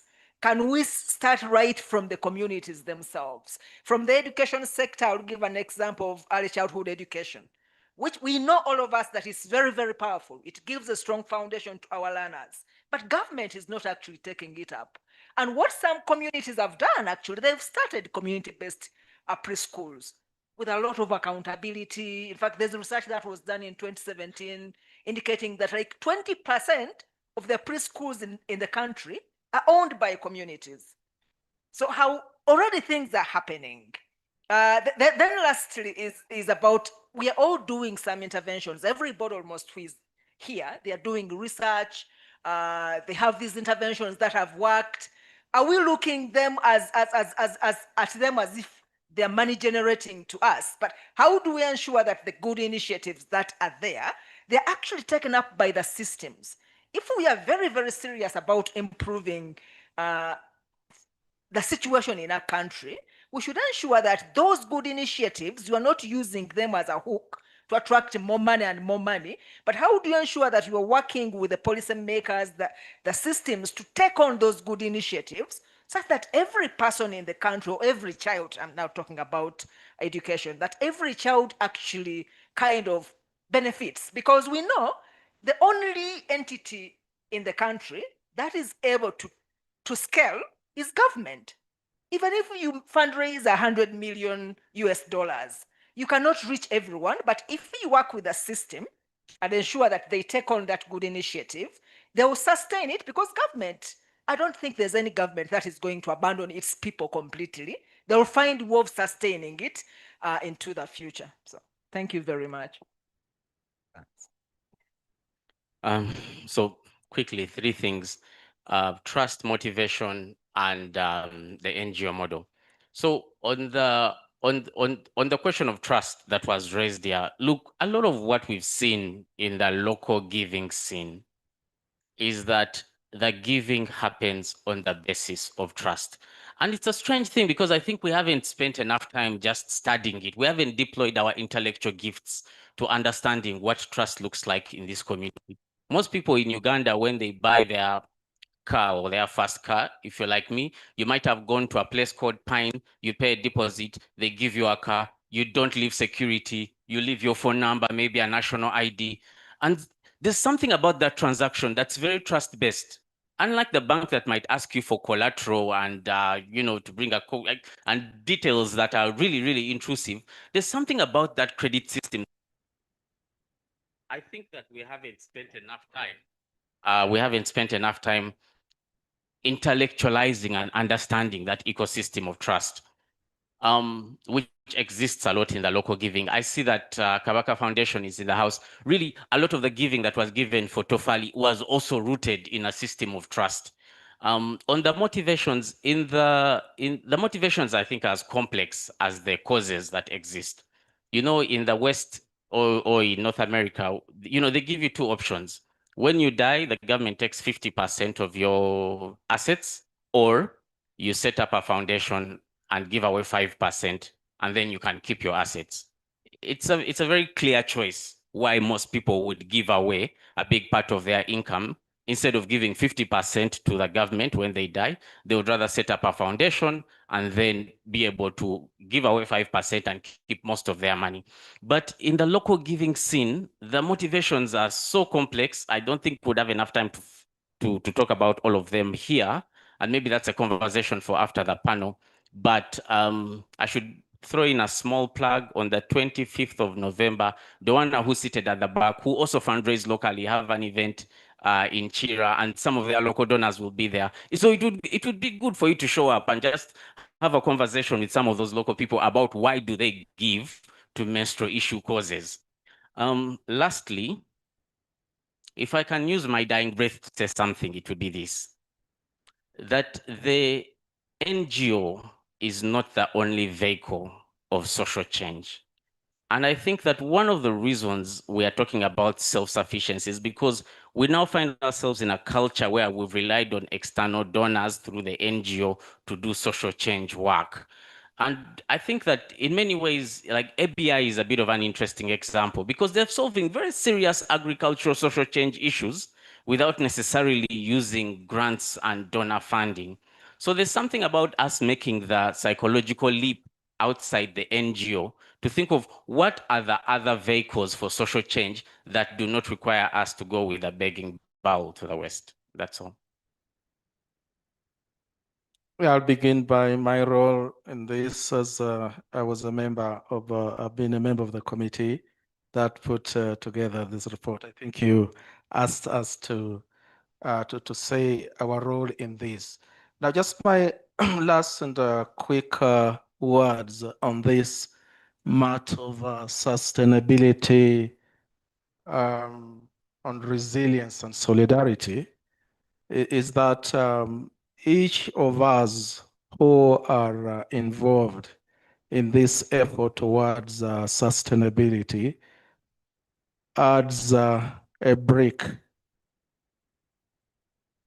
or let's say we make a contribution to, and we don't necessarily respond to all the issues. The creative and the cultural side, I know solidarity is still quite an important aspect of sustainability, but the performing arts will play a significant role in both creating and fostering the environment that facilitates these initiatives and attempts.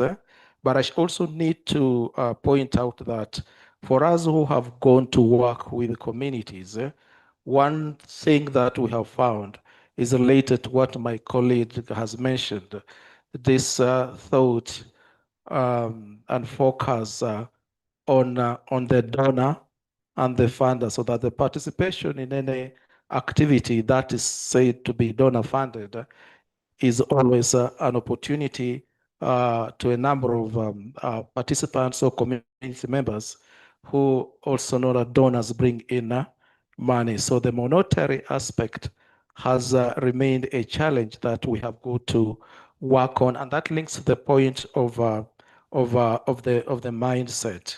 And the point I want to ask is this issue of self-reliance. Can there be truly and fully 100% self-reliance? So we are talking of self-reliance, but to what extent? I think what's important is us to be able to have the frameworks and the realization that coming together with us, each individual or each party making a contribution. In theater, I would say the facilitator, I would say the community, the Minister of Gender, Culture and Social Development, and the others each have a role to play. And even the external collaborators from, let's say, other entities outside the country. I think it would be very idealistic for us to suppose that we can reach an extent where we can be self-reliant to the extent that somebody might imagine that you would not need external partnership. But from the point of view of culture, we still have a challenge where people think that culture is free. And for that matter, when it comes to the support that it may need, particularly even from government, we find that the culture sector is allocated the least funding, which still goes to now one thing that we also need to work on the mindset change, where theater itself can play an important role, because mindset change in itself is a very significant aspect towards sustainability. Thank you.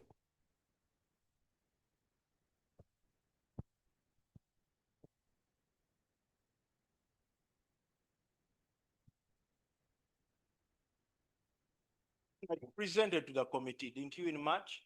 Yes, exactly. So there was an open session of the expert committee, and ABI Finance CEO showed up, presented. Fantastic presentation. And then Shaili as a reviewer, and the last three panelists as members of the committee. So you can imagine the kinds of conversations we had to reach this consensus. So please, let us just for now start end where we started, by having a moment to yourselves before we say thank you to the panelists. Just think to yourself on your own, is there anything you've learned today that you didn't know? Or asked in a way Sydney would ask it, have you had a transformative moment of insight? So this is again Desmond Tutu silence, where he said, I want to hear a pin drop to yourself. You don't have to reveal it to anyone.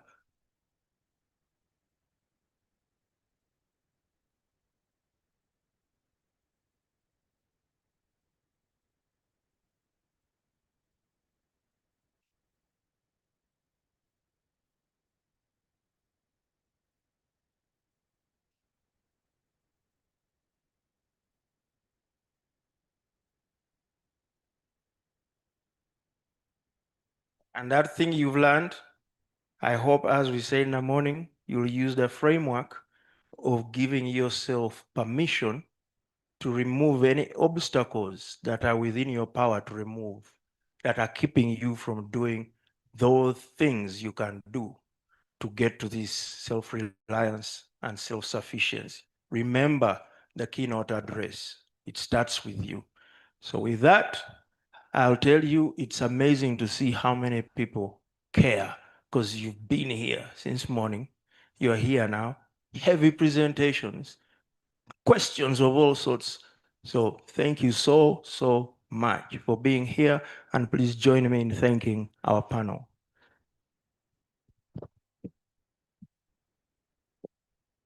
All right, we are going to have a very quick performance here. Then we'll hear from the president of the academy. And then we'll take a very quick break, because this room will have to be set up for the dinner, and come back for the induction ceremony, which is a great ceremony.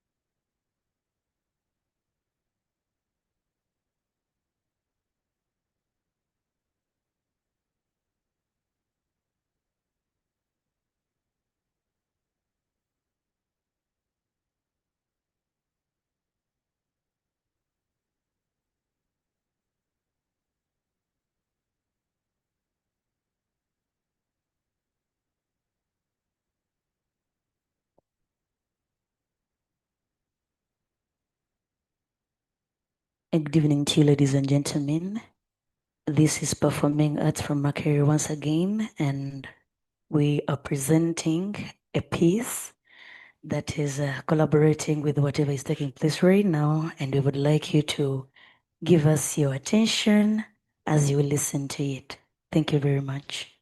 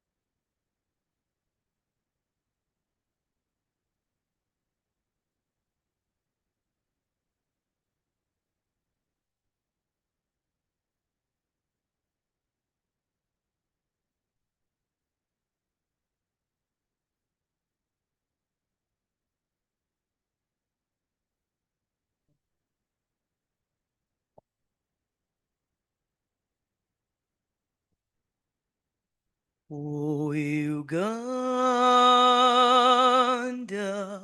may God hold thee.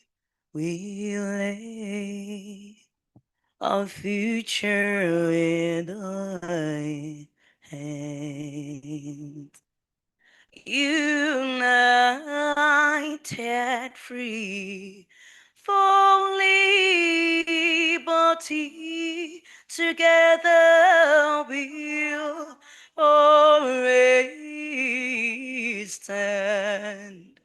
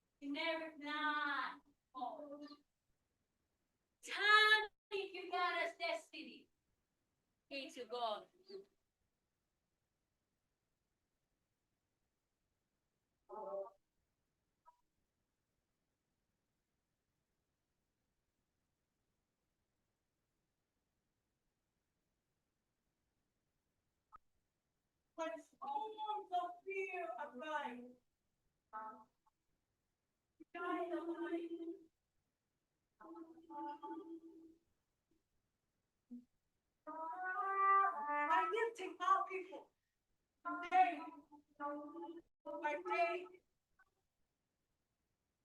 with knowledge from science and the arts of knowledge.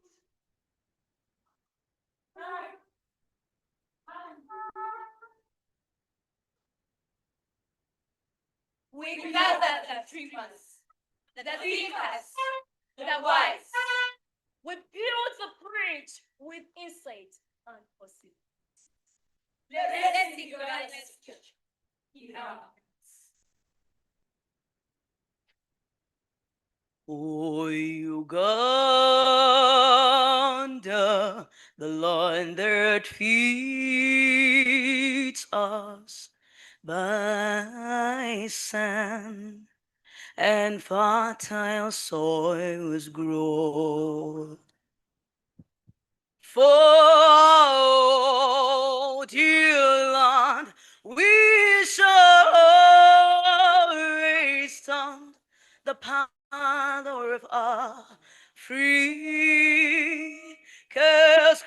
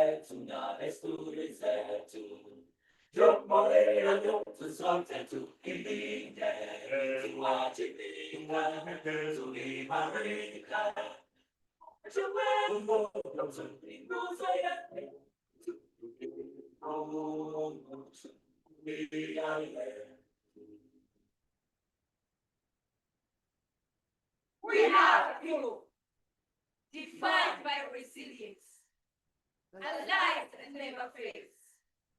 We are the voice, the nation's promise.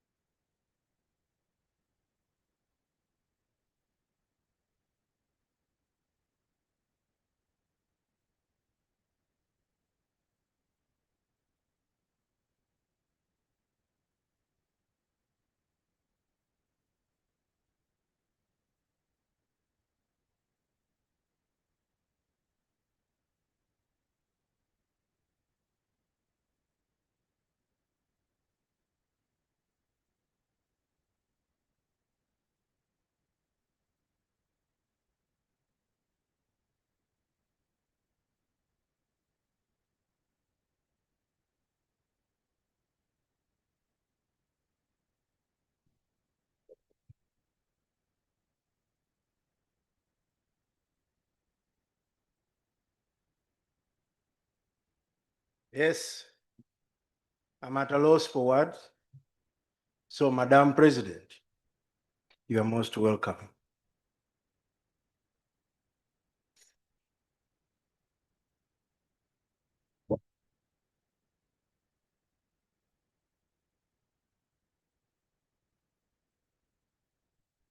Hello, colleagues, friends, members, and fellows. I'm not going to say anything. I'm just going to tell you a story, and that will close the function this evening.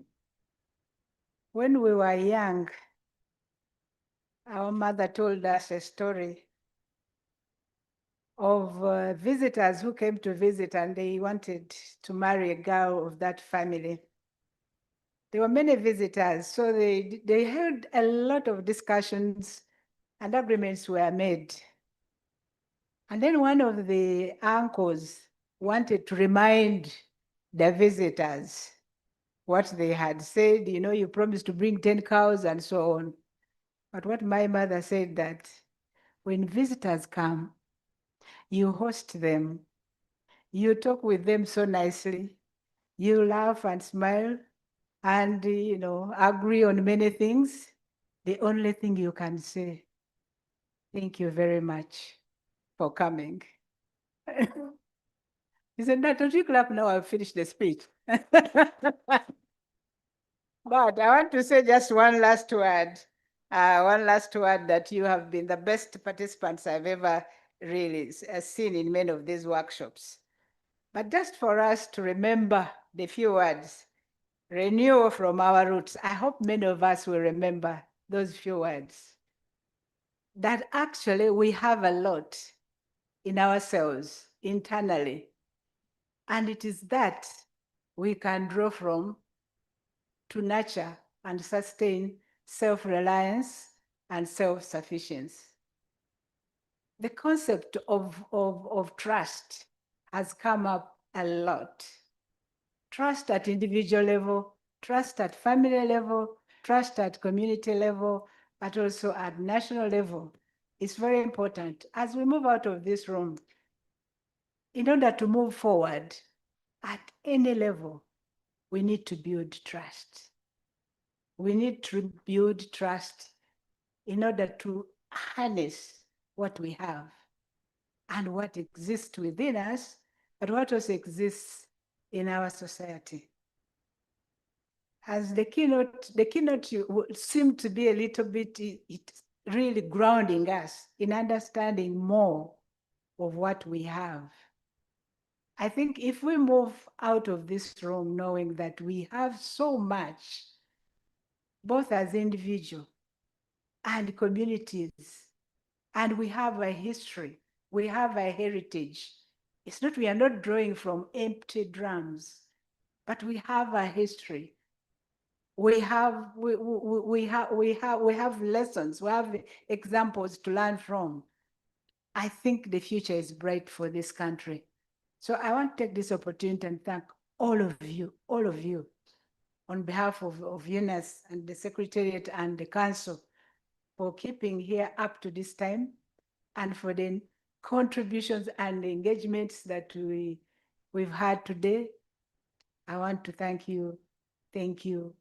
Thank you. I do not want to repeat the presentations, but to say, even next time when we invite you, please come. And I want to promise that also when you invite us, we shall also honor your invitation. Thank you very much.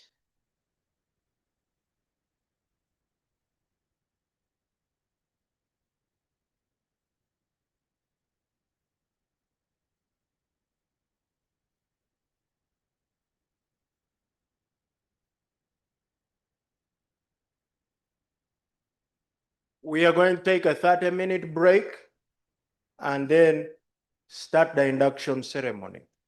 So all those who've waited this whole day to be inducted into the academy, your moment is only 30 minutes away.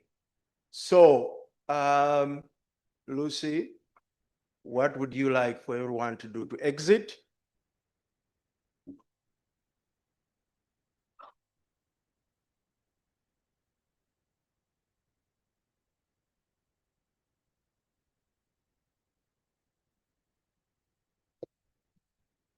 Thank you so much. Yes. Yes, we have teas and snacks out, so we can go out and have some teas and snacks as we prepare this room for our next session, which is the induction ceremony. Thank you. Yes, please enjoy the art exhibition. But kindly stretch to speak with each other, but outside this room.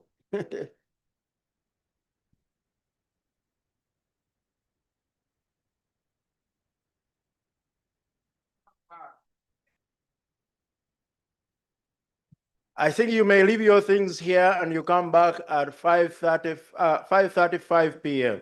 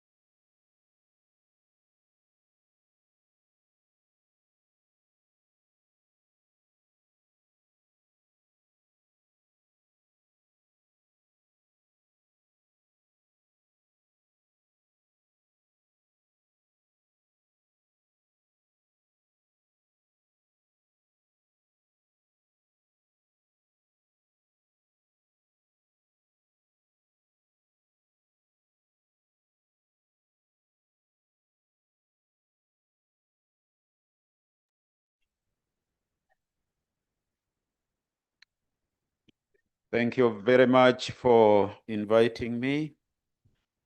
Colleagues, those who are outside, may you come back inside if you are hearing my voice. And those who are inside, may we take up our seats. Those who are out, please enter. When you enter, take up your seat. And when you're inside, please take up your seat so that we can proceed with the activity.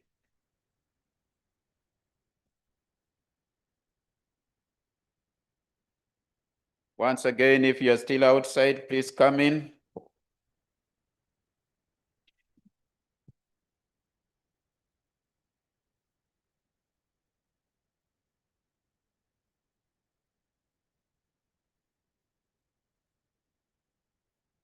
Okay, I believe that we have settled.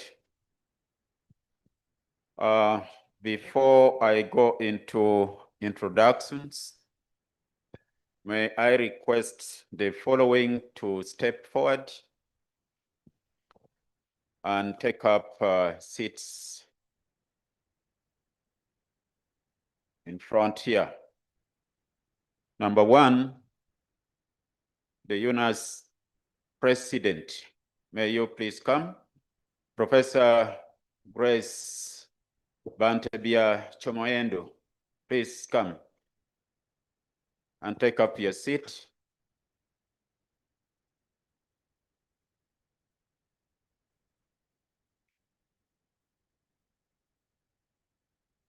Please take up your seat. Choose the best seat to sit on.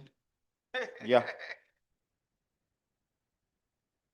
Number two, I would like to call the vice president to step forward and take up the seat. Do we have a vice president tonight?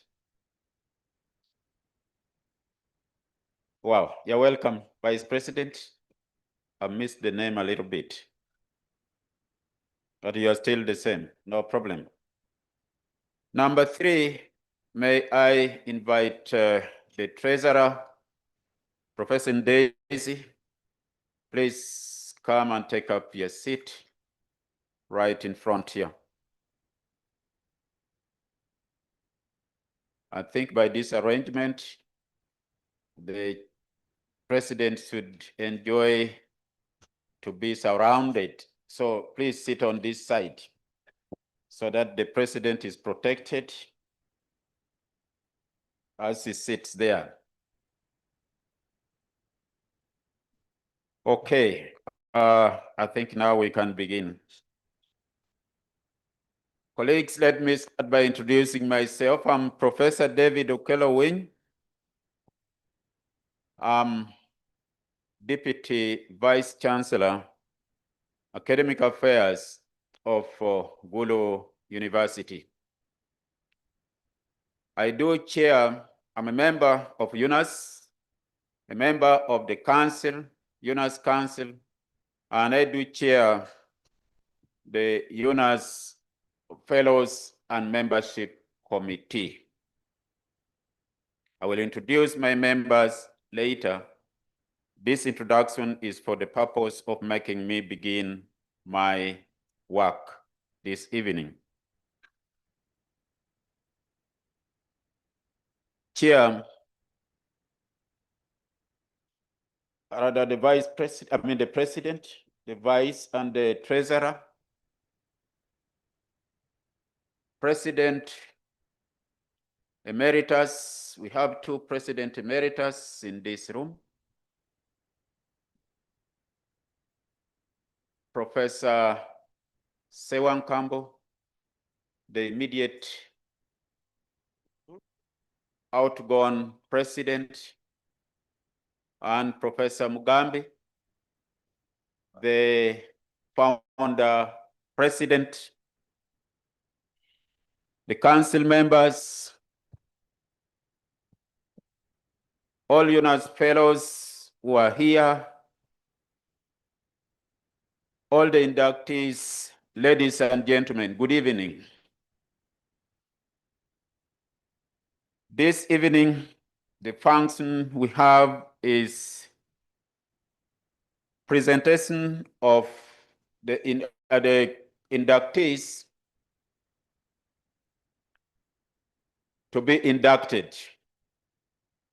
And the induction will be done by the president, who is seated right in front here. As chair of the Fellows and Membership Committee, I work with 4 other members. I would like to introduce them, most likely in absentia. Number 1 is Professor Wilberforce Tumusemererwe, who is a member. Doctor is written here. Doctor number 2 is Professor Florence Maureen Mirembe, who is a member. Number 3 is Dr. Allen Kabagenyi, who is a member. Number 4 is Dr. Florence Mutonyi Dujanga, who is a member, and myself, Professor David Okelowin. I'm the chair of the UNAS Fellows and Membership Committee.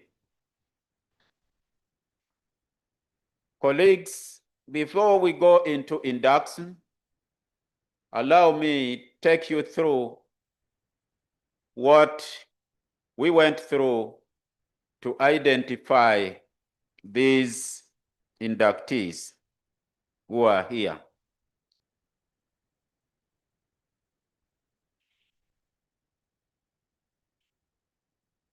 The Fellows and Membership Committee has terms of reference. In the interest of time, I would not want to go into the terms of reference.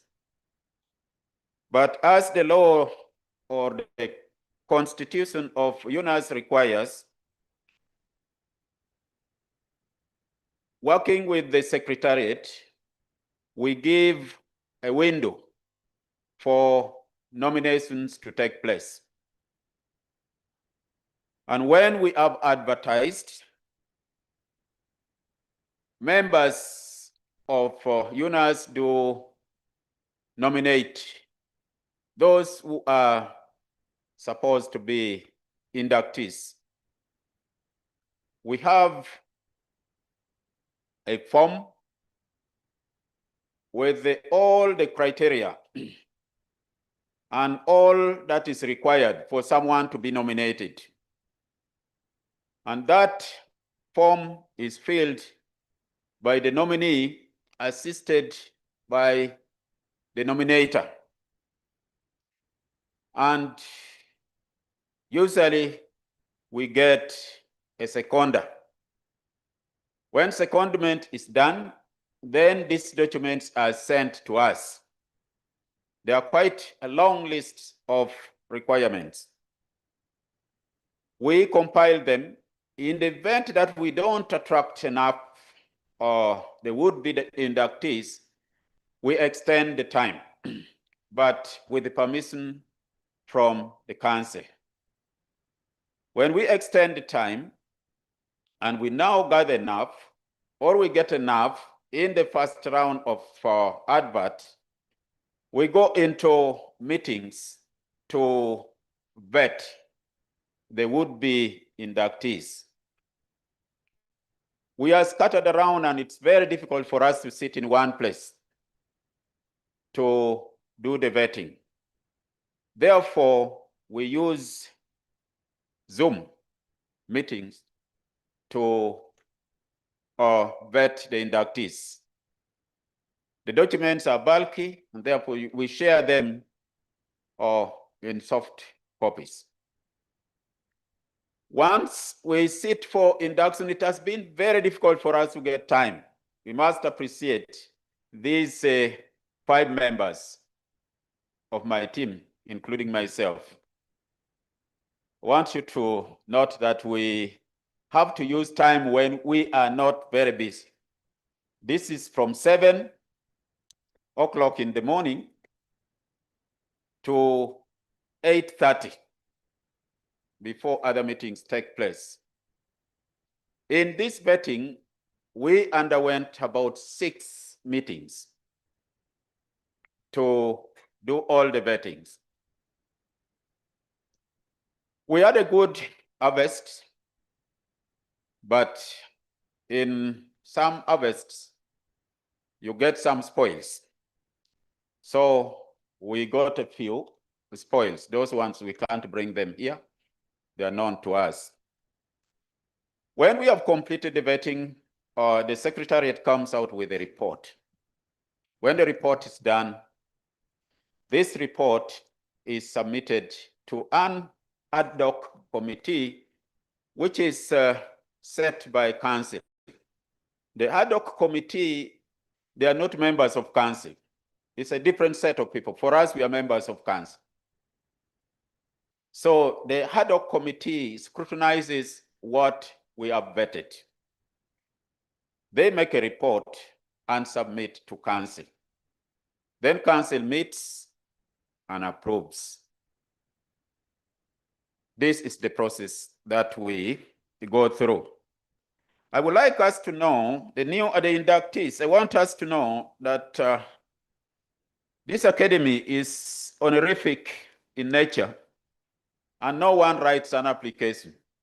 That form you fill is not an application. Okay? So you don't ask for it. Someone asked for it on your behalf. And for that note, you will at a point be read what your responsibilities are. And in a short moment, I will invite the president to do that. So colleagues, let us welcome all the inductees who are here by clapping.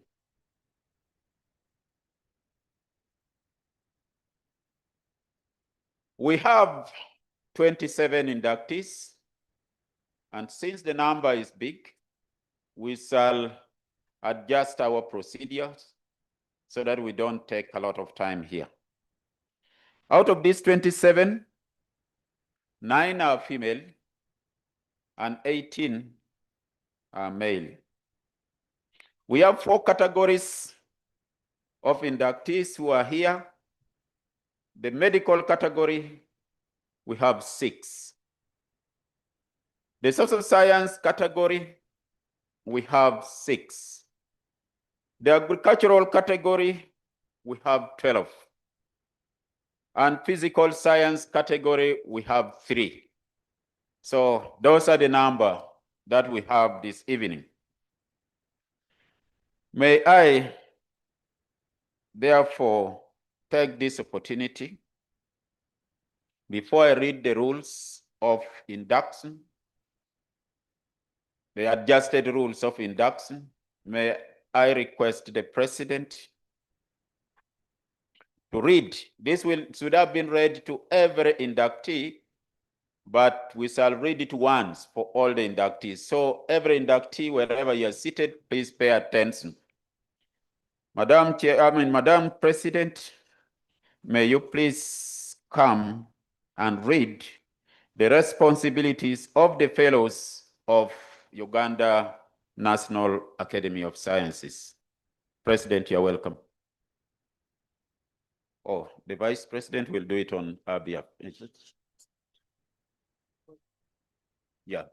Okay, that is okay. The Vice President is representing the President in this. Thank you. I'm President for a minute. Yeah. So thank you for the honors, Madam President. So here are the responsibilities of the fellows.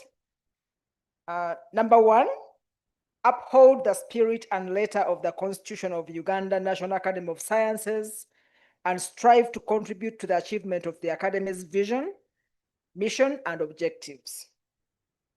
Number 2, remain academically active in meaningful pursuit of academic excellence in his or her respective area of expertise. Number 3, be available to actively participate in the Academy's convening, consensus, and other activities wherever called upon or on a voluntary basis, whether such participation is paid or otherwise. Number 4, ensure high standards of conduct inter alia based on national and international best practices. Number 5, foster good relationships among members and fellows of the Academy, the general scientific community, and the general public. Number 6, meet all obligations of a fellow of UNAS, whether financial or otherwise, as stipulated as and when advised by the Council.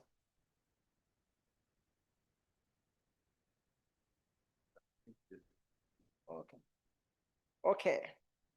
And then, without prejudice to the above, 7, a fellow shall lose his or her membership to the Academy if he or she has acted in manifest contravention of the UNAS Constitution or has otherwise brought into disrepute, these are all legal terms, into disrepute or prejudiced the good name, prejudiced, okay.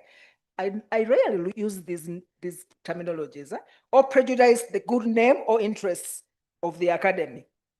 And lastly, membership to the Academy may also end when a fellow is convicted of a competent court of law. No, sorry, I'll read this again. Membership to the Academy may also end when a fellow is convicted by a competent court of law or other legally competent authority of a felony, crime, or other serious offense, or is declared bankrupt or to be of unsound mind. I thank you. Thank you very much. Thank you, Madam President, for a minute.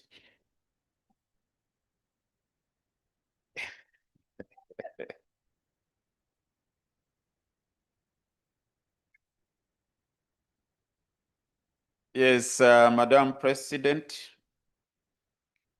and fellow colleagues, inductees, that has been read by the President, but you will find in your package the same, so you can keep revising. If there is anything that makes you be of unsound mind, you avoid it. Okay. Now we are going to get into the induction process. Madam President, let me read the summary of what is going to transpire here. As the chair of Fellows and Membership Committee, I will one by one call your name as the inductee. Then I will also call the names of the nominee, or the nominator, and the seconder.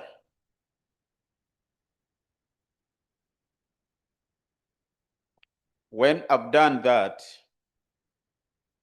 I will ask who is going to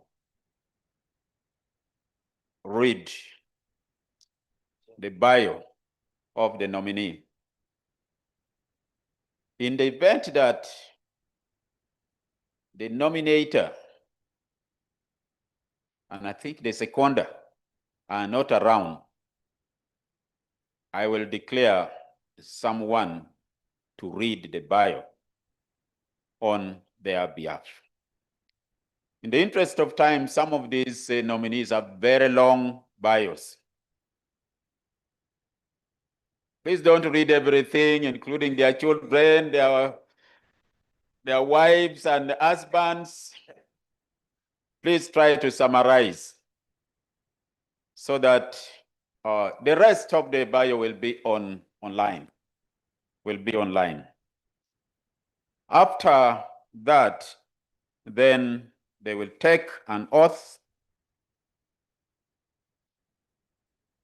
before the President That will be the induction. And then the inductee will now be a member, will sign in the registry, in the register. And then you will receive documents for you to take back home. And then you will give a very brief remarks, very brief. If 27 of you are going to give remarks, then they must be very brief. Okay?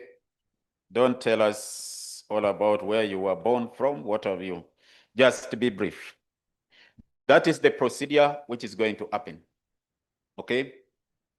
Madam President, I think she needs to step forward, not so. First, wait, I will. Okay, we have a long list. So what I'm going to do is this. The medical or profession, I'm going to call all your names.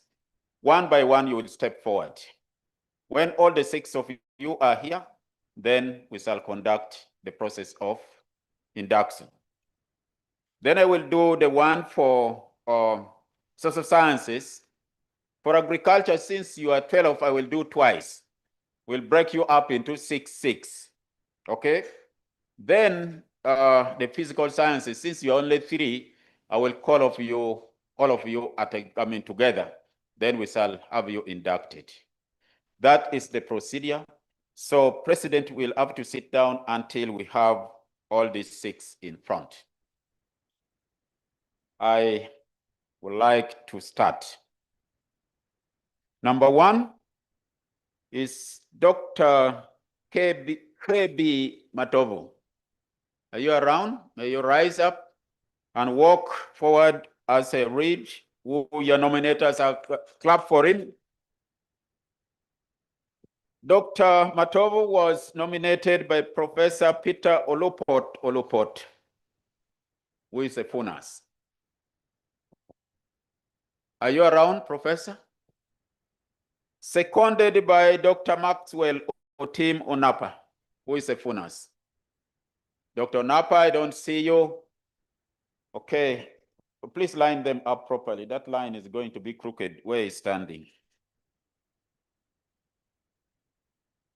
Number 2, this is still medical. Dr. Lydia Nakiyinji. May you rise up? Dr. Lydia was nominated by Dr. Sabrina Bakera Kitaka. Is she around? And seconded by Dr. Teresa Were Piloya. Dr. Were, are you around? Number 3 is Professor Yukari C. Manabe.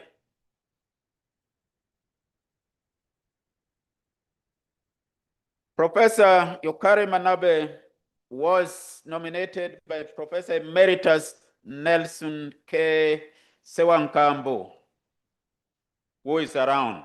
Just stay there. I will give you a responsibility. And seconded by Dr. Scovia Nalugo Mbalinda.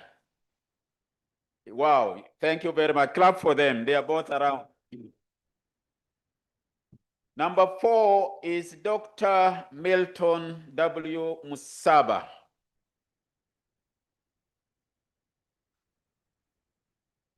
Dr. Milton Musaba was nominated by Dr. David Mukunywa. Wow, thank you very much. Seconded by Dr. Scovia Nalugo Mbalinda, who is around. Clap for them. Number 5 is Dr. Noelin Nakasuja. Oh, wow. Dr. Nakasuja was nominated by Dr. Scovia Nalugo Mbalinda. And seconded by Dr. Sabrina Bakera Kitaka. Still clap for them. I must say, Dr. Mbalinda had a bumper harvest.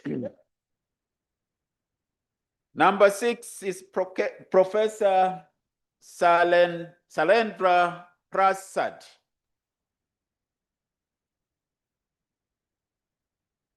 Professor Prasad was nominated by Dr. Sally Catherine Stanfield. Professor Stanfield, are you around? And seconded by Professor Madivamba Rukuni. Are you around? Clap for them in absentia. Madam President, by virtue of authority you entrusted to me, I present the 6 inductees in the medical field for induction. Thank you.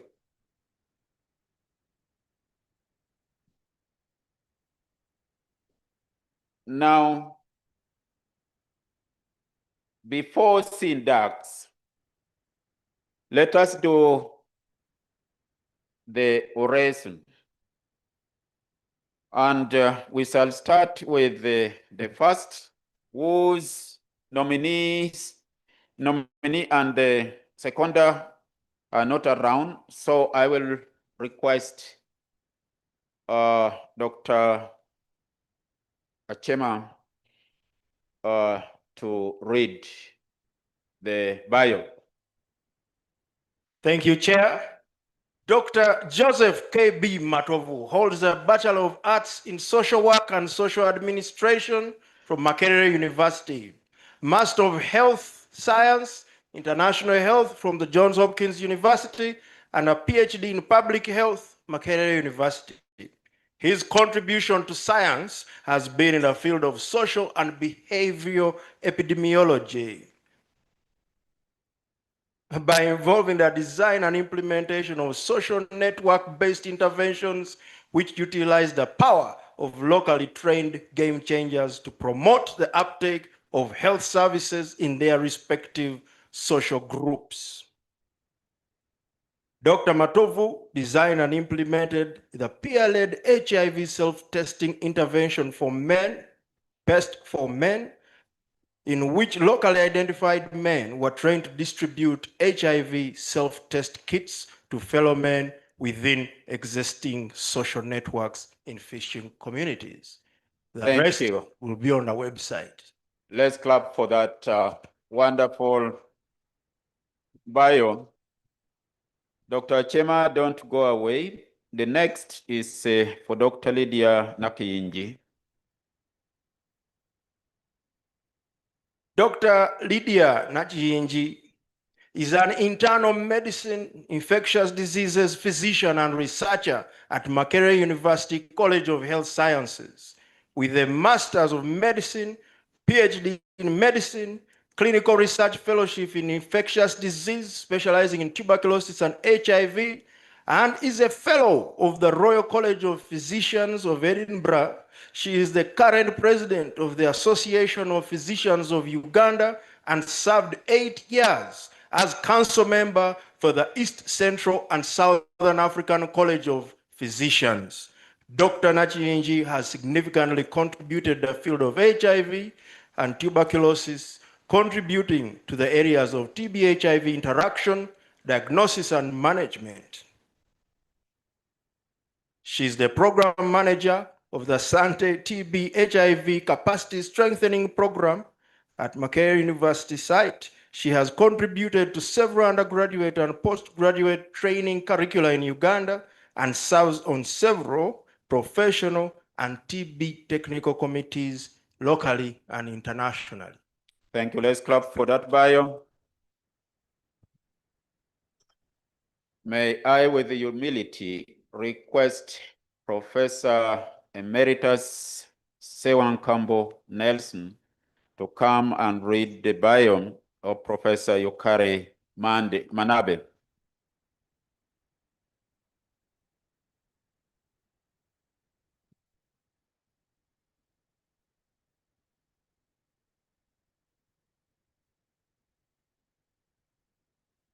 This is a difficult one. Professor Yukari Munabe holds a Bachelor of Science, Molecular Biophysics and Biochemistry from Yale University, New Haven, in the United States. She holds an MD from Columbia University, MD Medicine. Columbia University, again, in the United States.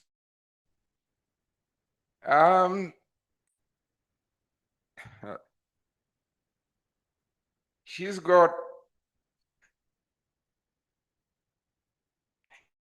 a fellow of infectious diseases from Johns Hopkins University, and Professor Munabe is a clinician translational researcher on HIV, tuberculosis, and related infections.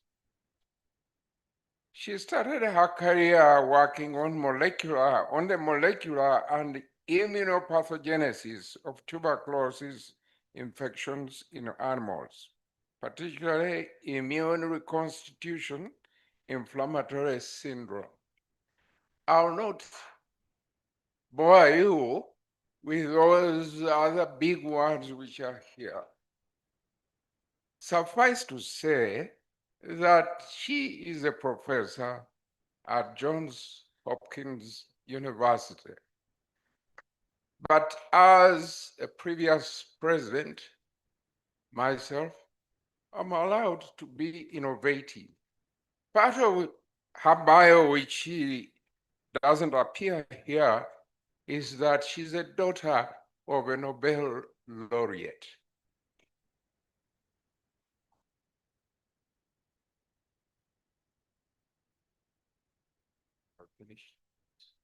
Thank you. That clapping was for the daughter of a Nobel laureate.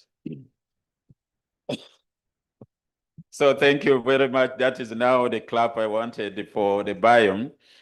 I'm advised, sir, yes, that I should say I now present Professor Munabe for induction at the Sun. Okay, thank you very much. Thank you, Professor Nelson. Please take your seat. May I have Dr. David Mukunywa to come and read the bio for Dr. Milton W. Musaba.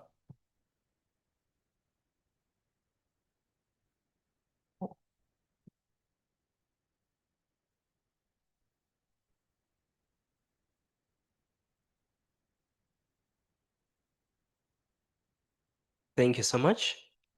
Dr. Milton W. Musaba is an associate professor and head of the Department of Obstetrics and Gynecology at the Faculty of Health Sciences of Busitema University. For the last 18 years, he has been a clinician, academic, and a researcher in reproductive, maternal, and child health. He holds a Bachelor's of Medicine and Surgery from Makerere, a Master's of Medicine in Obstetrics and Gynecology from Makerere, and a PhD in Obstetrics and Gynecology from Makerere University. He also has a Master's of Science in International Health from the University College of London. He has done a lot of work in interventions promoting safe motherhood and also safe delivery. And I have the privilege to present him to become a fellow of the Academy of Sciences. Thank you. Thank you very much, Dr. David.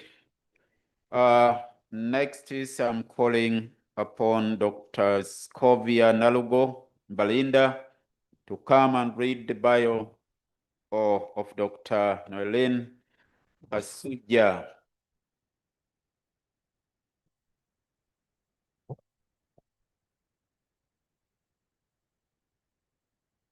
Ladies and gentlemen, I have a pleasure of presenting Associate Professor Noelene Nakasuja who is an associate professor of psychiatry at the College of Health Sciences. Dr. Nakasuja holds a PhD from Makerere University stroke Karolinska Institute and M.Med in psychiatry from Makerere University and MBCHB from Makerere University. Her research interests are mainly in geriatrics, psychiatry, and cognitive impairment in HIV, stroke AIDS. In addition, her work has focused on neurocognitive assessment across the lifespan, as well as other areas in the field of psychiatry. She's an educator, an advocate for capacity building, and she has greatly contributed to the training of many Ugandan researchers beyond the field of mental health. She has served in a number of associations, including the International Brain Research and many others. And she is also a member of Network, or what we call TAF, as well as the Uganda Society for Health Science.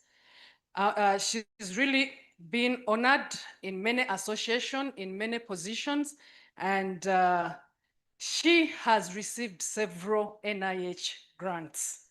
Ladies and gentlemen, I present to you Professor Noeline Nakasuja for induction. Thank you very much, Dr. Scovia. Finally, I would like to call upon Dr. Achema to read the bio for Professor Sailendra Prasad. Professor Shailendra Prasad, sometimes called Shaili, has a medical doctorate and an MPH. He is a chair of the Steering Committee of Advocacy for Global Health Partnerships and a founding member and chair of the Global Engagement Network for Primary Health Care. At the University of Minnesota, is the Carlson Chair of Global Health and the Executive Director of the Center for Global Health and Social Responsibility. He's also Professor and Vice Chair of Education at the Department of Family Medicine and Community Health, Adjunct Professor at the School of Public Health, and a Fellow at the Institute on the Environment, all at the University of Minnesota. He's also an honorary visiting professor at the University of Cape Town, at Ain Shams University in Cairo, at Adayana University in Indonesia, and Institute Pertanian in Bogor University, Indonesia. He has been inducted into the Academy of Excellence in the Scholarship of Education at the University of Minnesota. Dr. Prasad has led several NIH-funded programs and also NIH Fogate-funded Northern Pacific Global Health Consortium. And the other 10 pages will be on the website, Chair. Have you presented him to us for induction?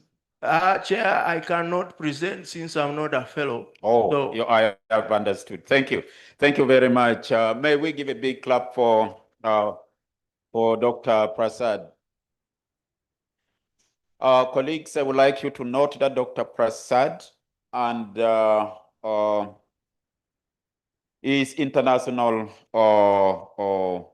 fellow, okay? His own international fellow, but Professor Yukari has been presented as local because he has served here for very long. But I think he should be international. Anyway, we shall decide. Madam President, may you call upon the Commissioner of Oath to induct the inductees. Please, you're welcome. On behalf of the President, am I right? Yeah. The president, I think you have to be with him there. So there is a microphone here if you need.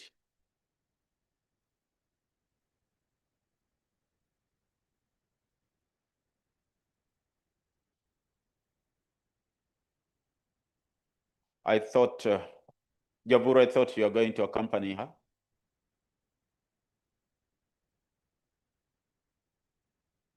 I think Vice, maybe you, I don't know. You accompany her. Give her some strength. Sorry.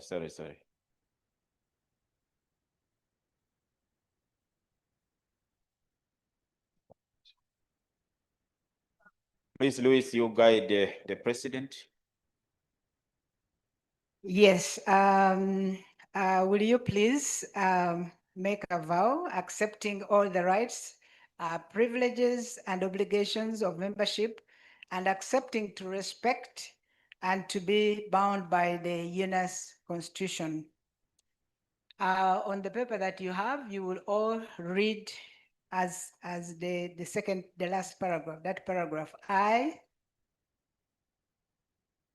The hand should be up, the right hand. Do they have a Bible or a? No Bible. But yeah, some microphones.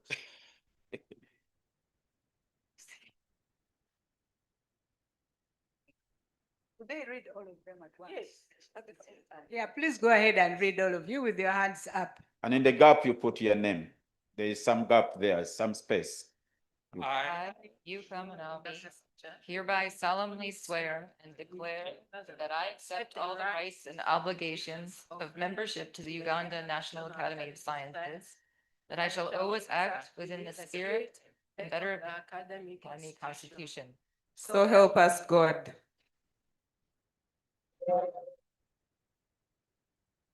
Now you are accepted in the family of UNAS. Will you please go ahead and sign the register? Where is the register?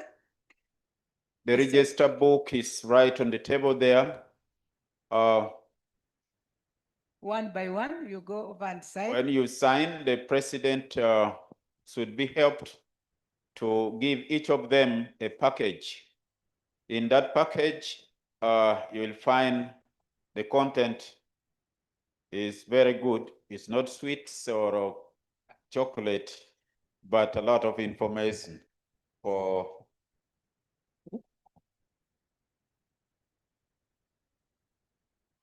your names have already been written, so it's a matter of signing. Some inductees have come with the family. We shall give you time to take a photo with the family. For now, we are short of time.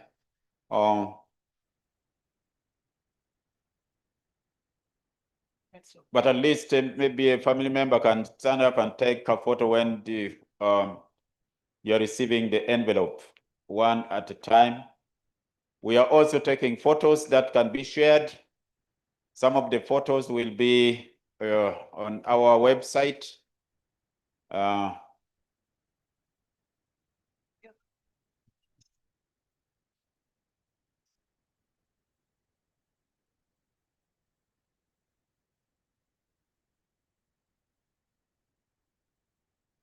Okay.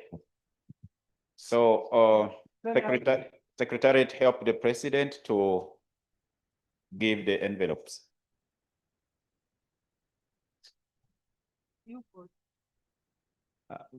This package is for Dr. Joseph KB Matovo.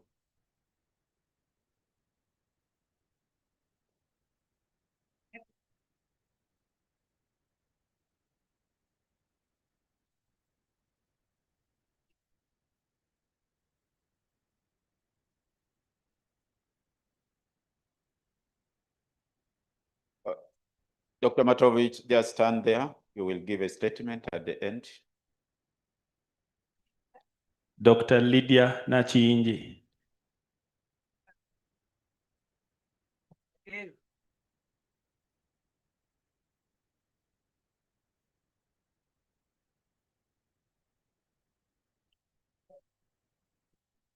Professor Yokari C. Manabe.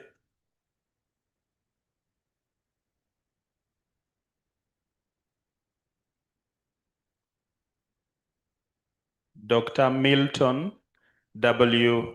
Musaba.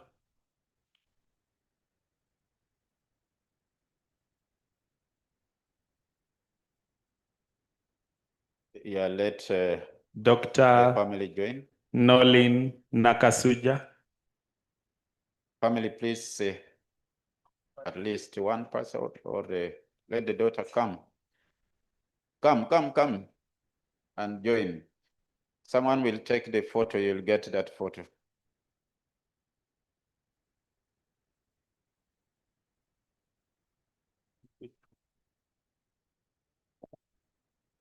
Professor Shailendra Prasad.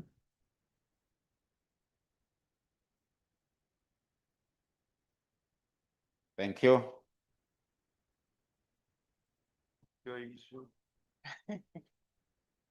Yeah, give him company.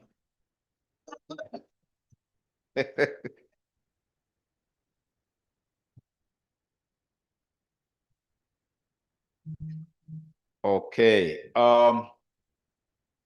That session is done. May we have a very brief. The last one. Now, I now officially congratulate you and welcome you as a new fellow of UNAS. May you remember this occasion and strive to live up to the aims and ideals of the organization. And you say, you will what? You will do so.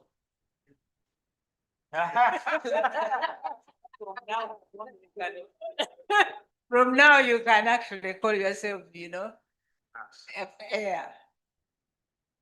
And now the president, vice president, and treasurer may take their seats again, and we're going to go through 30 seconds each. Acceptance, 30 seconds each. The president, vice president, and treasurer, you may take up your seats again. Thank you very much for this occasion. The president, the vice president, and other members of the committee, thank you very much for this recognition that I have here. I'm already inducted as a member.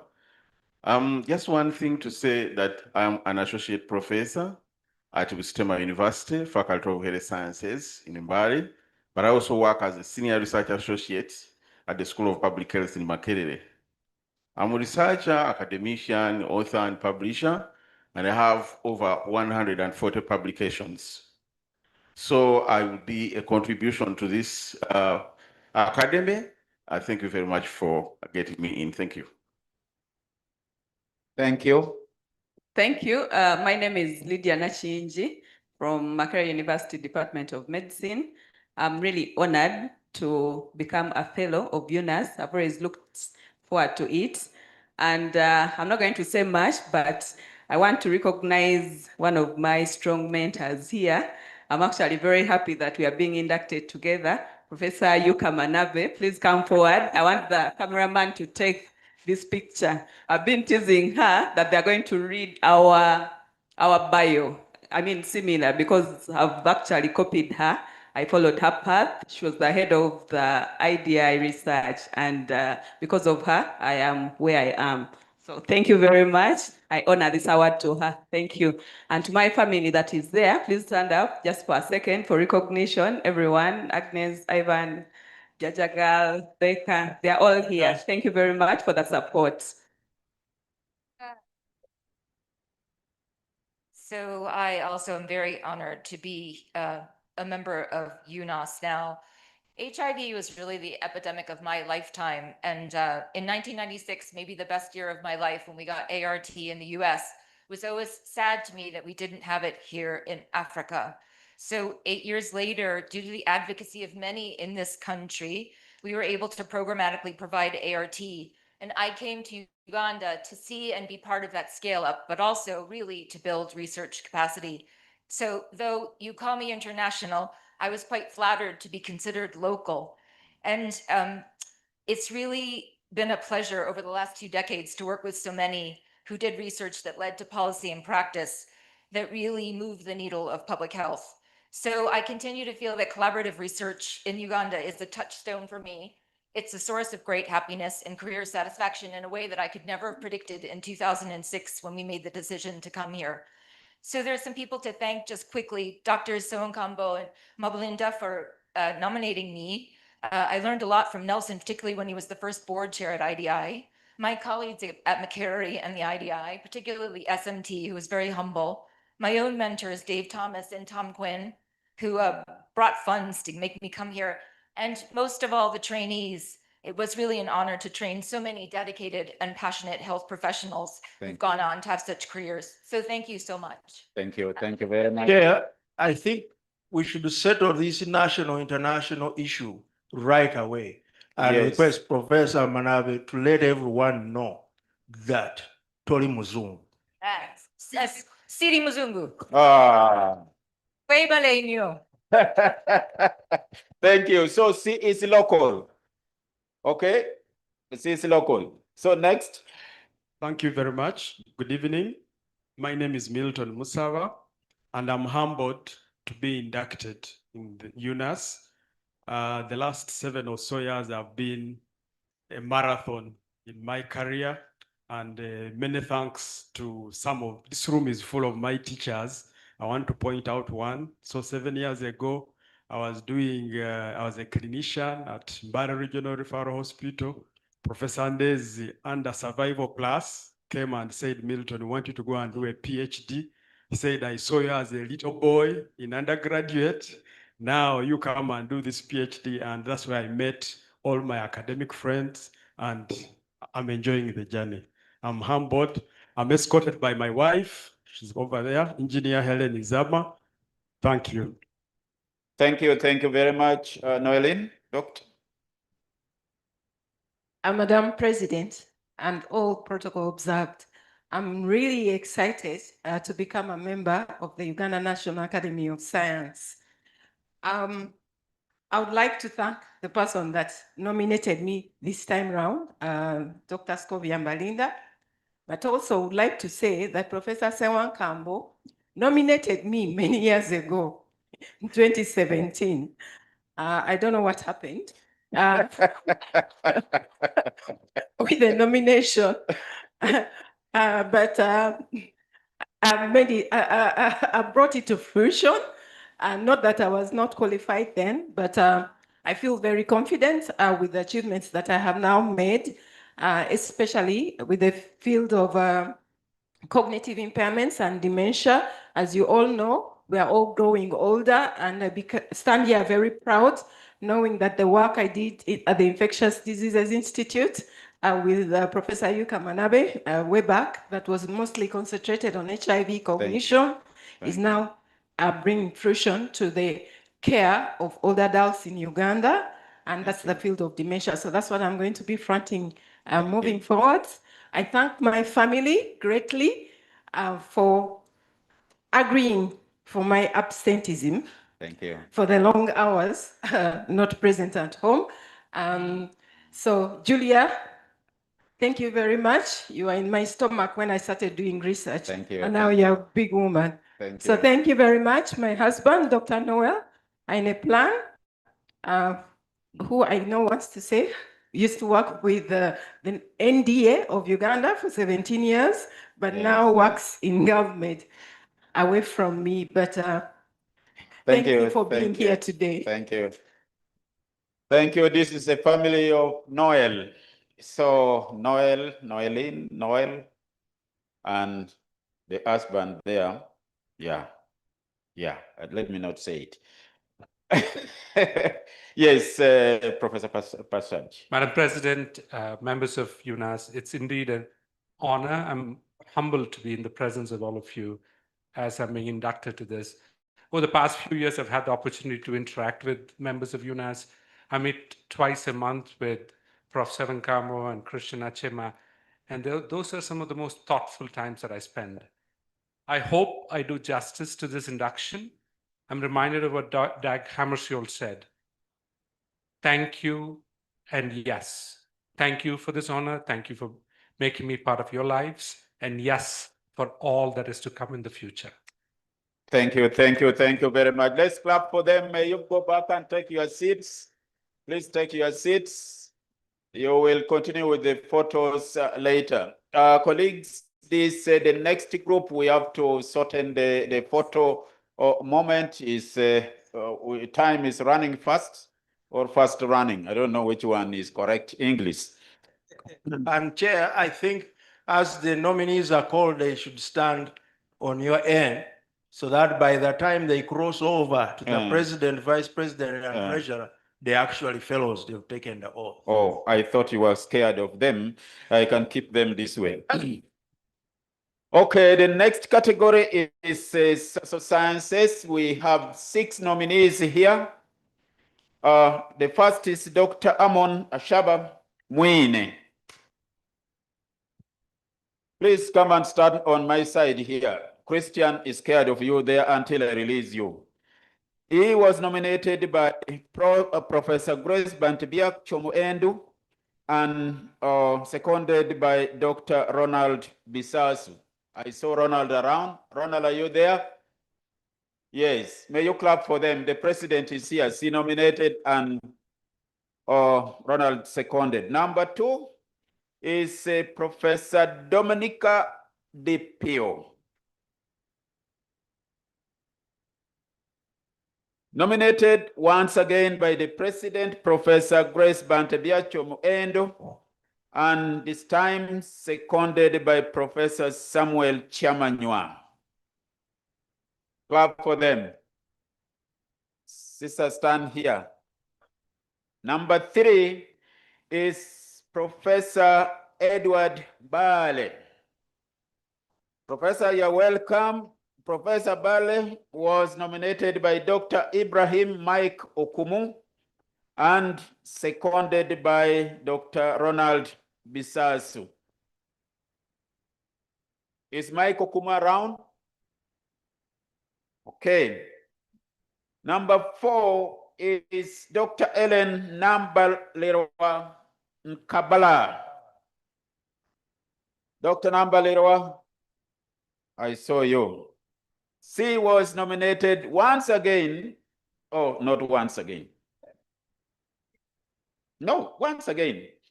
By Professor Grace Bantabia Chomuendo and Professor Samuel Chamanywa.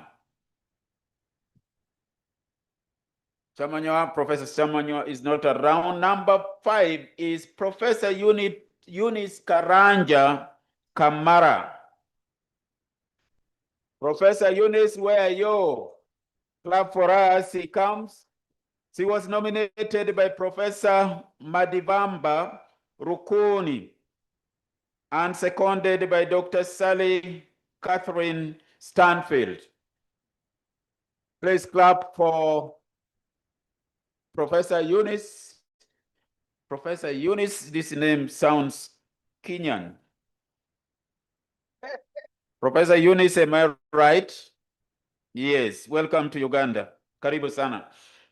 Okay, number 12 is Dr. James Tendo Kiwanuka. Dr. James Tendo Kiwanuka, please come right here. Was nominated by Professor Monica Balia Chibita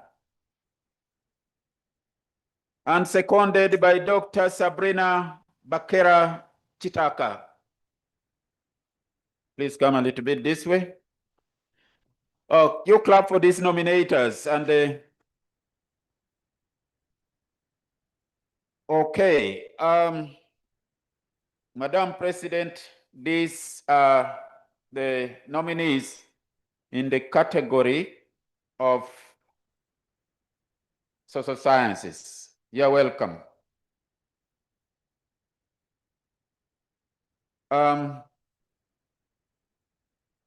Madam President, I would like these people to be presented to take the oath.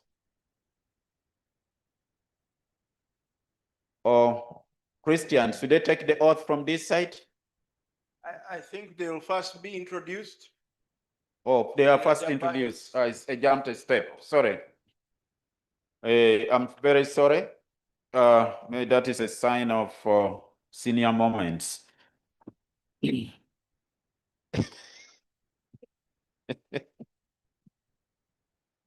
Okay, may we start with the nominator for Dr. Amon Ashaba Mwine. President, I have the honor to invite you here to read. Or Ronald will do it on your behalf. Ronald, please come. The president now has a bigger task to do. Please, once again, you summarize. Don't read all the CVs because we may give a job here to someone because of the long CV. Yes, please. Yeah, Madam President, Vice President, and all members, protocol observed. Dr. Amon Ashaba Mwine is a senior lecturer and a critical studies of men and masculinities scholar in the Department of Gender Studies, Institute of Gender and Development Studies, Makerere University. He was on the Vice Chancellor's Research Excellence Award in January 2025. He holds a PhD in sociology from the Stellenbosch University in South Africa. And at the moment, his research interests are in critical studies of men and masculinity, ethnographic and narrative forms of qualitative research, gender, and politics. Madam President, I present to you Dr. Amon Ashaba Mwine for induction. Thank you. Thank you very much, Dr. Amon Ashaba Mwine. I think now you qualify to stand on the side for induction. Please go that side. For Professor Dominic DiPio, Madam President, I think you can't escape this. Or you will give the treasurer to give the authority to someone. The treasurer, please come and read.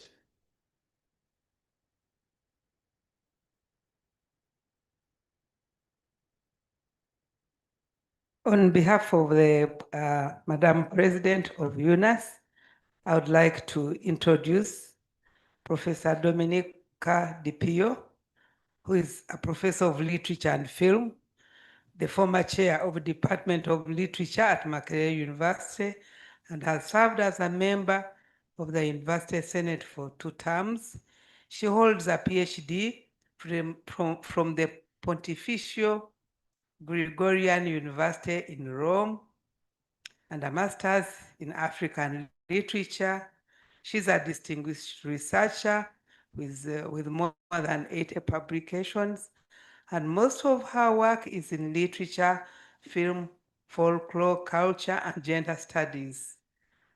She's a member of several councils on African humanities, and she is a member of the Executive Committee of the African Humanities Association, having served several years as a mentor and assessor for the African Humanities Program Fellowship Selection Committee. She has been profiled by the Mentors Team Africa in Footmarks, Scaling Heights, Conversations with Women of Purpose in Uganda, and one of the 100 Inspiring Women in Uganda. I'm introducing Professor Dominica DiPio on behalf of Madam President for induction as a fellow of UNAS. Thank you very much. Professor, please move to the side of induction. Dr. Ronald Bisasu, may you come and read. Is Ibrahim around? Ibrahim is not around. So may I request Dr. Ronald Bisasu to come and read the bio of Professor Edward Bale.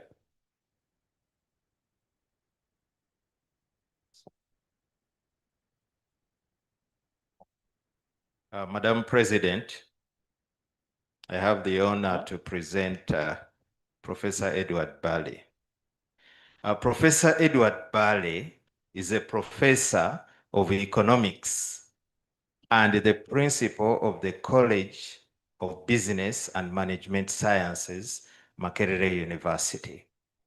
He holds a PhD in economics from Johannes Kepler University of Linz, Austria, a Master of Arts in Economic Policy and Planning, and a Bachelor of Arts in Economics from Makerere University. He has served as Director of the Directorate of Research and Graduate Training and as Dean of the School of Economics, Makerere University.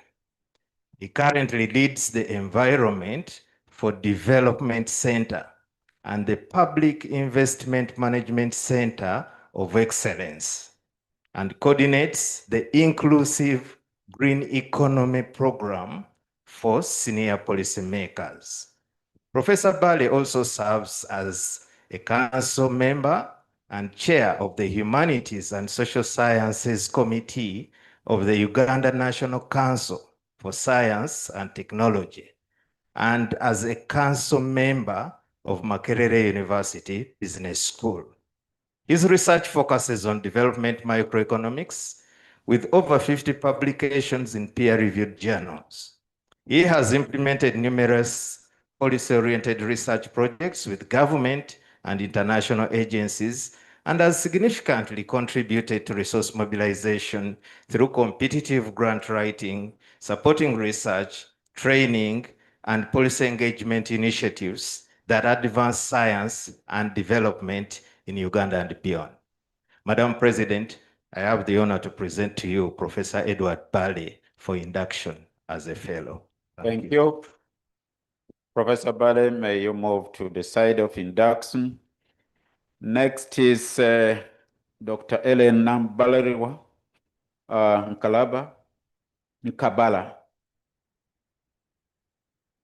I'm sorry. Nkabala. Madam President, you have two people at your disposal. You can choose one to come and read the bio on your behalf. It's very nice to stand on behalf of the president. So Dr. Helen Nambalirwa Nkabala holds a BA from Makerere University, MPhil from University of Bergen, a PGDE and Masters of Education from the University of Cape Town, PhD from Stavanger. She has also studied at University of Coventry. She has another MA from Coventry. She has so many degrees, so many. Dr. Nambalirwa is an associate professor at the College of Humanities and Social Sciences, Makerere University, with over 20 years of experience in teaching, research, and community service. She specializes in biblical studies, research on texts with a violent message, as well as peace research and the foundations for peace and reconciliation studies. Allow me to read the last one at least. She has a very long CV. You'll find it on the website.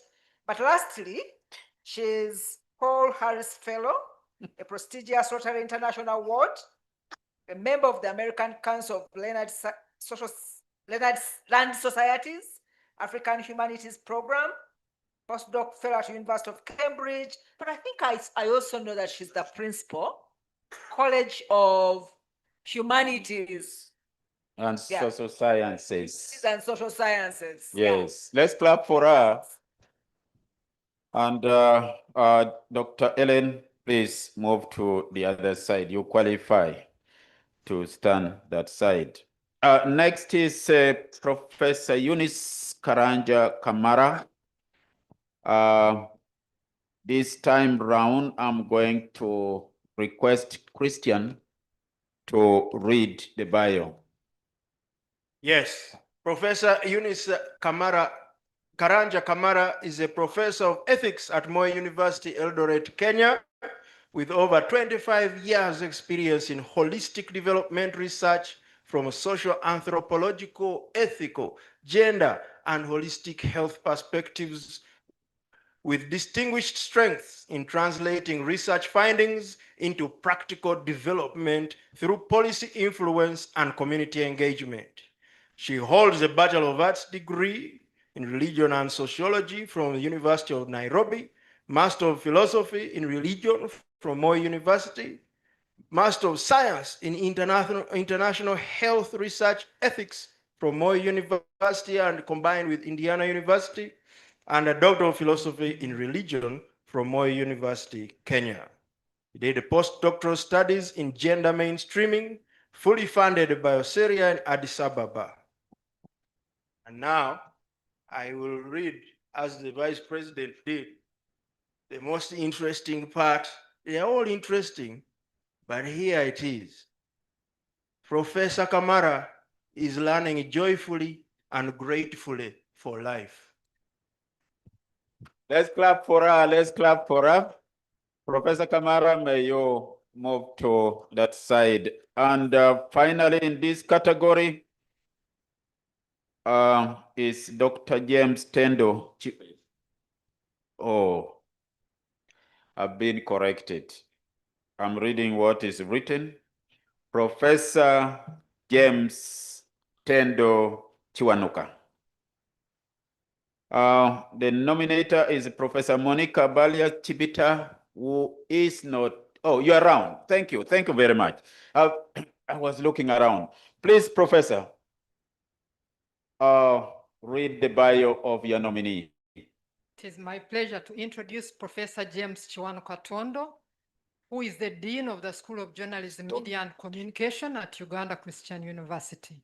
He holds a PhD in Communication Sciences from the University of Connecticut, an MA in Communication Sciences from the same university, an MA from Leicester University, and a BA in Communication from Makerere University, as well as other qualifications. His main area of research is health communication campaigns with emphasis on HIV/AIDS, and his major contribution to the field of communication has been the development of the first quantitative model of relationships between organizational factors, campaign planning, and campaign execution variables. He's made a significant contribution to the understanding and promotion of community-engaged scholarship and the integration of indigenous knowledge in research. He's currently leading a study called Olutindo, which is working on communication with teenagers on teenage pregnancy. I'll skip a few things. He edits the African Journal of Communication, which is published by the East Africa Communication Association. He has numerous publications to his name, and he has received some recognitions, notably. He received the Alexander Quales Holiday Medal for Excellence in Research, Teaching and Engagement at North Carolina State University 2021. This is the most prestigious award a professor can get at North Carolina State. And he was recognized as a member of the Academy of Excellence in Global Engagement for outstanding achievements in international education and research, North Carolina University 2019. Thank you very much, Professor Tondo. Please move to that side. Thank you.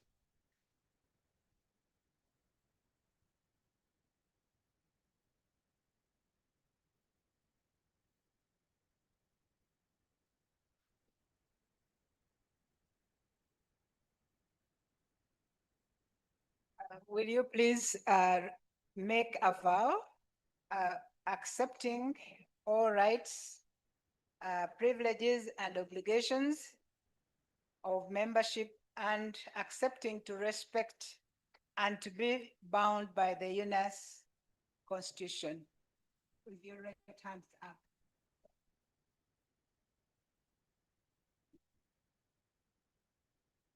Please go ahead. I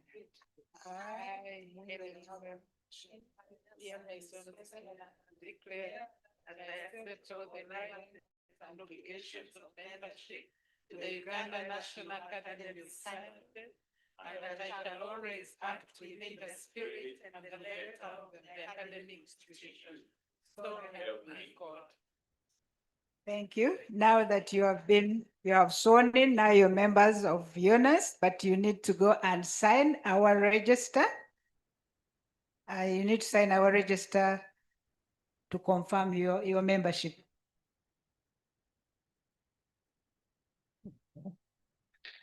Louis, may you guide them in signing so that it is faster?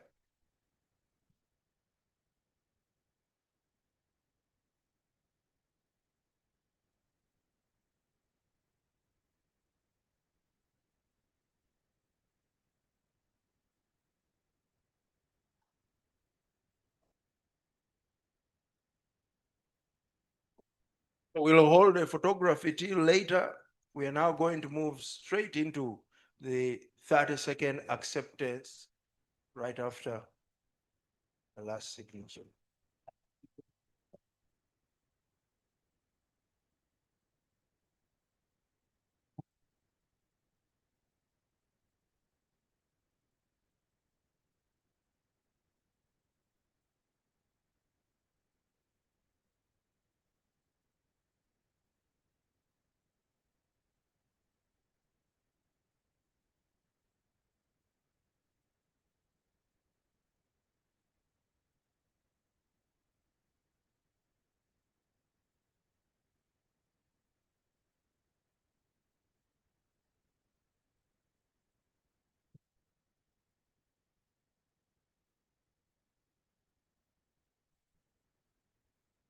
Now that you have signed our book, I now officially congratulate you and welcome you as new members, new fellows of UNAS.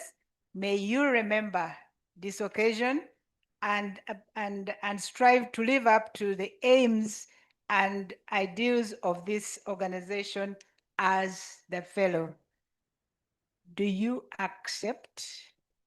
Accept. We haven't heard that you say loudly that you accept to be members of UNAS. I accept to be a member of UNAS. Okay, and from today, you can use the title, you are a FUNAS. That means you are a fellow of the Uganda National Academy of Sciences. So when you see F and UNAS, then you know you are the one.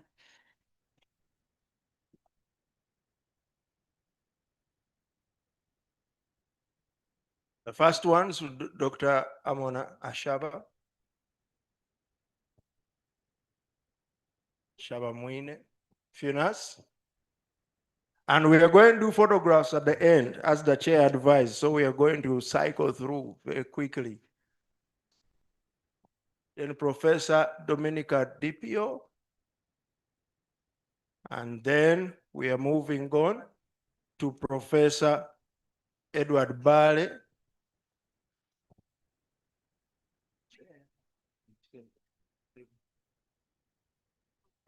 Vice Chancellor who is here and here just to wait for the moment. May you kindly come, Jemima and Nana Professor, to take a picture with our president and me. Oh, yeah. This is actually the president of we have we come. I think there is This session should move faster because it's the one taking a lot of time.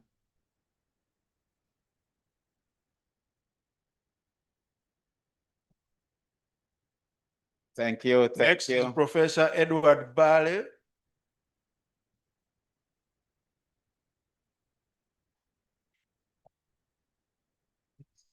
Edward, you along? Great. And next is Dr. Helen Hambaliran Kabala.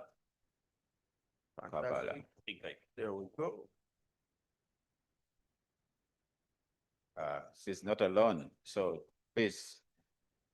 And next is Professor Eunice Karanja Kamara.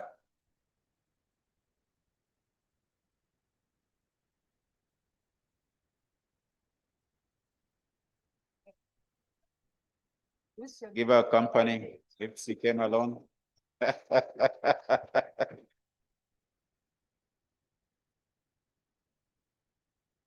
And then the next is Dr. James Chiwanukaton. Professor. If there's any mistake, we shall correct. Yes.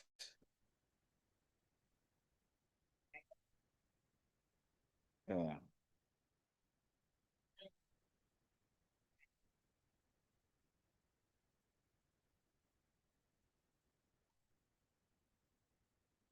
Thank you very much. President, may you go on and conduct the acceptance.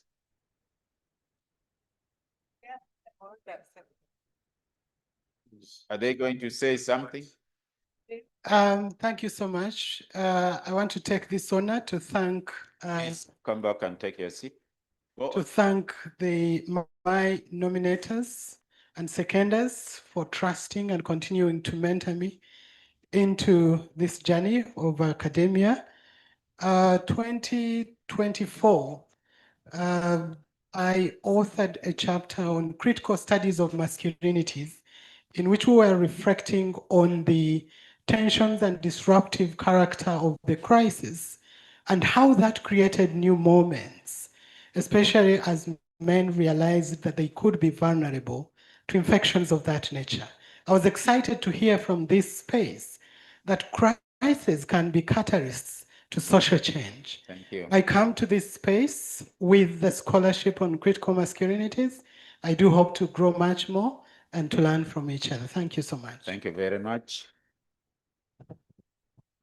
Thank you so very much for finding me worthy to be part of this community. This morning, when I sat through and listened to what was going on here, the keynote especially, and all the talks, I felt extremely at home because whatever was said here re-echoed with who I am and what I want to do and be. So I want to thank my nominator and my seconder for seeking me out. I want to pledge my commitment to serve this family as best as I can. This is the second time in my life I'm doing this kind of ceremony. One was when I became a religious sister. I made an oath, and now I'm making another oath to serve my nation in this capacity. Thank you so much. Thank you. I want to thank my family that is here. Kindly stand up, my family, if you know yourselves. I'm glad you are here. You have made me move where I am. Some of them have gone to God and they are very happy watching what is happening here. Thank you very much. Thank you, sister. Madam President, all protocol observed. I'm greatly humbled for this honor, and I want to thank everyone. I want to thank my nominator and seconder, Professor Pisaso is over there. To me, this confidence and trust is a renewed call to contribute more in science and research, and also to mentor the next generation of scientists. Thank you very much. Madam President, with your team, the audience, it is a great honor and indeed a delight for me to stand before you. Thank you so much for fishing me out. I know you're not a fisherwoman, but you fished me out, and I commit to ensuring that I carry on the spirit of UNAS. It's a great joy to say I'm now FUNAS, and to all the humanities and social scientists in the room, you know where next you're going. I welcome you. Thank you. Thank you. Gratitude to my cheerleader, Mr. Ankavala. Madam President, all protocol observed, I take this opportunity to thank every one of you, but most sincerely, the person who nominated me and the one who seconded the nomination. I'm extremely excited to be part of this academy because it's been my association with it in the past has told me that I have a lot to learn from this academy. In absentia, I would like to thank my mentors. I have gotten here, not on my own, but with the support of very many mentors, but also with the support of my family, my husband Francis, our son Kevin, and our daughter Edita. I also want to thank my mother in the land of Ayoda because she's my greatest cheerleader, even as I stand here today. Thank you. Thank you. Professor Tondo. Madam President, all protocols observed. I am so excited to be here and become a UNAS fellow or member. I owe this a lot to Professor Chibita, who has done 3 things for me. In 2022, I was a professor at North Carolina State University, and she called me and said, "Are you planning to relocate back to Uganda?" I said, "In fact, I'm retiring from North Carolina State University." And she said, "Okay, if you come back, we can't have a full professor just sitting around." So she invited me to Uganda Christian University, where they were starting a PhD, and started coordinating it. That was the first chance. Not only that, she also stepped down at the end of last year, and she literally handed me the deanship. So, and now she has nominated me for this honor, which is really great. Those are the most unselfish people, people who put people forward and make them shine. I am so grateful to her. I am very grateful to my family. My wife is not here, she's in Mukono. My children are watching, they are all in the US. I told them about this, very excited, and I commit to putting forward and continue working on community engaged scholarship. That's the only way to make a difference. Thank you. Among our people. And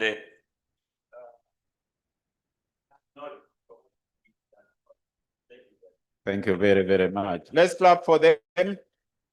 May you take up your seats while we get to the third category. This is the category of agricultural sciences. I said there are many. Let's handle 6, then another 6, then we shall finish with the 3 in physical sciences. In this category, ladies and gentlemen, the first lot in this category, we have Dr. Anthony Egero. Please step forward.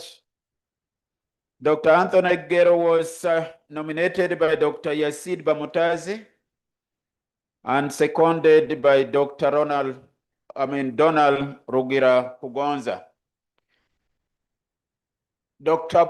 Bamutazi, you are around? Kugonza, you are around? Yeah, thank you, thank you. Oh, Kugonza, you're around. I had not seen you, my friend. Next in this category is Dr. Arthur Kujungu Tugume. Is it Kajungu? Kajungu Tugume. I'm sorry this time. Where is Dr. Tugume? Wow, there he comes. Dr. Tugume, please come and stand near your colleague here. Dr. Tugume was nominated by Charles Nwagaba Buregia, and seconded by Dr. Godwin Anwar Opoki. Is Dr. Anwar around? Wow, thank you. And Charles Nwagaba? No. Oh, you are there? Yes, I'm forgetting some of the faces of Makerere University. Number 3 is Dr. Isaiah Kiseka. Please step forward. Dr. Isaiah Kiseka. Where are you? There he comes. Dr. Isaiah Kiseka was nominated by Dr. Gerald Kayingo, and seconded by Isa Kabenge. Dr. Isa Kabenge, are you there?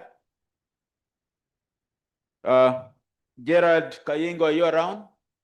You clap for them. Number 4 is Dr. Frank Mugaga. Dr. Frank Mugaga, you around? There he comes. Dr. Frank Mugaga was nominated by Dr. Yasid Bamutase and Dr. Isaiah Kabenge. Number 5 is Dr. Fred Kabi.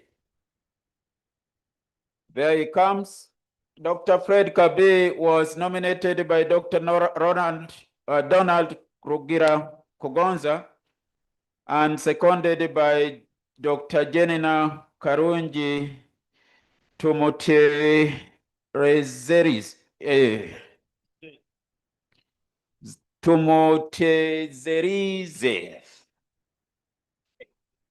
I need to go to some Western school to pronounce certain names. I now pronounce names of some areas and I forgot. I used to be very fluent in this. Number 6 is Dr. Joshua Siko Okonya. Dr. Okonya, there he comes, was nominated by Dr. Anne Margaret Akol. Anne Margaret Akol, are you around? There you are. Prepare to read the bio. And seconded by Dr. Moses Semorot. Chemorot, are you around? Okay. These are the 6 candidates or nominees in this category of agricultural sciences. I will do this and do a second lot. You are a big number. May we now go to the reading of the bios. Yazid Bamotaze, you seem not to be around. Therefore, Dr. Donald Rugira Kugonza, please step forward to read the bio of Dr. Anthony Egero. Please be fast, I know, and you can summarize. I know his CV is extremely long. I'll try. Yeah. Yeah, thank you very much, Madam President and members of the Academy. Dr. Anthony Egero, PhD, is an associate professor at Makerere University. Is involved in skilling and engagement development at Reform. He holds a PhD in dryland resource management from the University of Nairobi, an MSc in environment and natural resources from Makerere University, and a BA in education from MAC. A human and applied ecologist with a research focus on stochastic environmental change processes and social systems. If you ever have associated with Reform, I'm sure you must have engaged with Anthony. He's almost the ambassador of that big forums. He has undertaken a lot of research. He actually was one of the awardees at the recent Vice Chancellor's Award in research, I know. And so he has a very big collection. I don't see the number here, but if he said he has 150, the ones at least I know, I wouldn't really doubt. He's a distinguished scholar. His work spans East, West, Southern Africa, and indeed outside Africa, in Europe and Asia. So he works in climate change, rangeland management, and landscape issues. So he has done a lot of work. I know him personally. I've worked with him, and I'm really proud that I seconded his nomination. With over 10 years, if I tell you, it's not easy to become a professor below 40. I think he beat that. Please, you by present many, him many now. years. We have accepted. And finally, members, He has worked with over 51 universities seeking to create at least 255,000 jobs in Africa and beyond. I present to you Professor Anthony Egeru, dear President, for induction to the National Academy of Sciences. Thank you very much. Thank you. Dr. Gero, please step on the other side. Okay, for Dr. Arthur Kajungu Tugume, I think we have Dr. Godwin Anywaropoki around. Are you there? Charles is around? Oh, Charles, come yourself. You're the nominator.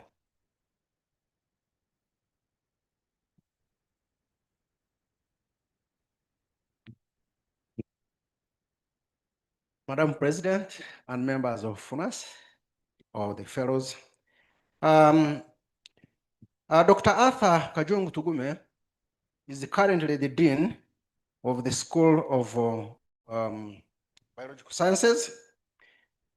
He holds a Bachelor of Science in Botany and Biochemistry of Makerere University, as well as a Master of Science, both from Makerere University. He holds a PhD from the University of Helsinki, and he has received numerous trainings in areas of plant pathology, virology, biotechnology, science governance, leadership, and management. Let's be brief. He's currently an associate professor of plant pathology and virology at Makerere University, and has risen through various ranks of Makerere. He has authored so many publications, and really he's doing great work. And he has worked in several continents all over the world. And currently his research interests are in plant microbe interactions, especially vegetatively propagated plants, both bananas, sweet potato, and cassava.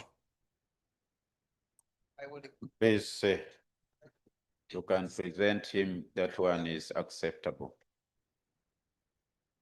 Actually, the most important thing, which I don't think I should forget here, is that he's doing a lot of work, having known all over the country that biology is one of the subjects that is not passed well at A level. And he's actually the chairman of that body that's promoting biology teaching and, to make sure that people pass it well, come to study medicine and several other relevant courses at university, and he's doing that job very, very well. Thank you. So therefore, Madam President, I would like to present Arthur Kajungu for induction as a fellow of the Uganda National Academy of Sciences. Thank you, Arthur. Please step to the other side. For Isa Kiseka Doctor, do we have Isa Kabenge? Isa, you around? Because Bamataze is not around. Christian, may you help me here? You are a dangerous substitute. Yes, Professor Isaiah Chiseka is an alumnus of Makerere University and a globally recognized expert in hydrology and agricultural water management. He's a full professor at the University of California, Davis. He co-founded the University of California, Davis Agricultural Water Center of Excellence, focusing on groundwater security, and is a lead researcher in the National Science Foundation Artificial Intelligence Institute for Next Generation Food Systems. He is a budding farmer with a 20-acre agroforestry farm in Wakiso district, and knows very well UNAS is looking for a home chair. Thank you very much. Please, Isa, you're welcome. Step to that side. Okay, for Dr. Frank Mugaga. Is that the one? No. Yes. You are three. 1, 2, 3. Yes, Frank Mugaga. Isa Kabenge, you there now? Maybe you have come in the meantime. But I think I call upon Christian to read again. For Frank Mugaga. Yes, Dr. Frank Mugaga's research career and professional experience spans over 24 years, focusing on various issues including land use, natural resource management, rural development, climate change, sustainable energy transitions, and disaster risk management, especially around the Mount Elgon landscape. He has supervised and graduated as well as mentored numerous master's students and several PhD candidates. Through the Environmental Geography Research Group, he has mentored and continues to support several colleagues and emerging researchers. Thank you. Please, Frank, move that side. Fred, Kabi, Doctor, I think Donald, you come again. This time you summarize him. We know him a lot. Indeed, Fred is a friend whose shoe I'm not actually qualified to untie, but I'll read a bit about him. So Dr. Fred Kabi does research in animal science, which I gladly lead at Makerere University. So he works with crop livestock integration for sustainable agroecological food production systems. Professor Kabi focuses on building strategic partnerships. He's a champion of public-private partnerships involving animal sciences and general agriculture.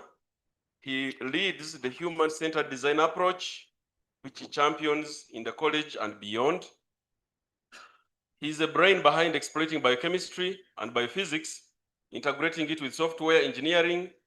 Those of you who have heard about the Kevera app would know he has done Accelerate and many other softwares for improving agricultural productivity.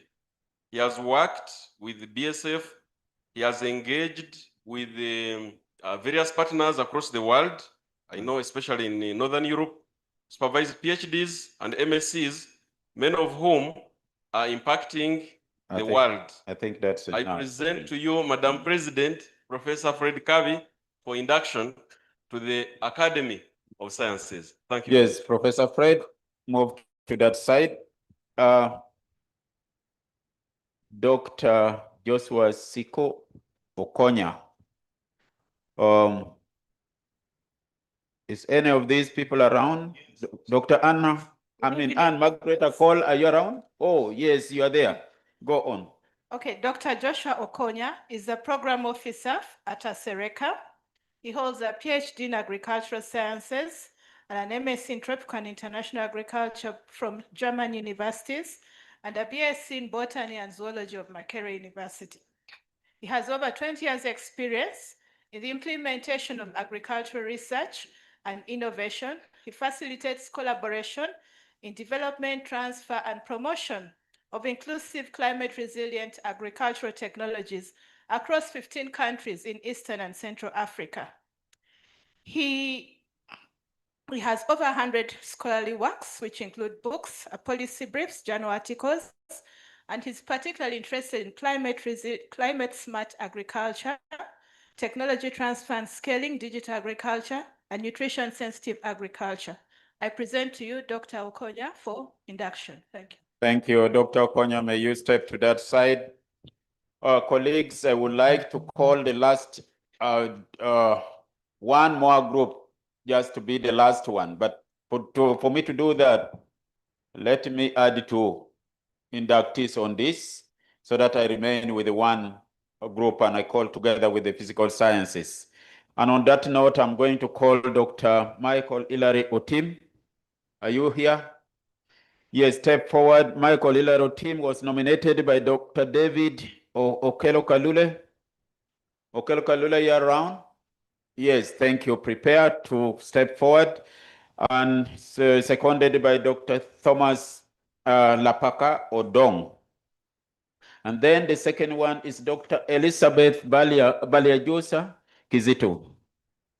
Are you around, Dr. Elizabeth? Come forward. Was nominated by Professor Monica Balia Chibita, who is around, I think. Yes, she's there, prepared to come back again, and seconded by Professor Eli Sabiti. Let's clap for these two. And may I have Dr. David Okelo Kalule please step forward. And Professor Chibita, come closer.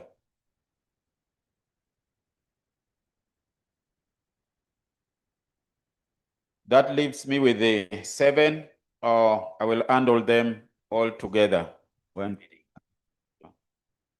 Let me write on the existing protocol. yeah, 8. With honor, let me introduce to you Dr. Michael Ilaro Tim, who works with NARO at the highest level of any active scientist at the senior principal research officer level. Dr. Tim got all his 3 degrees from Makerere University, bachelor's, master's, and PhD in crop science, agriculture. All the narrow insect-resistant crops comes as a result of his work. He builds capacity of many people in crop protection since there are very few senior entomologists left. Dr. Tim also is heavily involved in reviewing journals, building capacity of graduate students, and of late has been sitting on many associations and committees of NARO. Madam President, let me present to you Dr. Michael Tim. Thanks. Thank you. Thank you very much. You clap for Dr. Martin Tim. Michael Tim. Michael, please move to that side. Professor Chibita.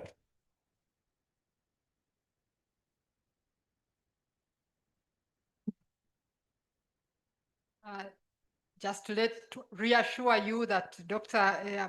Elizabeth Kizito was nominated together with Professor Sabiti. Dr. Elizabeth Valiejusa Kizito has harnessed the potential of her work on African indigenous vegetables to address food, nutrition, and income security in Uganda and in the region. I'll jump very quickly to what she has actually done. She has contributed to pioneering breeding work of Solenum Ethiopicum, commonly called African eggplant or nakati, employing both molecular and conventional breeding techniques to enhance the crop's yield, productivity, and resilience to drought. She has led projects with partners and colleagues to identify priority nakati cultivars for breeding purposes. She developed a phenotyping protocol for nakati under drought stress and the de novo genome sequence of S. ethiopicum. Her work culminated in the release of 3 nakati varieties in 2021 by the Ministry of Agriculture, Animal Industries and Fisheries, and these varieties are the first of their kind in Uganda. She has published widely, she has many accolades, and she heads the Directorate of Research Partnerships and Innovation at Uganda Christian University. I present to you, Dr. Thank you. Thank you very much, Madam President. You may induct these inductees.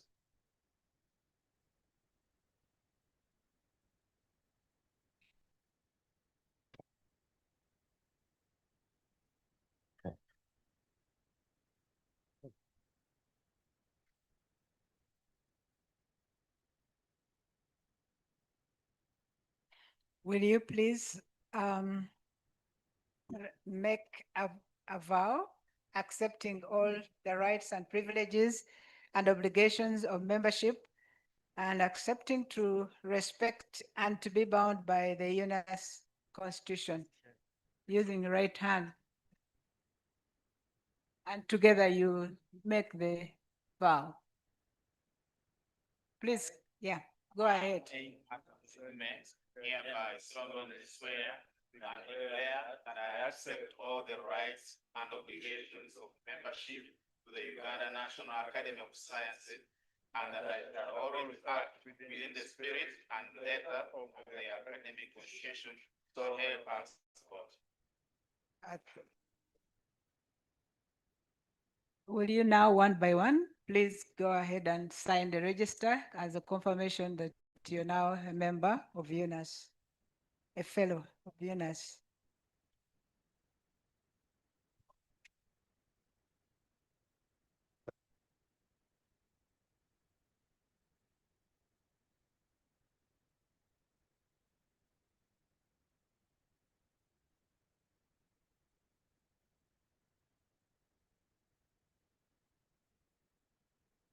Dr. Anthony Igeru.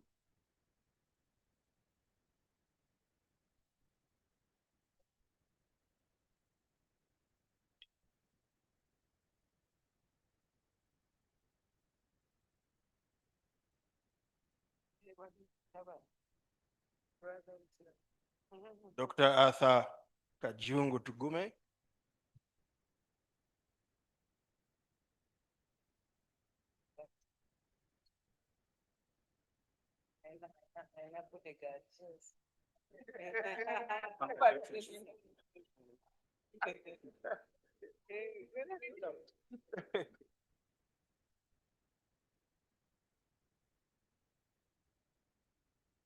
Professor Isaiah Kiseka.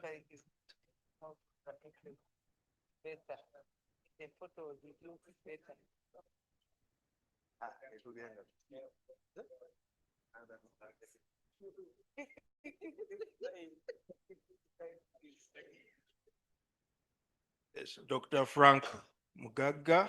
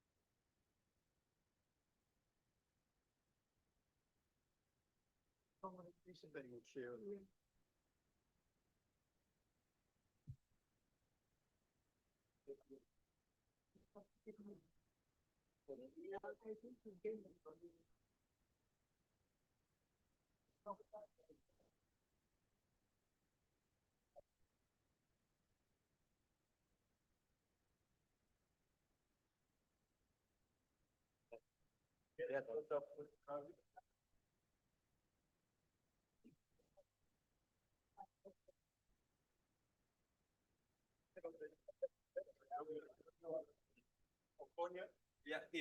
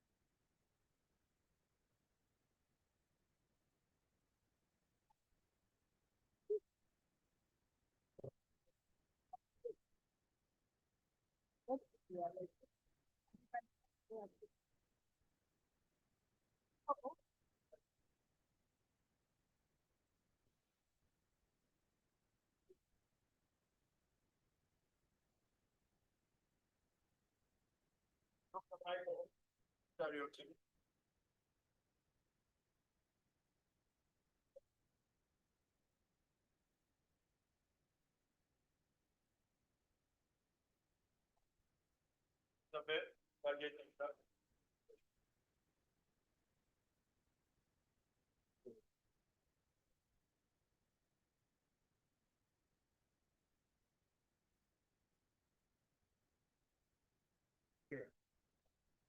1, 2, 3, 4, 5, 6, 7. Yes.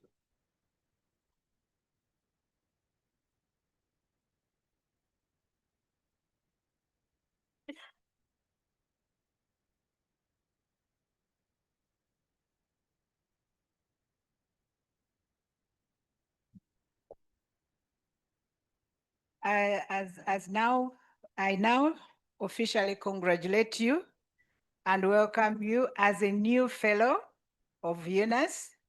May you remember this occasion and strive to live up to the aims and ideals of this organization. You are now free to use the title of a FUNAS, that is, that you are a fellow of the Uganda National Academy of Sciences. Congratulations.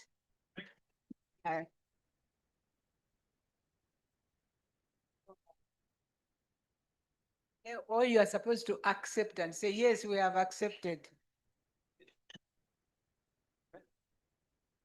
Okay, Madam President, your team, come back and take your seats. Please, this time, strictly 1 minute. If you can't accept anything in 1 minute, then you cannot accept it. Yes, Dr. Egero.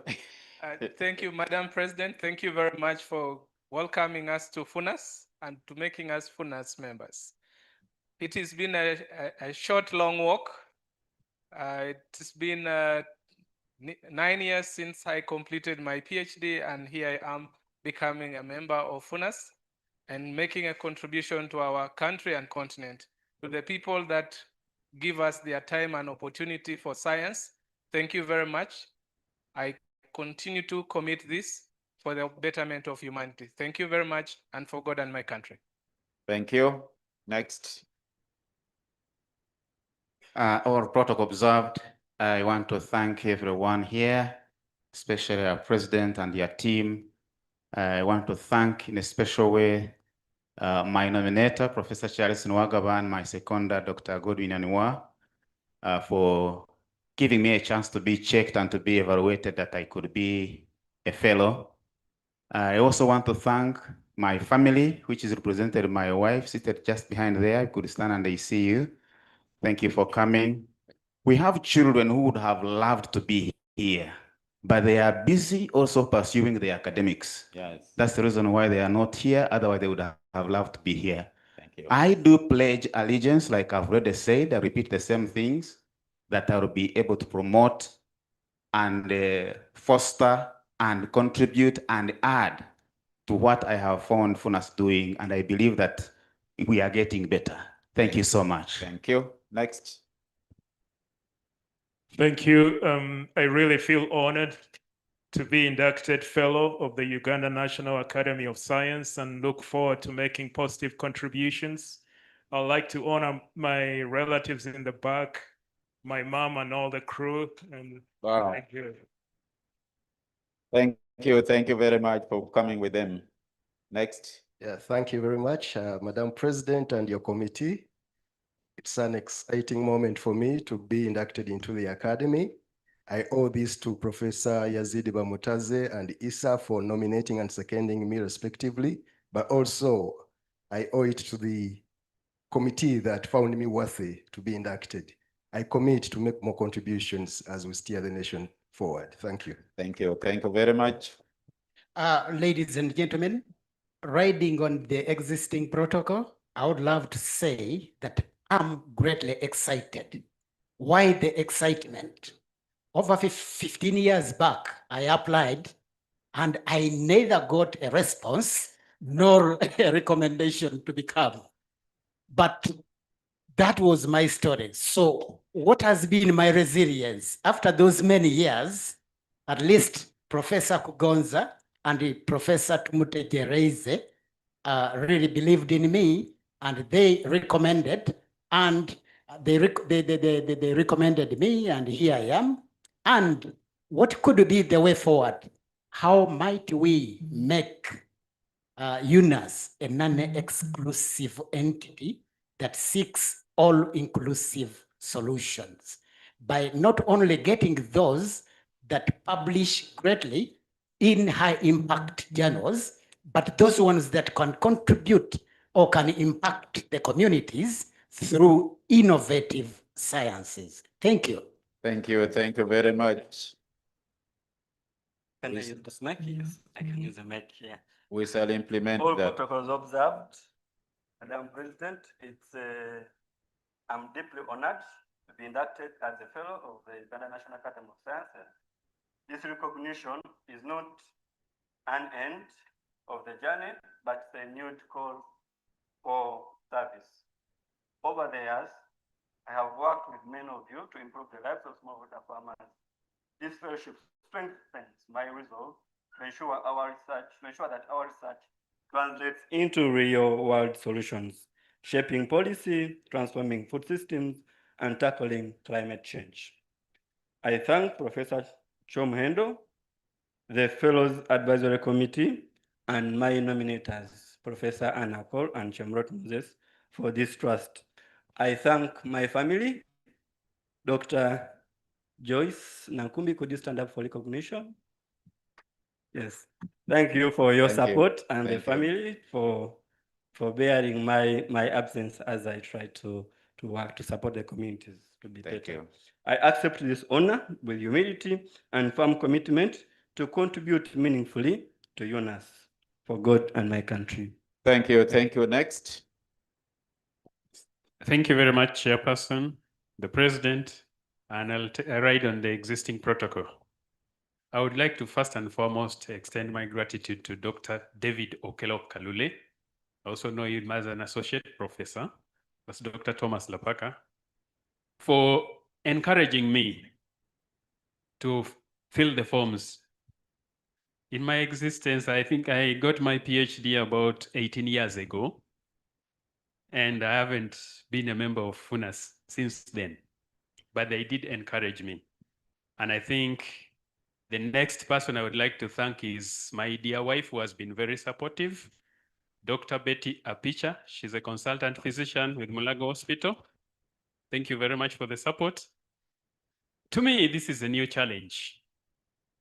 It's something that makes me now think beyond my job description to see to it that we, together with the distinguished scientists here and beyond, contribute meaningfully to ensuring that there is good decision-making that is based on empirical data. Thank you. If you could accept, Chair, I can just give an example. I participated in the fight against one of the pests of maize that is called the fall armyworm, which existed in the Americas since 1797 and took almost 217 years to cross to Africa. When this pest entered Africa, a number of African ministers were invited to go to the US to go and import natural enemies or controls from there. But as a team from NARO, we demonstrated that what they were actually telling us to import from the Americas were existing in Uganda. We multiplied them and we have released them. So I think using the scientists that we have, we can still contribute meaningfully and ensure that we achieve the goals. Thank you very much. Thank you. Thank you very much. Lastly, Elizabeth. Thank you. I'm greatly honored this evening to be inducted as a fellow of Uganda National Academy of Sciences.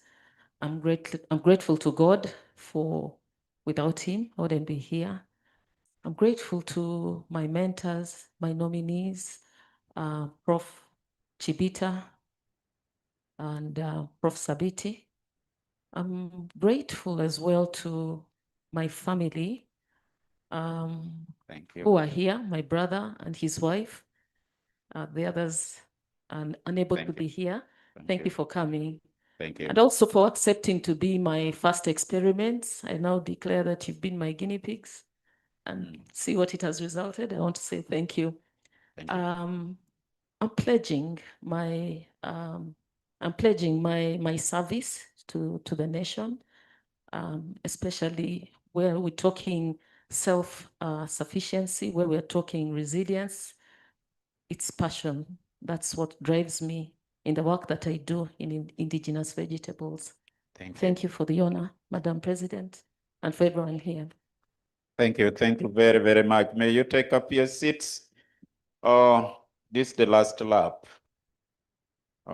If you are an inductee and you don't hear your name, by the time I've finished, then you will wait for the next time. Okay, the first in this group, I'm going to have two categories all at once. The first part will be agricultural sciences, and then we shall have physical sciences. So the first person here is Dr. Stephen Obol Opio. Where are you? Please, Obol Opio, yes, come right here. Clap for him. He was nominated by Dr. Sam Okware Ekwaras and seconded by Professor Peter Olupot.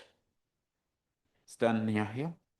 Number two is Dr. Fred Wabetera, nominated by Paul Mugabe.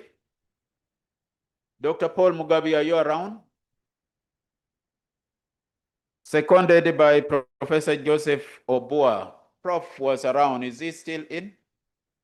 He left. May I know whether Sam Okware Kwaras is around? How about Olupot? Both are not there. Okay, number three is Jacqueline Bonabana Wabi. Dr. Jacqueline. She was nominated by Janina Karunji. Dr. Janina Karunji, you around? No. And seconded by my friend, Dr. Donald Rugira Gonza. Number 4 is Dr. Grace Nakabonge. Where are you, Grace? Are you there?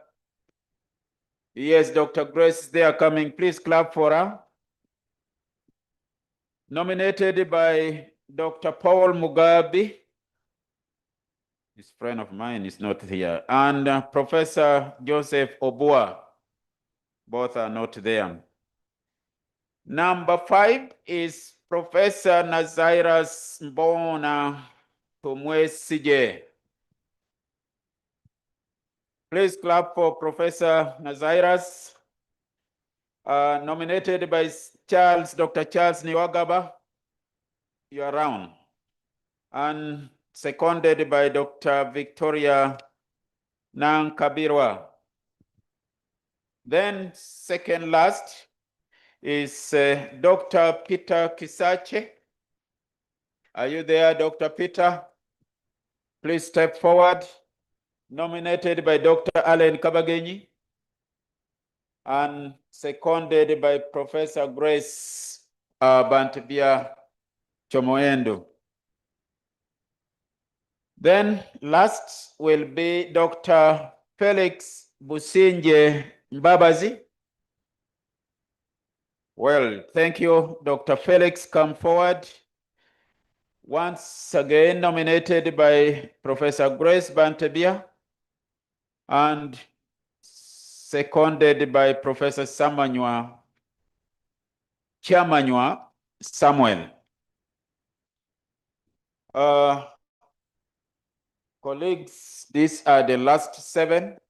The last usually are the best. So you're welcome.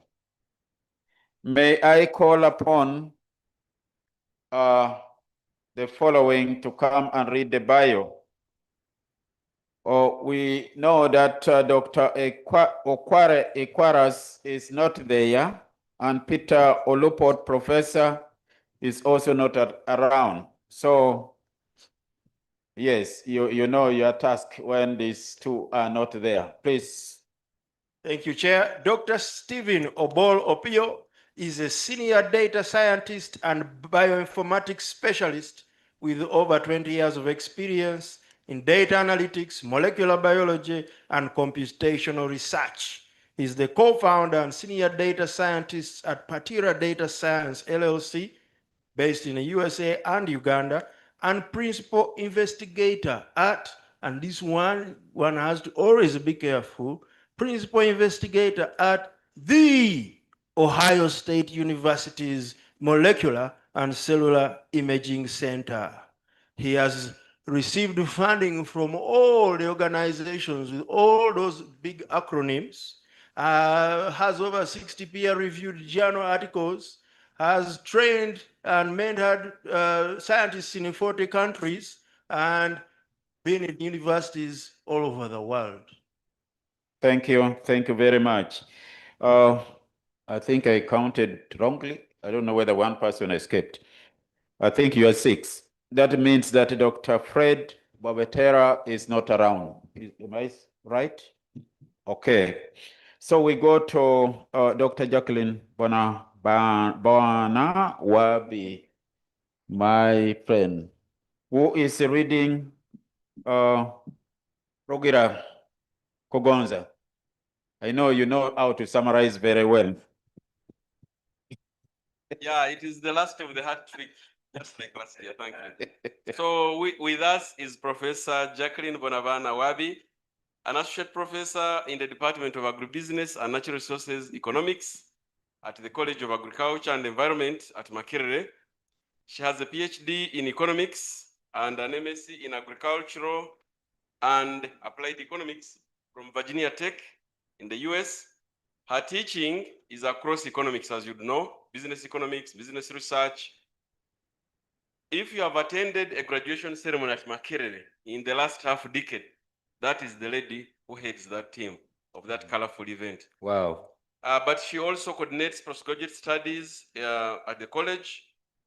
mentoring. I know she has, if you come for a meeting in the College of Agriculture and sit in a boardroom, that is the lady who has transformed that infrastructure.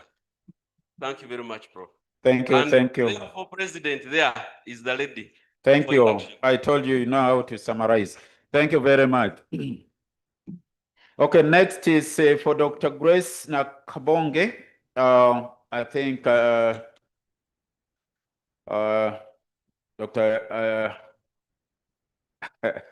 Achema, please read this in a summary form. Yes, Chair. Dr. Grace Nakawonge is an eminent scientist in plant and forest pathology, genetics, and conservation. She's distinguished by her profound contributions that illuminate the path towards sustainable agricultural and forestry solutions across Africa. She has a doctorate from the prestigious University of Pretoria, South Africa, and specialized training at the esteemed African Plant Breeding Academy. She has written these are so many articles, peer-reviewed articles, and grants, prestigious grants, undergraduate students, over 60 of them, and 40 graduate students. So, Dr. Nakawonge's groundbreaking research not only unravels the complexities of agricultural challenges, it also offers innovative solutions, nurturing the resilience and sustainability of African agricultural systems. I think we can add self-reliance and self-sufficiency. Thank you. Thank you very much. Clap for Grace. Next is Professor Najzairas, and it is Dr. Charles Niwagaba who is going to read. Please read in a summary form. Thank you very much, Madam President and the members of the Academy. I hereby present to you Professor Nazarias Mbona Tumwesigen. He is a full professor in the Department of Epidemiology and Biostatistics, and he has authored and published several papers, over 160 of them in peer-reviewed journals. He has done quite a lot of research, and his main research interests are in the area of alcohol and substance abuse, and has also done a lot of work in modeling HIV and its prevention. Colleagues, Madam President and colleagues, I introduce to you, I present to you Nazarias Mbona for induction as a member, a fellow of the Uganda National Academy of Sciences. Thank Please you very clap much. for Nazairas. Next is for Peter Kisache, Doctor. Madam President, 2 people at your disposal. Distribute them accordingly. Yeah. I've already requested her to distribute to you. So the next one is obvious. It's going to be the Vice President. Thank you, Chair. And on behalf of the President, I would like to present Dr. Peter Chisache, who is a senior lecturer in the Department of Population Studies, School of Statistics and Planning, College of Business and Management at Makerere University. He has authored very many publications, and he has a lot of experience in conducting implementation research in the field of violence, mental health, social norms, adolescent health, refugee health, sexual and reproductive health rights in both humanitarian and developmental settings.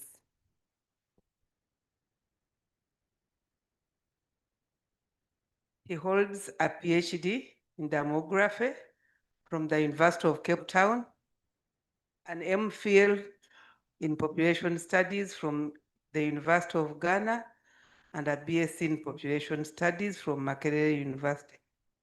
I would like to present Dr. Chisache for induction as a member of the fellow of Uganda National Academy of Sciences. Thank you, thank you. Let us clap for Peter Kisache.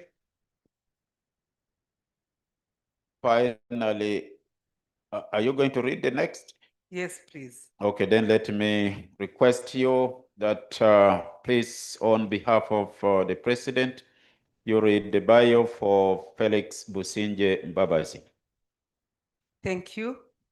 Allow me present Dr. Felix Businge Mbabazi, who is the Dean of Faculty of Computing, Library and Information Science at Kabale University and Associate Professor of Information Technology.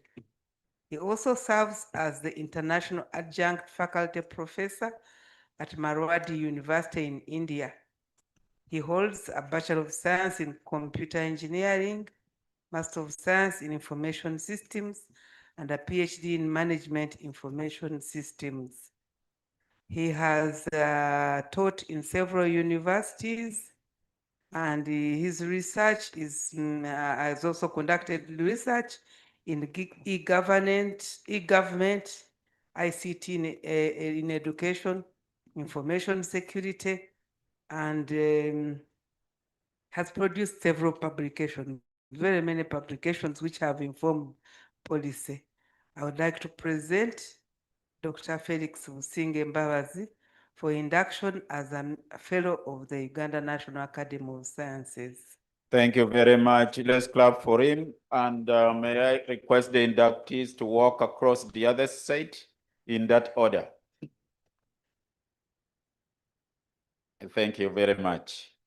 Madam President, the inductees are before you to induct them. Please step forward and induct them.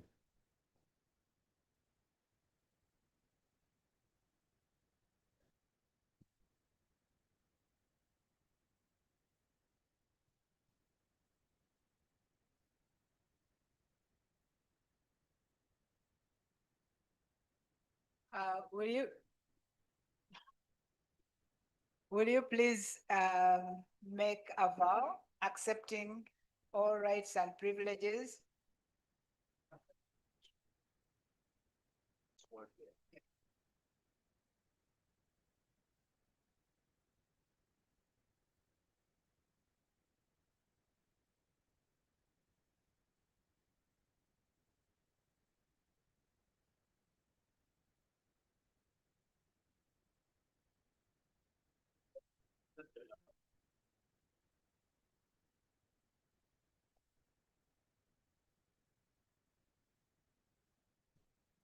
Okay, will you please make a vow accepting all rights, privileges, and obligations of membership and accepting to respect and to be bound by the UNAS Constitution. Please raise your right arm. Is it? Yeah, your right, and then make the vow. Please go ahead. I, Jacqueline Bonabana, hereby solemnly swear and declare that the rights and obligations of membership to the Uganda National Academy of Sciences, and that I shall always act within the spirit and letter of the Academy Constitution, so help us God.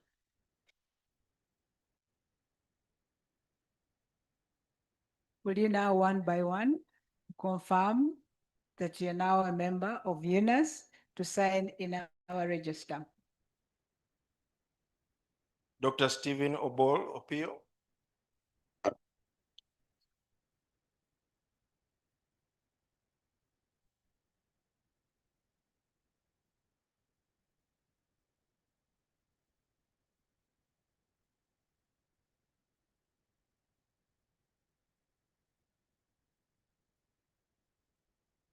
Dr. Grace Nakabong.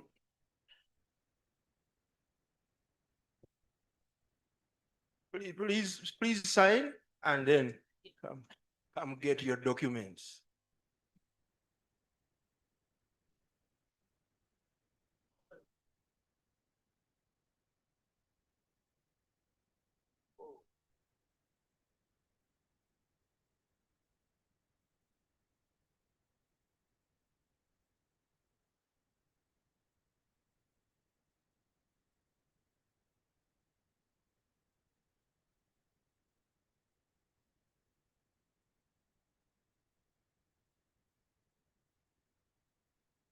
Professor Jacqueline Bonavana, Wabi, register first.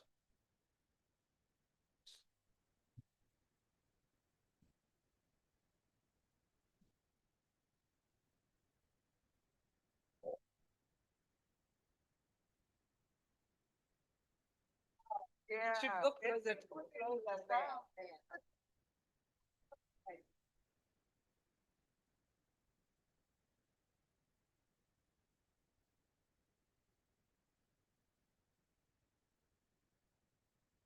Professor Nazarias Mbona Tumwesije.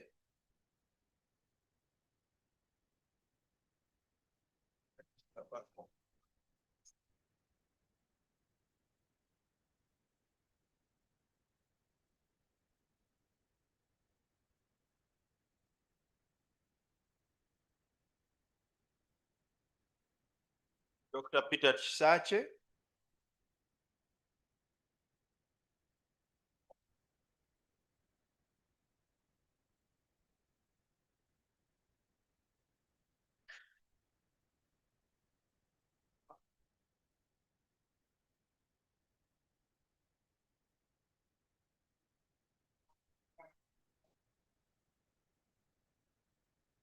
Dr. Felix Usinge Mbabas.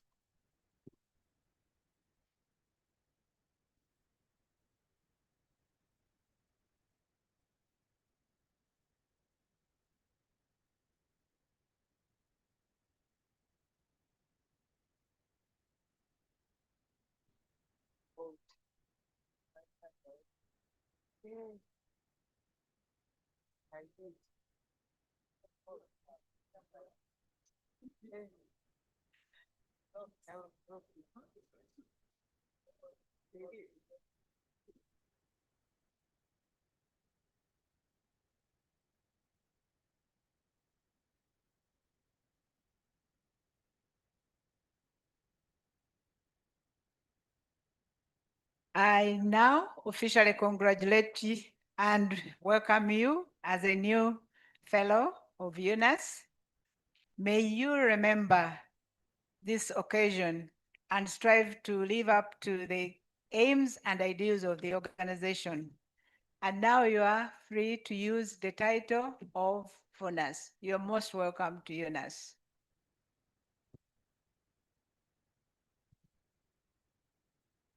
Next, you're going to make your acceptance speeches.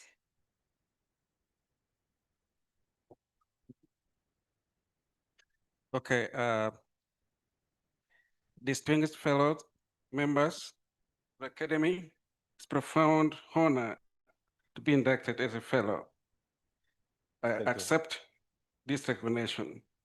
My fellowship affirms my dedication to advancing science, strengthen Africa's resilience in the face of challenges such as food security, climate change, antimicrobial resistance, and emerging pandemic. My work has focused on applying data science, bioinformatics, and data management. I share the Academy's vision of scientific excellence, foundation, and I promise to uphold that. Thank you. Thank you very much. Next.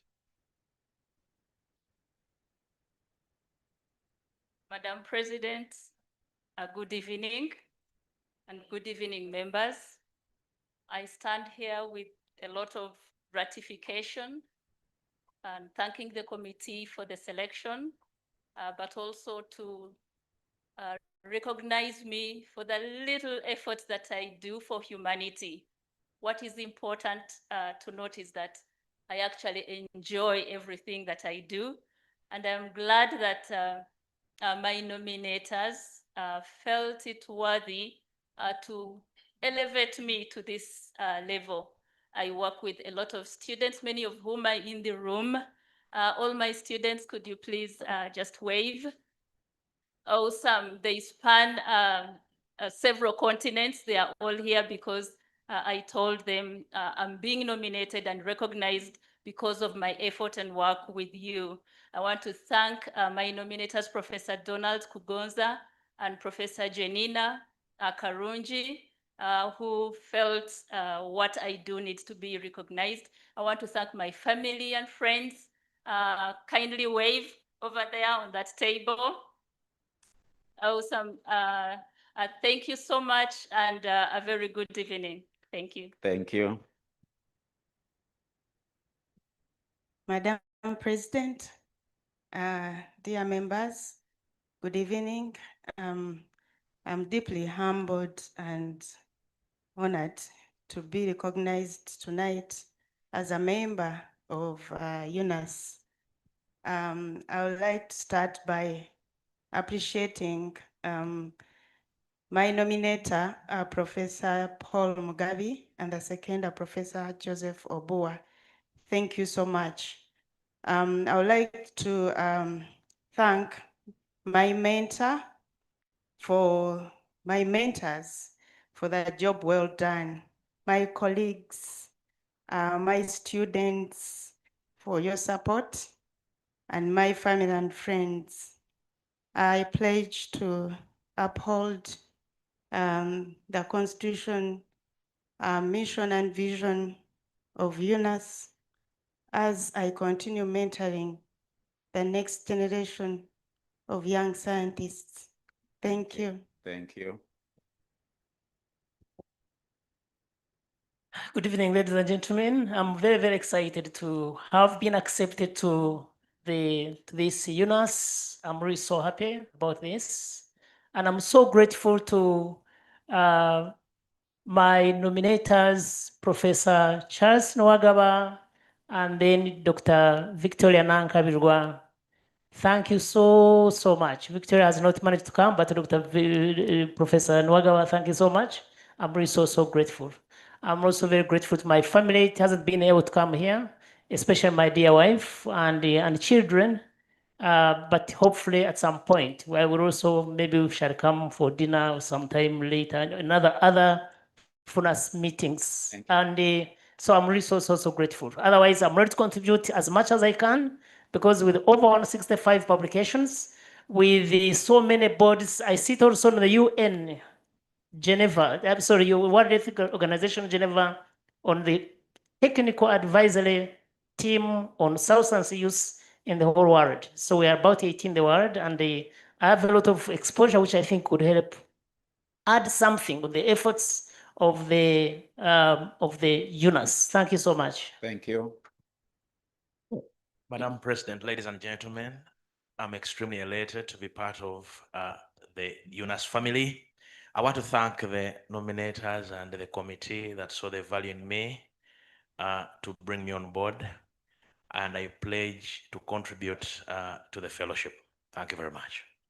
Thank you. Ladies and gentlemen, protocol observed.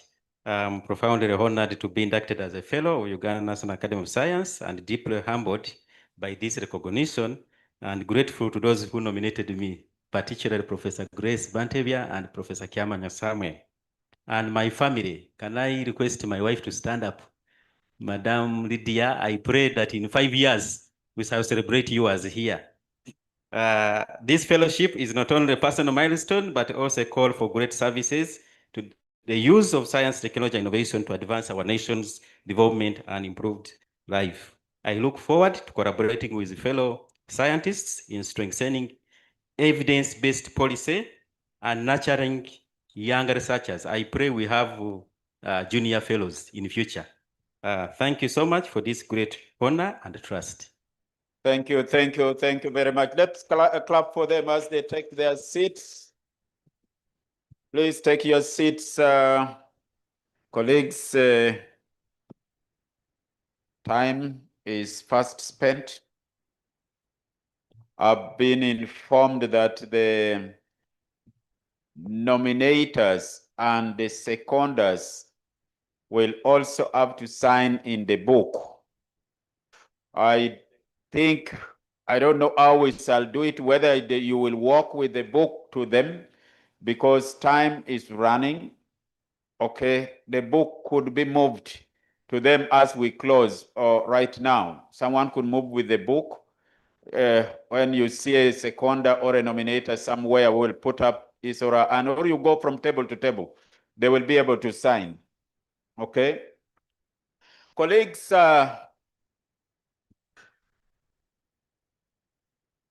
I had a job which I was given, I'm beginning to feel that I'm jobless because I've finished my task. Thank you very much. Thank you very much. Allow me make just two statements. One is that the vetting committee is very thorough. We do a thorough work.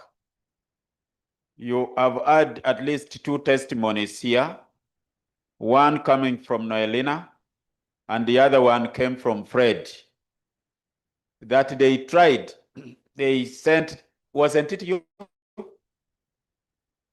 Yeah, there was another person, a lady. You were nominated. You didn't complete the process.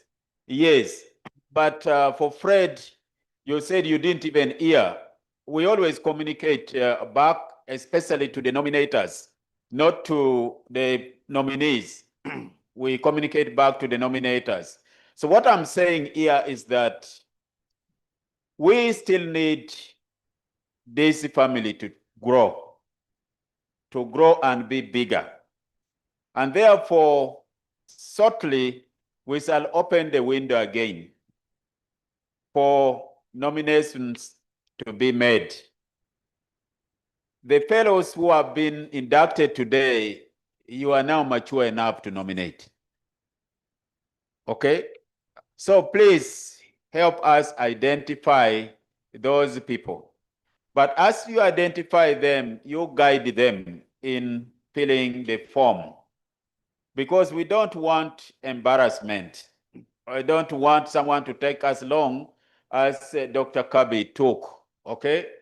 So please, we will want you to nominate. We wait for the nomination. I hope I shall still be the chair. And when we receive, whether it is me or another person in the chair, that person will help. Okay? Number two, you also be willing to serve. If you are asked to serve in such a committee, we are not paid any salaries or allowances. Please express interest to serve. This is serving society. I would like to stop here, and I would like to thank you for your patience. I would like to thank those who nominated. I would like to thank those who seconded. And above all, I would like to thank the nominees who are today members there. You are now FUNAS. Thank you very much.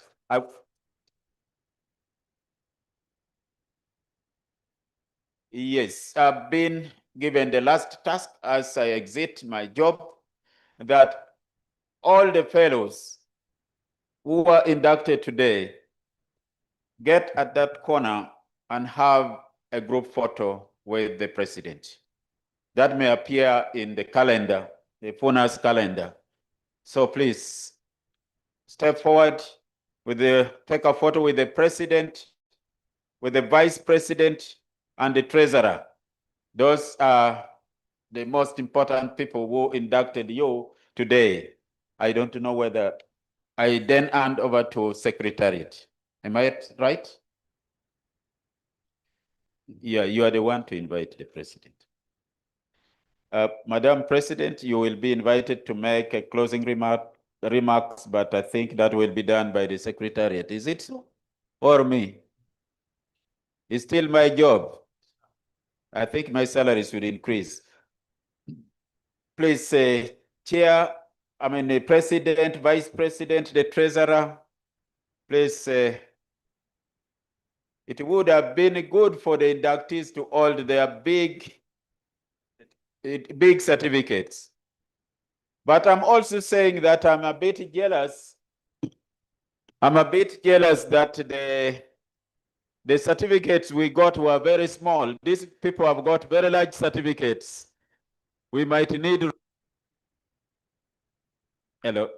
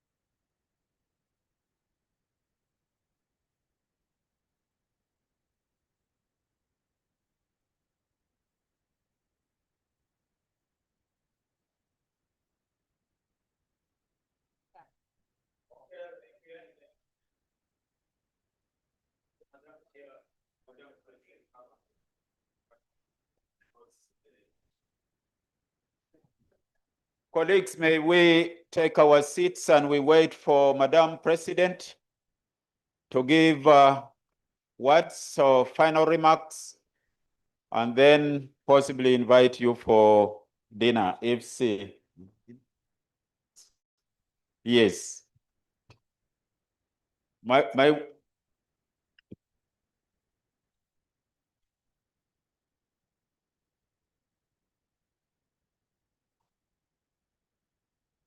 yeah, she will do this. Good evening. I know there's a lot of excitement. Once again, I would like to congratulate the new fellows. It's not a mean achievement.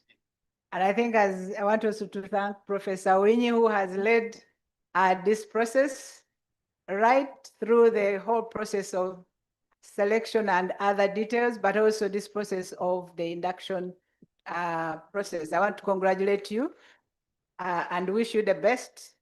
My only word tonight is that after being inducted as members of UNAS, you should not disappear. It's not like you have a PhD degree and you disappear. Please remain in touch and remain active. UNAS, we want to use our science to serve our country, to serve our communities, and we consider ourselves a privileged group. So we must give back to society. We must give back to communities. Congratulations once again. I would like to also thank the Secretariat and the entire team for having worked so tirelessly for this occasion. I think you want to agree with me that it is a day well spent. We've learned a lot, and I think we have achieved a lot. Let's clap for ourselves, all of us who have been here. Our keynote speaker, our discussants, the presenter, and each one of us. I have been really great, I have been invaluable. You have contributed greatly. The excellent panels and the discussions, everything went as really was planned, but it was because of you and your participation that has enabled us to have a very successful meeting. I think we heard in the morning that we have two of our eminent council members who have worked hard for UNAS, and we want to again say thank you to them, and we are going to cut the cake just before we leave, and the fellows, the new fellows, can join as we are cutting the cake, and thereafter you are all invited with your family members for dinner. So please don't leave the food behind, and then we can interact, get to know each other, go to people you don't know, talk to some of the old members of UNAS, and I don't know if there are going to be a dance or a disco secretariat, if there is dancing or anything. Yes, yes. But I think I want to say those who stay can eat, but don't take a lot of the other things, because tomorrow we still have work to do. Tomorrow afternoon in this very room, we are going to have a general assembly, general meeting for UNAS. So that means all the inducted members today, you are members of UNAS. So you are expected to attend tomorrow at 2 p.m. exactly. We'll be beginning the meeting. So I want to urge you, all of you, to turn up, plus all of us who have been members. Christian, I would like to hand over in case there's any other communication you would want to pass on to members. Otherwise, I want to invite the newly inducted fellows to join me here, and we cut a cake for the two eminent ladies who have served UNAS with one heart. They're not going anywhere anyway, but they have their term of office for the council ends today. And so we want to thank you very much.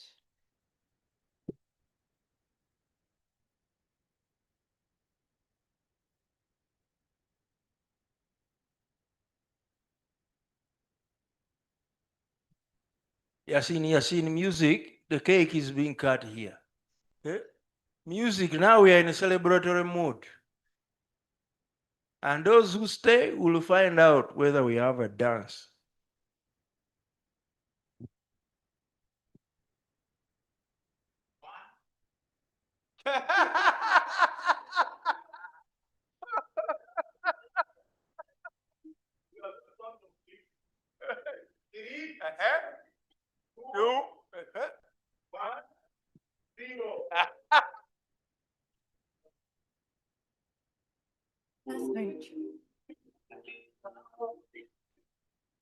Congratulations. I have a message for you. God sent me to you. I have a message for you. God sent me to you. Them say, them tell you say you can never be the one. But God say, make I tell you say now you him in 1 month, 1 week, you will sing a new song. 2 days, lesser than that, you will hear congratulations, you're in the glory of God. Congratulations, he has done it for you. And you will come back with a new song to sing. God is good. Yes, you will come again with a new song of praise. God is good. Oh, congratulations. Congratulations. Congratulations. See what the Lord has done for you. Congratulations. God is good. Them say that I can never be old. I see, I've seen that. God is greater than that. Come back with the Lord. Nobody who can change his mind around. For many years, many ways, I have seen his faithfulness ever and ever. Yeah. Congratulations, I have seen the glory of God. Congratulations, he has done it for me. And I have come back with a new song to sing. My God is good. Yes, I will come again with a new song of praise. My God is good. Congratulations.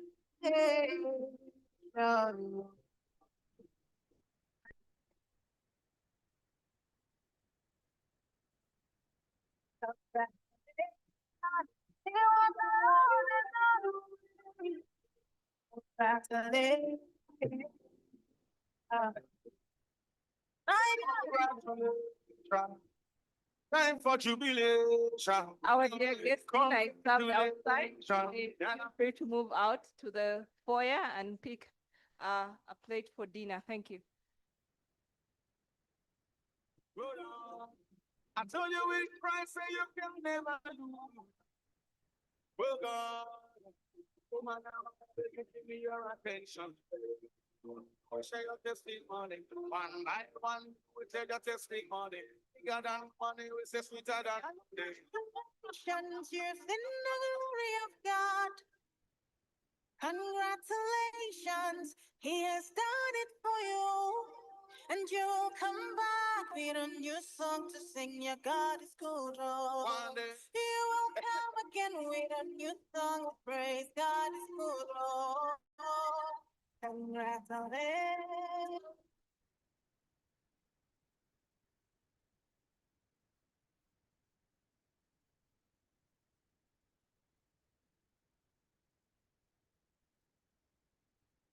Hey, Tracy, I got something to tell you. Hey, listen.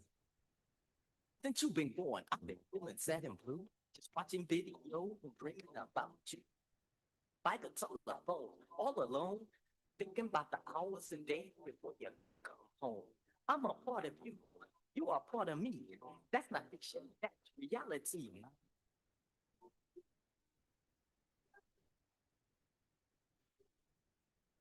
Without you in my life, it's not complete. You're my water and the air that I breathe. A lonely nights, lonely days. I need you in my life each and every way. Mine is you, I'm half.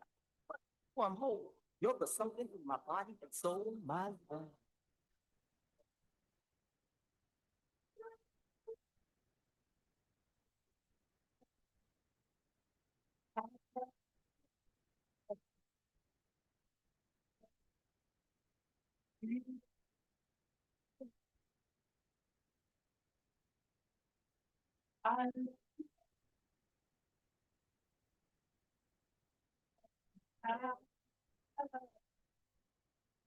If I look at the stars in the heavens above, you're the only one that I'm really thinking of. You're the only one for me, don't you see?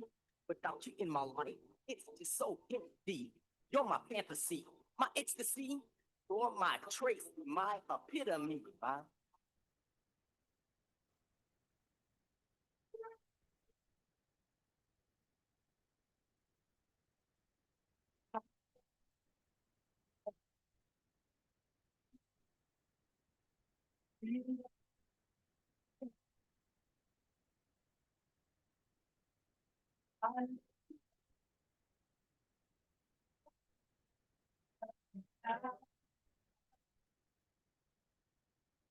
But Tracy, hey, yeah, I don't know, you're so far away. You're coming California. Yeah, I think, yeah, I know. We love to love. What's so special about it? Hey, well, I'll call you tomorrow.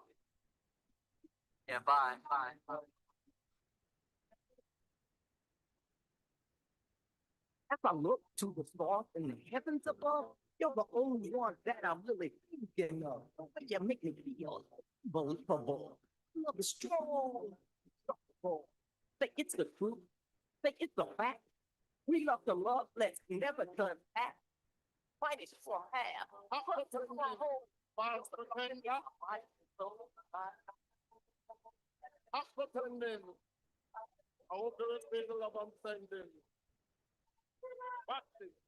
Ain't no use pretending you don't feel the way I do. That's message that the body's standing. I can tell you want it too. But do you wanna hide the way you feel inside? It's too late to turn back now. Every little touch it means so much. So just let me show you out. I can't lie to me. Cause I know just what you're needing. I can't lie to me. Just sense of feeling.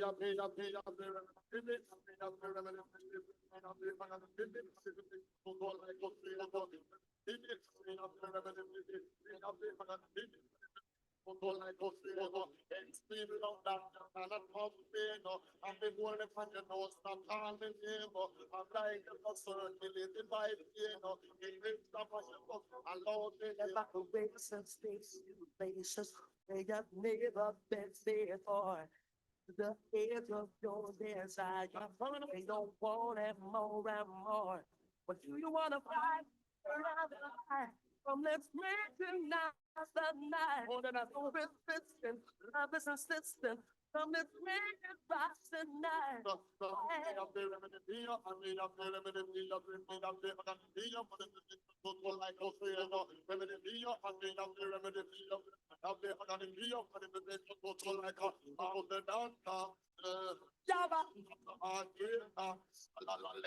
I'm a love maker. I love it, I'm a shaper. Come, she a the woman and he a the man and it's like a visit in the dance man. It's like a new social program. I can't lie. Cause I know this what you're needing. But I can't lie to me. Cause I believe that's the healing. You know what it's mean. But do you wanna hide the way you feel inside? It's too late to turn back now. Every little touch it means so much. Girl, just let me show you how. Hey, give me love. Give me love.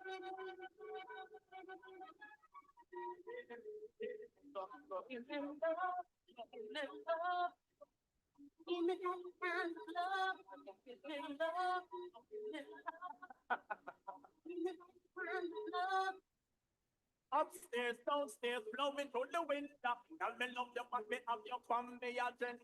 Give me as your blanket, and I will keep you warm. Upon me of your line, I'm middling of the park.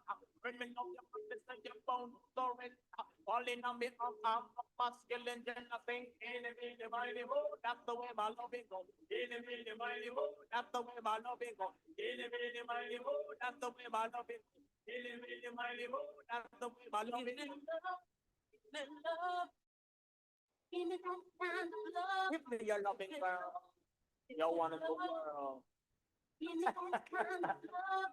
Give me love. Give me love. Where, yes. Give me that kind of love. Give me love. Give me love. My big foot. Give me that kind of love. No, they love when me talk about it, just a feeling. No, you're digging and digging to the sexual healing. They said them a kind of living full of a meaning. One for your property, me a pay to the farm.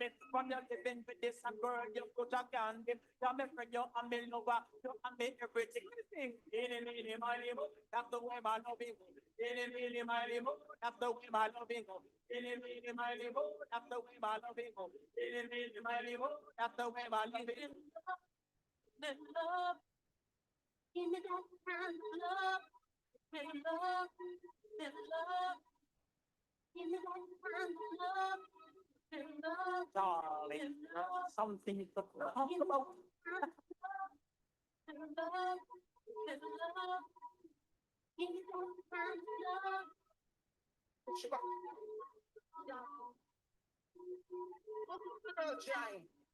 Sugar candy, darling. How this the girl trying? But if sugar candy, darling. And I'm the one sitting around looking at the lollipop. It's a dandy lollipop. Yeah, listen. My boy, you make my heart so giddy up. You're as sweet as candy. You're my sugar dandy. My heart will never ever leave